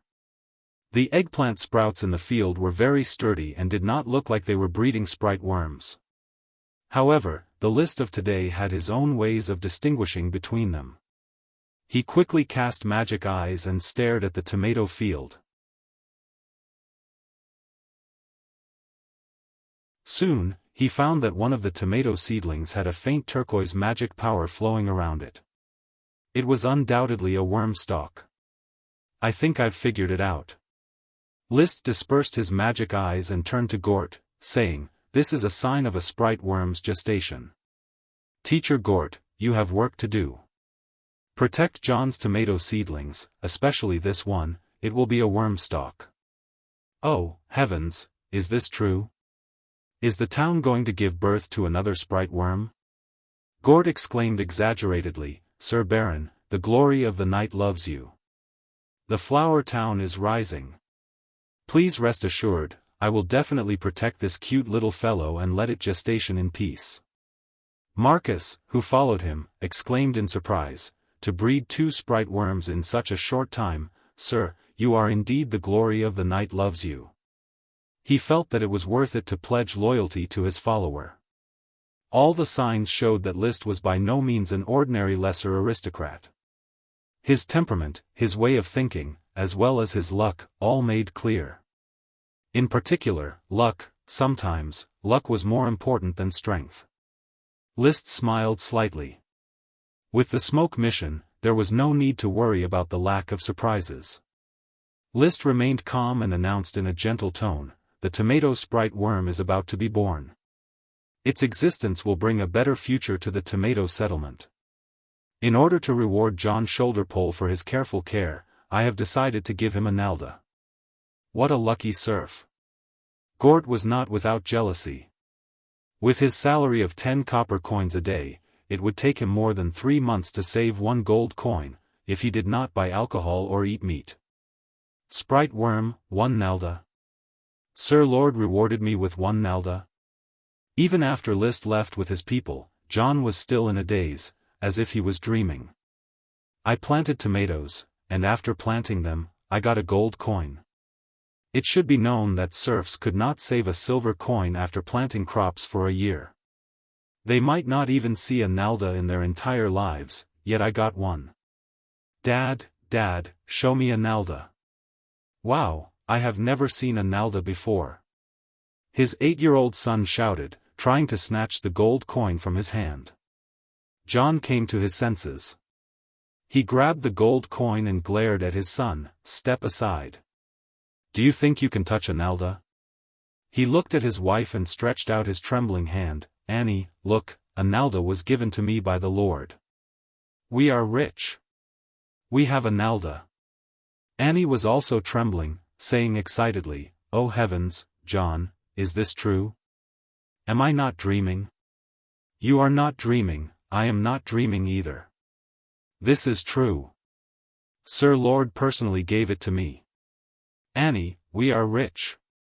Oh haha, our family is rich. His 4-year-old daughter clapped her hands and cheered. Dad, show me a nalda. His son was still asking for money. John didn't pay attention to his son.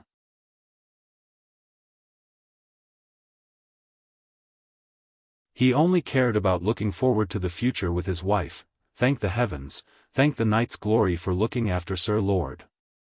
With Sir Lord, our flower town will get richer and richer. Annie took the nalda and carefully played with it in the palm of her hand. A gentle expression rippled on her unsightly square face. John, we can use the nalda to exchange for freedman status. Exchange for freedman status? John shook his head. I don't want to exchange. Why? Haven't you always wanted to become a freedman, leave the flower town, and live in another town? That's because in the flower town, we will never have enough to eat. But Annie, now? We have seafood, very cheap seafood. 1 copper coin can buy a lot of clams. Look at Carl and Lucy, they have put on weight. It is Sir Lord's grace that we can eat our fill in the flower town. This nalda is also Sir Lord's grace. He said in a scorching tone of a fanatic, I believe that Sir Lord will make the flower town better and better. I want to farm for Sir Lord for the rest of my life. Annie, will you support me? You are the head of the family, John, so you can make the decision. Besides, I am used to life in the flower town. Annie responded with a smile, I will go prepare dinner. How about we eat white bread tonight? Of course. I miss the soft, fragrant, and sweet white bread on our wedding anniversary. The youngest daughter clapped her hands and laughed, oh, let's eat white bread tonight.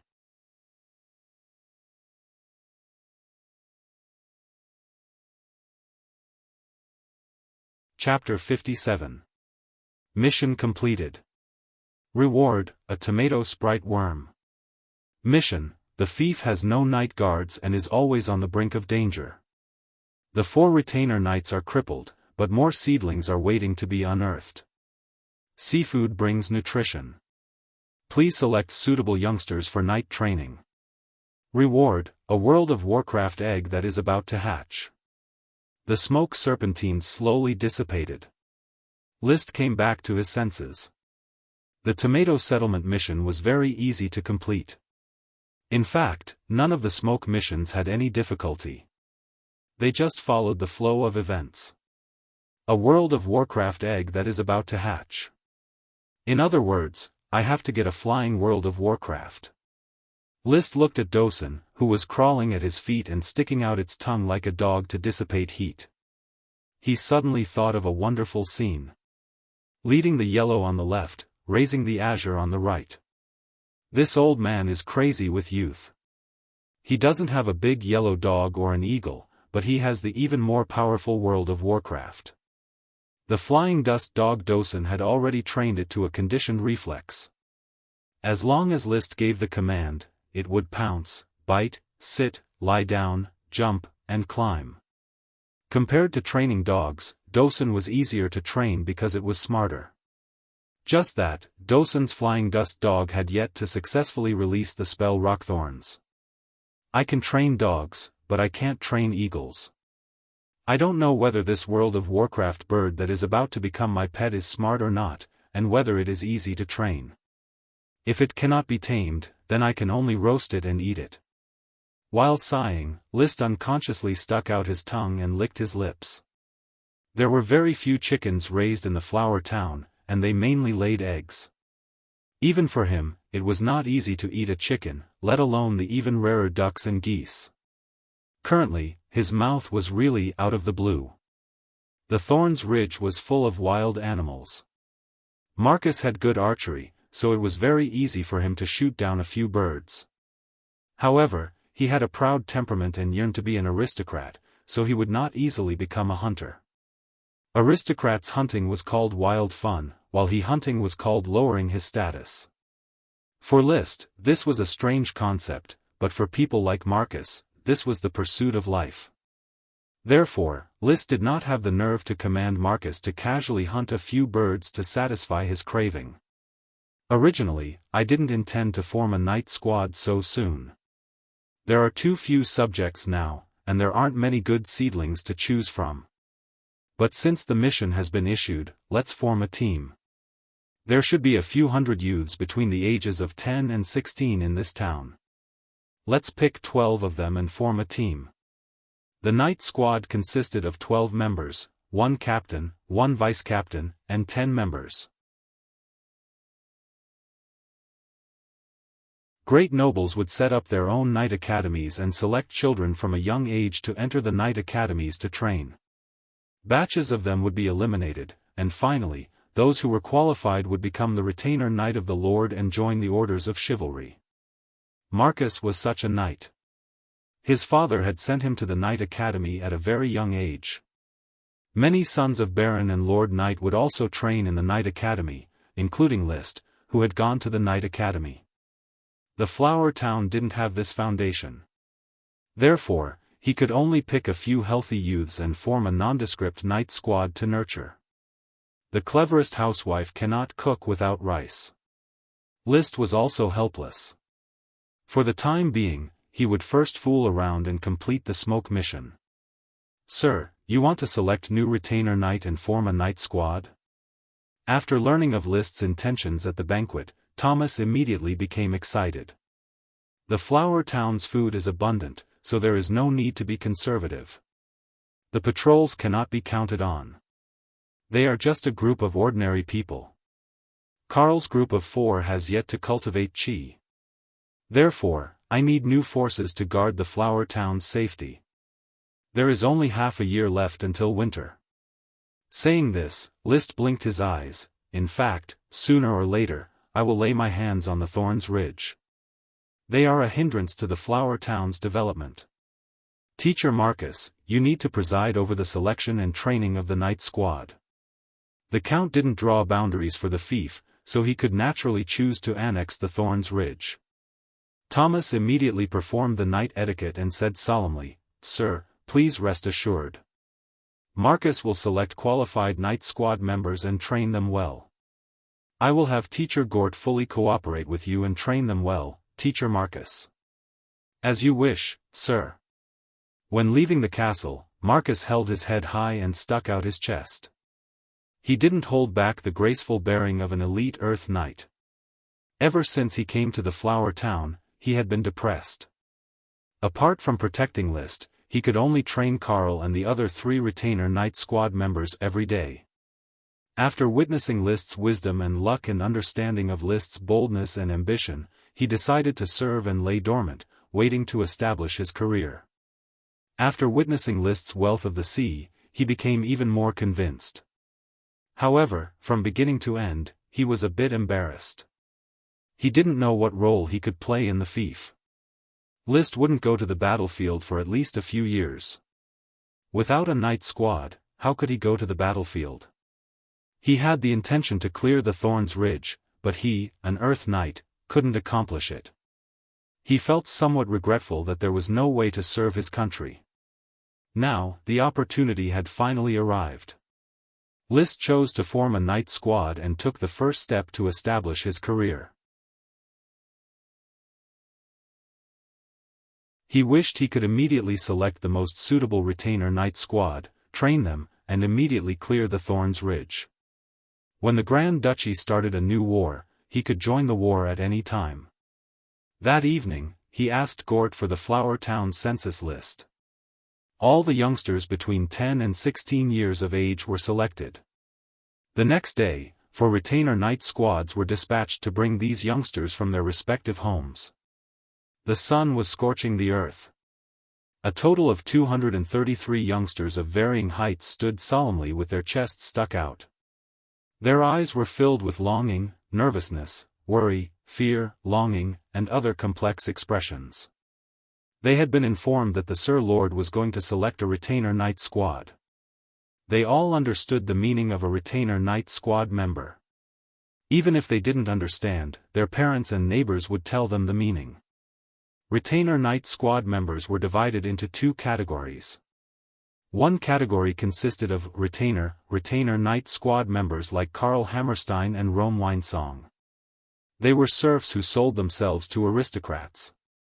Their main task was to follow aristocrats on trips. On the battlefield, they were responsible for carrying equipment, doing laundry, cooking, and so on. The other category consisted of retainer knight squad members like Marcus. Most of them were freedmen and their main task was to fight. Many sons of lesser aristocrats would go to other aristocrats' territories to serve as retainer knight squad members and learn the combat skills and aristocratic etiquette of a knight. After finishing their studies, they would either return home to inherit the title of nobility or go to the battlefield to establish their career. Basically, retainer knight squad members were aristocrats' reservists. Even if they were serfs, after being selected as retainer knight squad members, their status as freedmen would be returned. If they made further contributions, they could still be conferred the title of nobility. Even if they didn't make much contributions, they would not have to worry about food and drink while following an aristocrat. They could still save money to subsidize their family. Therefore, the youngsters all stood ramrod straight, trying their best to perform a little better. They hoped to be selected as retainer knight squad members. They all understood that this was an opportunity to change their fate. It might only happen once in a lifetime.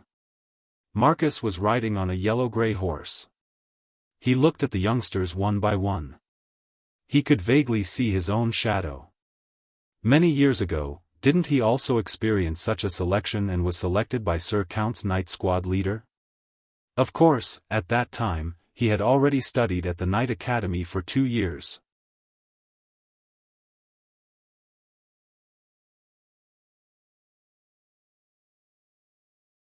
Chapter 58. List did not disturb Marcus's selection. He had the mind to do a recruit drill of walking in a straight line. However, the existence of magic and chi allowed the individual's strength to be infinitely magnified, which was no longer something that discipline could make up for. An elite Earth Knight like Marcus was more than enough to fight 100 ordinary retainer knight.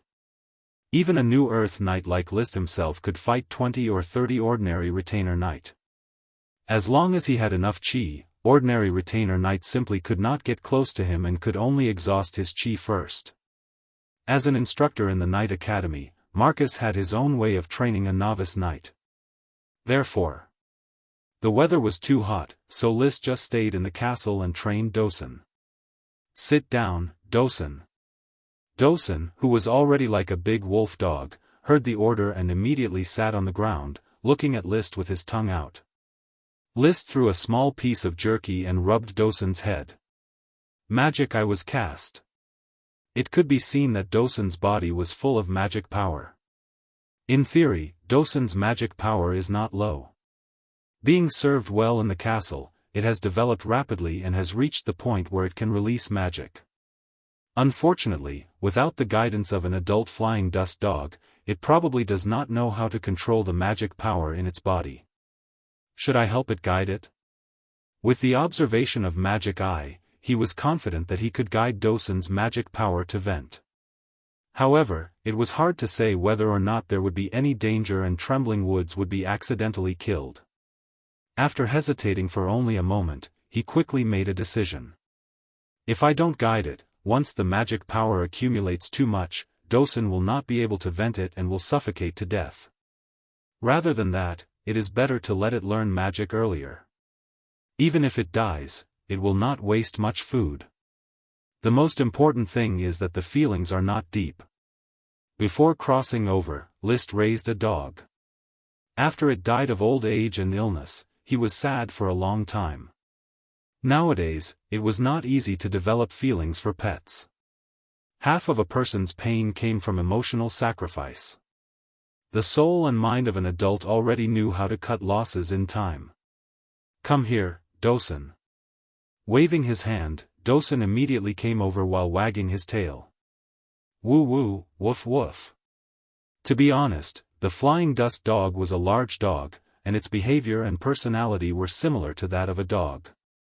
Perhaps this was also the reason why it was called the flying dust dog. It was a dog that was even more irascible than normal dogs. "I will teach you magic next." List appeased the flying dust dog, calmed it down, and used magic eyes to observe the flow of magic in its body. Magic and battle aura were all magical powers. The difference was that magic was extracted from the outside world by mages, while combat energy was extracted from the knight's own body. That was why a magician could control many types of magic, such as a fireball or a water arrow. A knight could only control his own combat aura. And the magic of World of Warcraft. Half of it was refined by itself, while the other half was absorbed from the outside world. Its recovery speed was far faster than that of a human magician or a knight. As for the release of magic, a magician only needed to guide the elements in the air to arrange and combine them into various spells. A knight, on the other hand, needed to attach his combat energy to his weapon to prevent it from escaping into the air. World of Warcraft certainly cannot learn the complex casting methods and profound magic knowledge of magicians. Therefore, the release of magic is more like an instinctive reaction of the body. I guide its magic to vent, and then it will naturally release rock thorns. It should be like this. Just like how a knight released his combat energy. A knight generally released his combat energy through his hands. List thought, which part of his body should Dosun use to release magic? Claws? Claws shouldn't work, so he should use them to walk. He had never heard of a knight releasing his combat energy with his feet. Suddenly, he remembered the Windblade wolf he encountered when he first came to the Flower Town and patrolled the Thorns Ridge. The Windblade wolf released magic from its mouth, Windblade. Judging from the structure of the animal's body, the most suitable place for them to release magic should be the mouth. Therefore, I have to channel Dosun's magic energy into its mouth and then break through the shackles. This shouldn't be difficult. In my memory, my predecessor was quite stupid, but when he released his combat energy for the first time, he didn't encounter any difficulty. With this in mind, his hands had already started. He pressed down on Dosun, surged his combat energy, and guided the magic energy in Dosun's body. Woo-woo. Dosun, as if it was burning, struggled frantically. However, it was still only a few months old puppy and couldn't break free from the Earth Knight's shackles.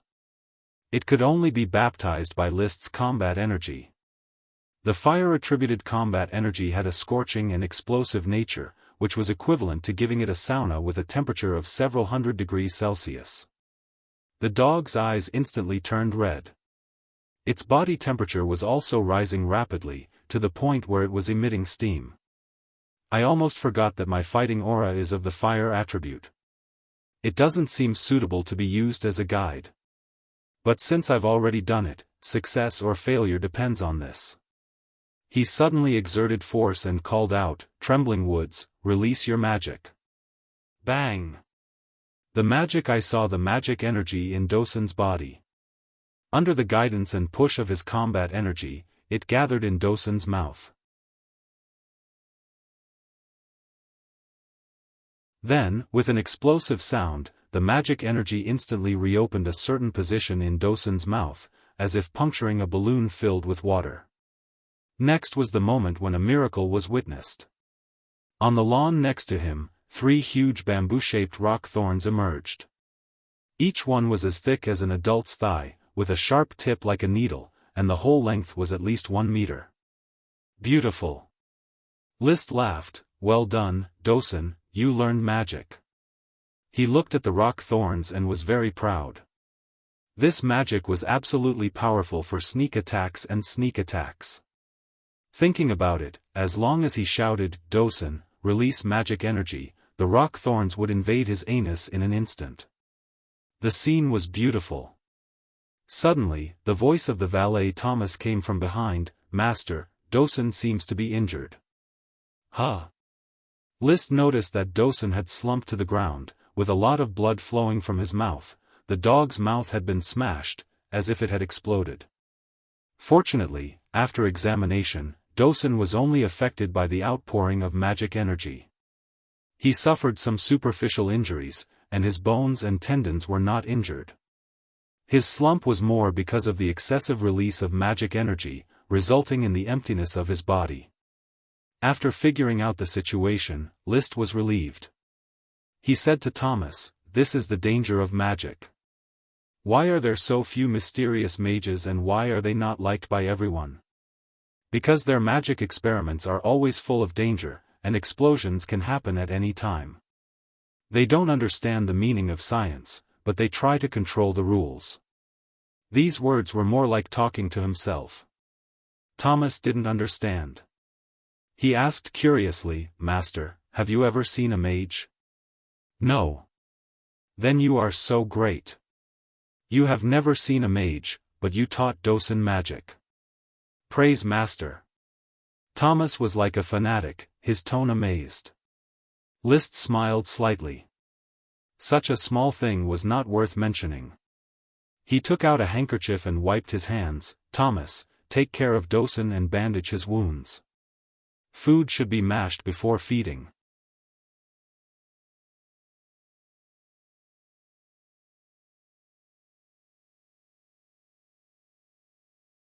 Chapter 59.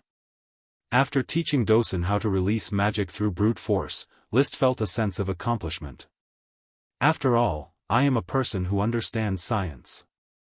Experiment, do more experiments, this was the foundation of science. Just like how he easily figured out the state of the space ring, stationary, it could store ordinary objects, but not living things, the space ring would immediately obliterate the soul. List believed that the soul was also a movement of some kind of substance. After stationary, the soul would perish. He repeatedly put things in and took things out, experimenting with the consumption of magic power. At this stage, using the space ring consumed a bit too much magic power. He was busy, yet his life was very fulfilling.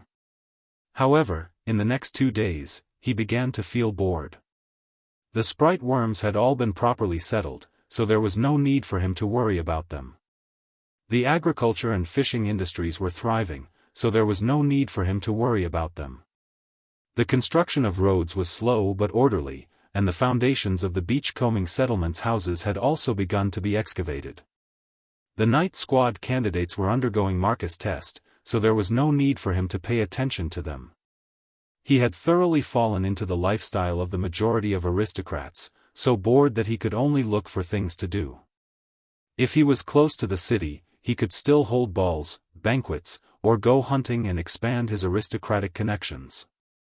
However, the flower town was quite isolated. There were only 4 people who were qualified to eat with him. He could not prepare banquets for the 4 of them every day. Therefore, List decided to find something else to do. He intended to attack the Thorns Ridge ahead of time.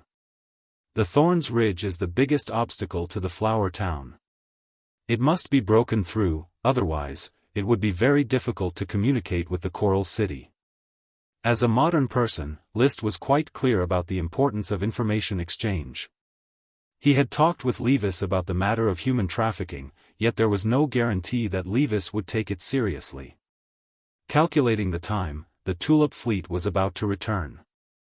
If Levis forgot to make arrangements for the next trade trip, then he would have to wait at least 3 months before there would be a new opportunity. The fleet would have to pass through many islands on a trade trip, which would take at least 3 months. If he missed this opportunity, the development of the flower town would be delayed for another 3 months. Although he was not pressed for time, but List still did not want to waste it. World of Warcraft is hard to deal with for now, but that's because World of Warcraft can launch sneak attacks at any time. If I cut down all the trees in the Thorns Ridge, would World of Warcraft still be able to defeat Marcus in the wilderness? Besides, I am not a vegetarian.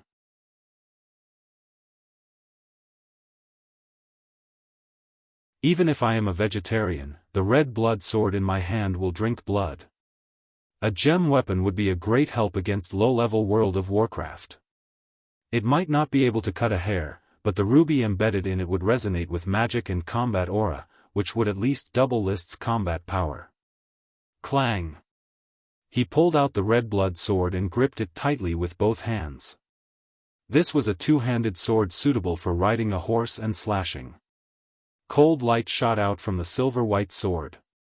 Heart of Fire Dragon Drill. With a light shout, List brandished the sword with both hands and slashed forward. The ultimate meaning of the Fire Dragon Drill was unleashed. Flames rose from the red-blood sword and charged forward. The air was scorched, giving off crackling explosions. This was a move that allowed man and horse to unite. During this time, List had been studying it and could already display it alone. Moreover, he could concentrate the attack in one direction without hurting himself. He sheathed the sword and stood erect. The flames in the air dissipated and everything returned to normal.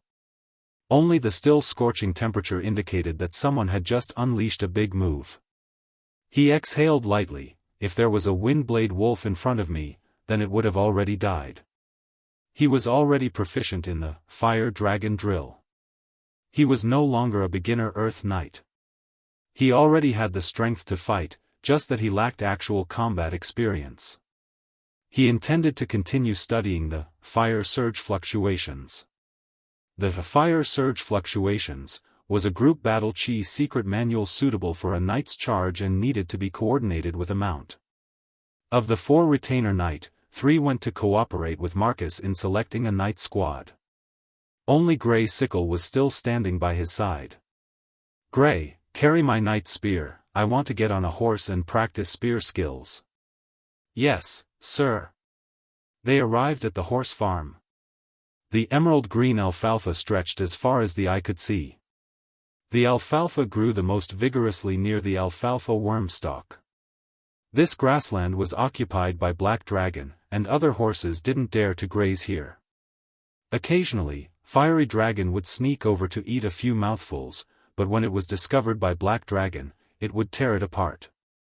Black Dragon, who hadn't entered estrus, didn't care whether the other party was a stallion or a mare. Tom, who had just returned from fetching water, saw that there was no serving man following behind List, so he hurriedly came over and asked, "Master, are you going to ride? Do you need me to fetch the harness?" "No need, you can go about your business." "Yes, master." List whistled. Suddenly, a pure black steed trod on the wind. It was Black Dragon with dragon bloodline. Its shoulder height was at least 1.9 meters, a bit taller than List. Therefore, it was necessary to jump on the horse. Riding such a tall horse was awe-inspiring.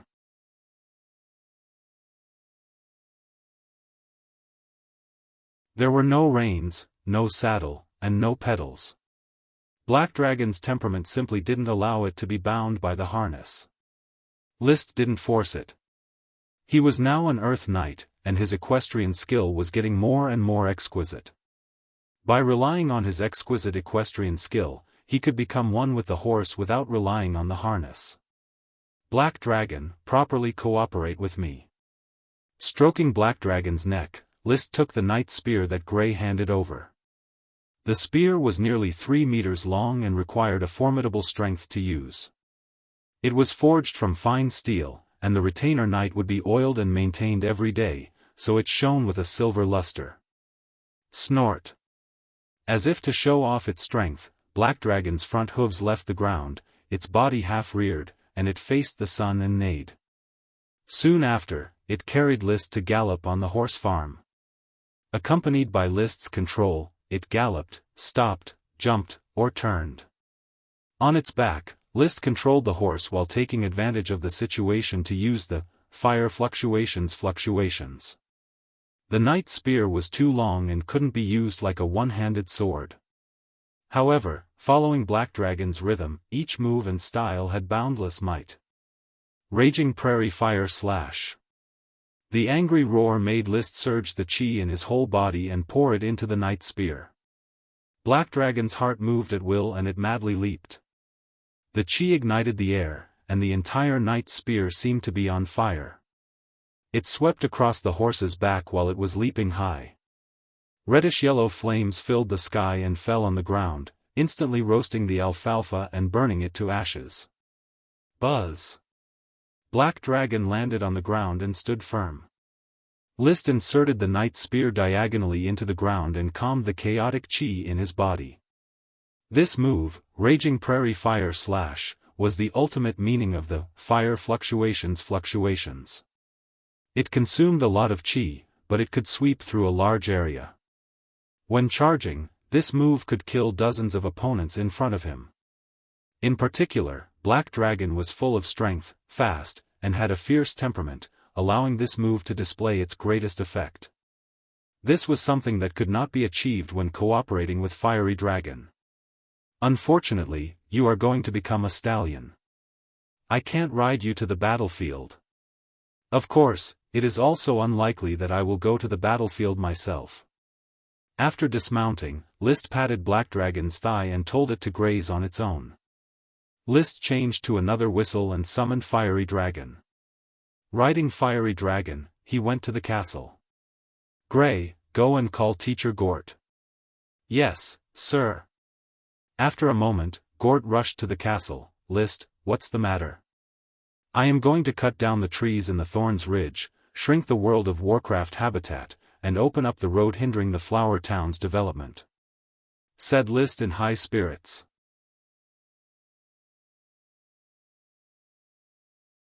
Gort frowned. Cutting down trees will inevitably encounter World of Warcraft. Wouldn't it be too risky? With me and Teacher Marcus personally escorting you, as long as you don't encounter a large number of World of Warcraft, there won't be any danger. After all, we will be fighting in an open area. Moreover, the Thorns Ridge's World of Warcraft is rare. I don't plan to cut down all of them, just the trees on both sides of the road. He would first cut down a part of the forest, then gradually shrink the World of Warcraft habitat. Once everything was ready, he would finish the battle in one fell swoop.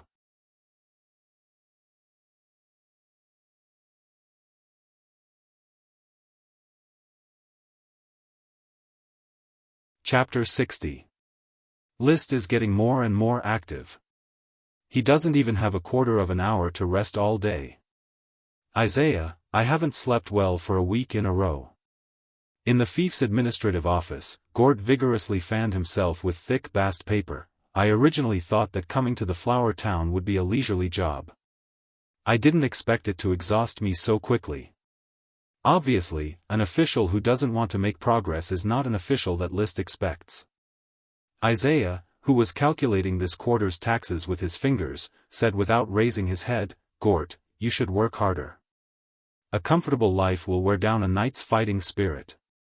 It seems that you, like Blair, have taken a liking to life in the Flower Town. I remember that when you first arrived, you complained incessantly. When I first arrived, I was indeed very disappointed. It was dilapidated, crude, and there weren't even many people here. Isaiah exercised his numb fingers. However, after getting used to it, I felt that the Flower Town has an unprecedented vitality. I had a chat with Marcus. He said that List is an aristocrat that stands out from the masses. Indeed. Gort spread his hands. Therefore, I feel that Marcus' wish to rise to the ranks of aristocracy rests on List. Meanwhile, my hope to revitalize my family may also lie here. It seems that you are serious. I can't continue to be mediocre. For the sake of my stupid son, I have to pull myself together. Alright, I have to pull myself together. I will go take a look at the progress of the construction of the oyster settlement's houses. Currently, the entire fief is short of manpower. I have to use my brain to organize a logging team. Having said that, after leaving the administrative office, Gort did not go to the oyster settlement, but instead returned to his residence in the fief. It was a two-story building that was originally the residence of a knight in the Taxation Revenue Division. Only lords could live in castles. Even if it was empty, ordinary people would not be able to live in it. Sir, you are back. Is today's work done? A young girl dressed in a flaxen skirt hurriedly came over and helped Gort take off his coat. Gort touched the girl's butt naughtily. Work can never be finished, but life has to go on. The girl blushed. Won't Sir Lord blame you if you don't go to work? I'm List's teacher, the town's administrator. I have the right to give myself half a day off. Freya, I miss you. I'm not in the mood to work. With that said, Gort hugged Freya and kissed her on the cheek. Then, he pushed the girl into the bedroom. Freya hurriedly struggled free and said in a panic, "Yes sir, it's daytime now." "What's wrong with the daytime?"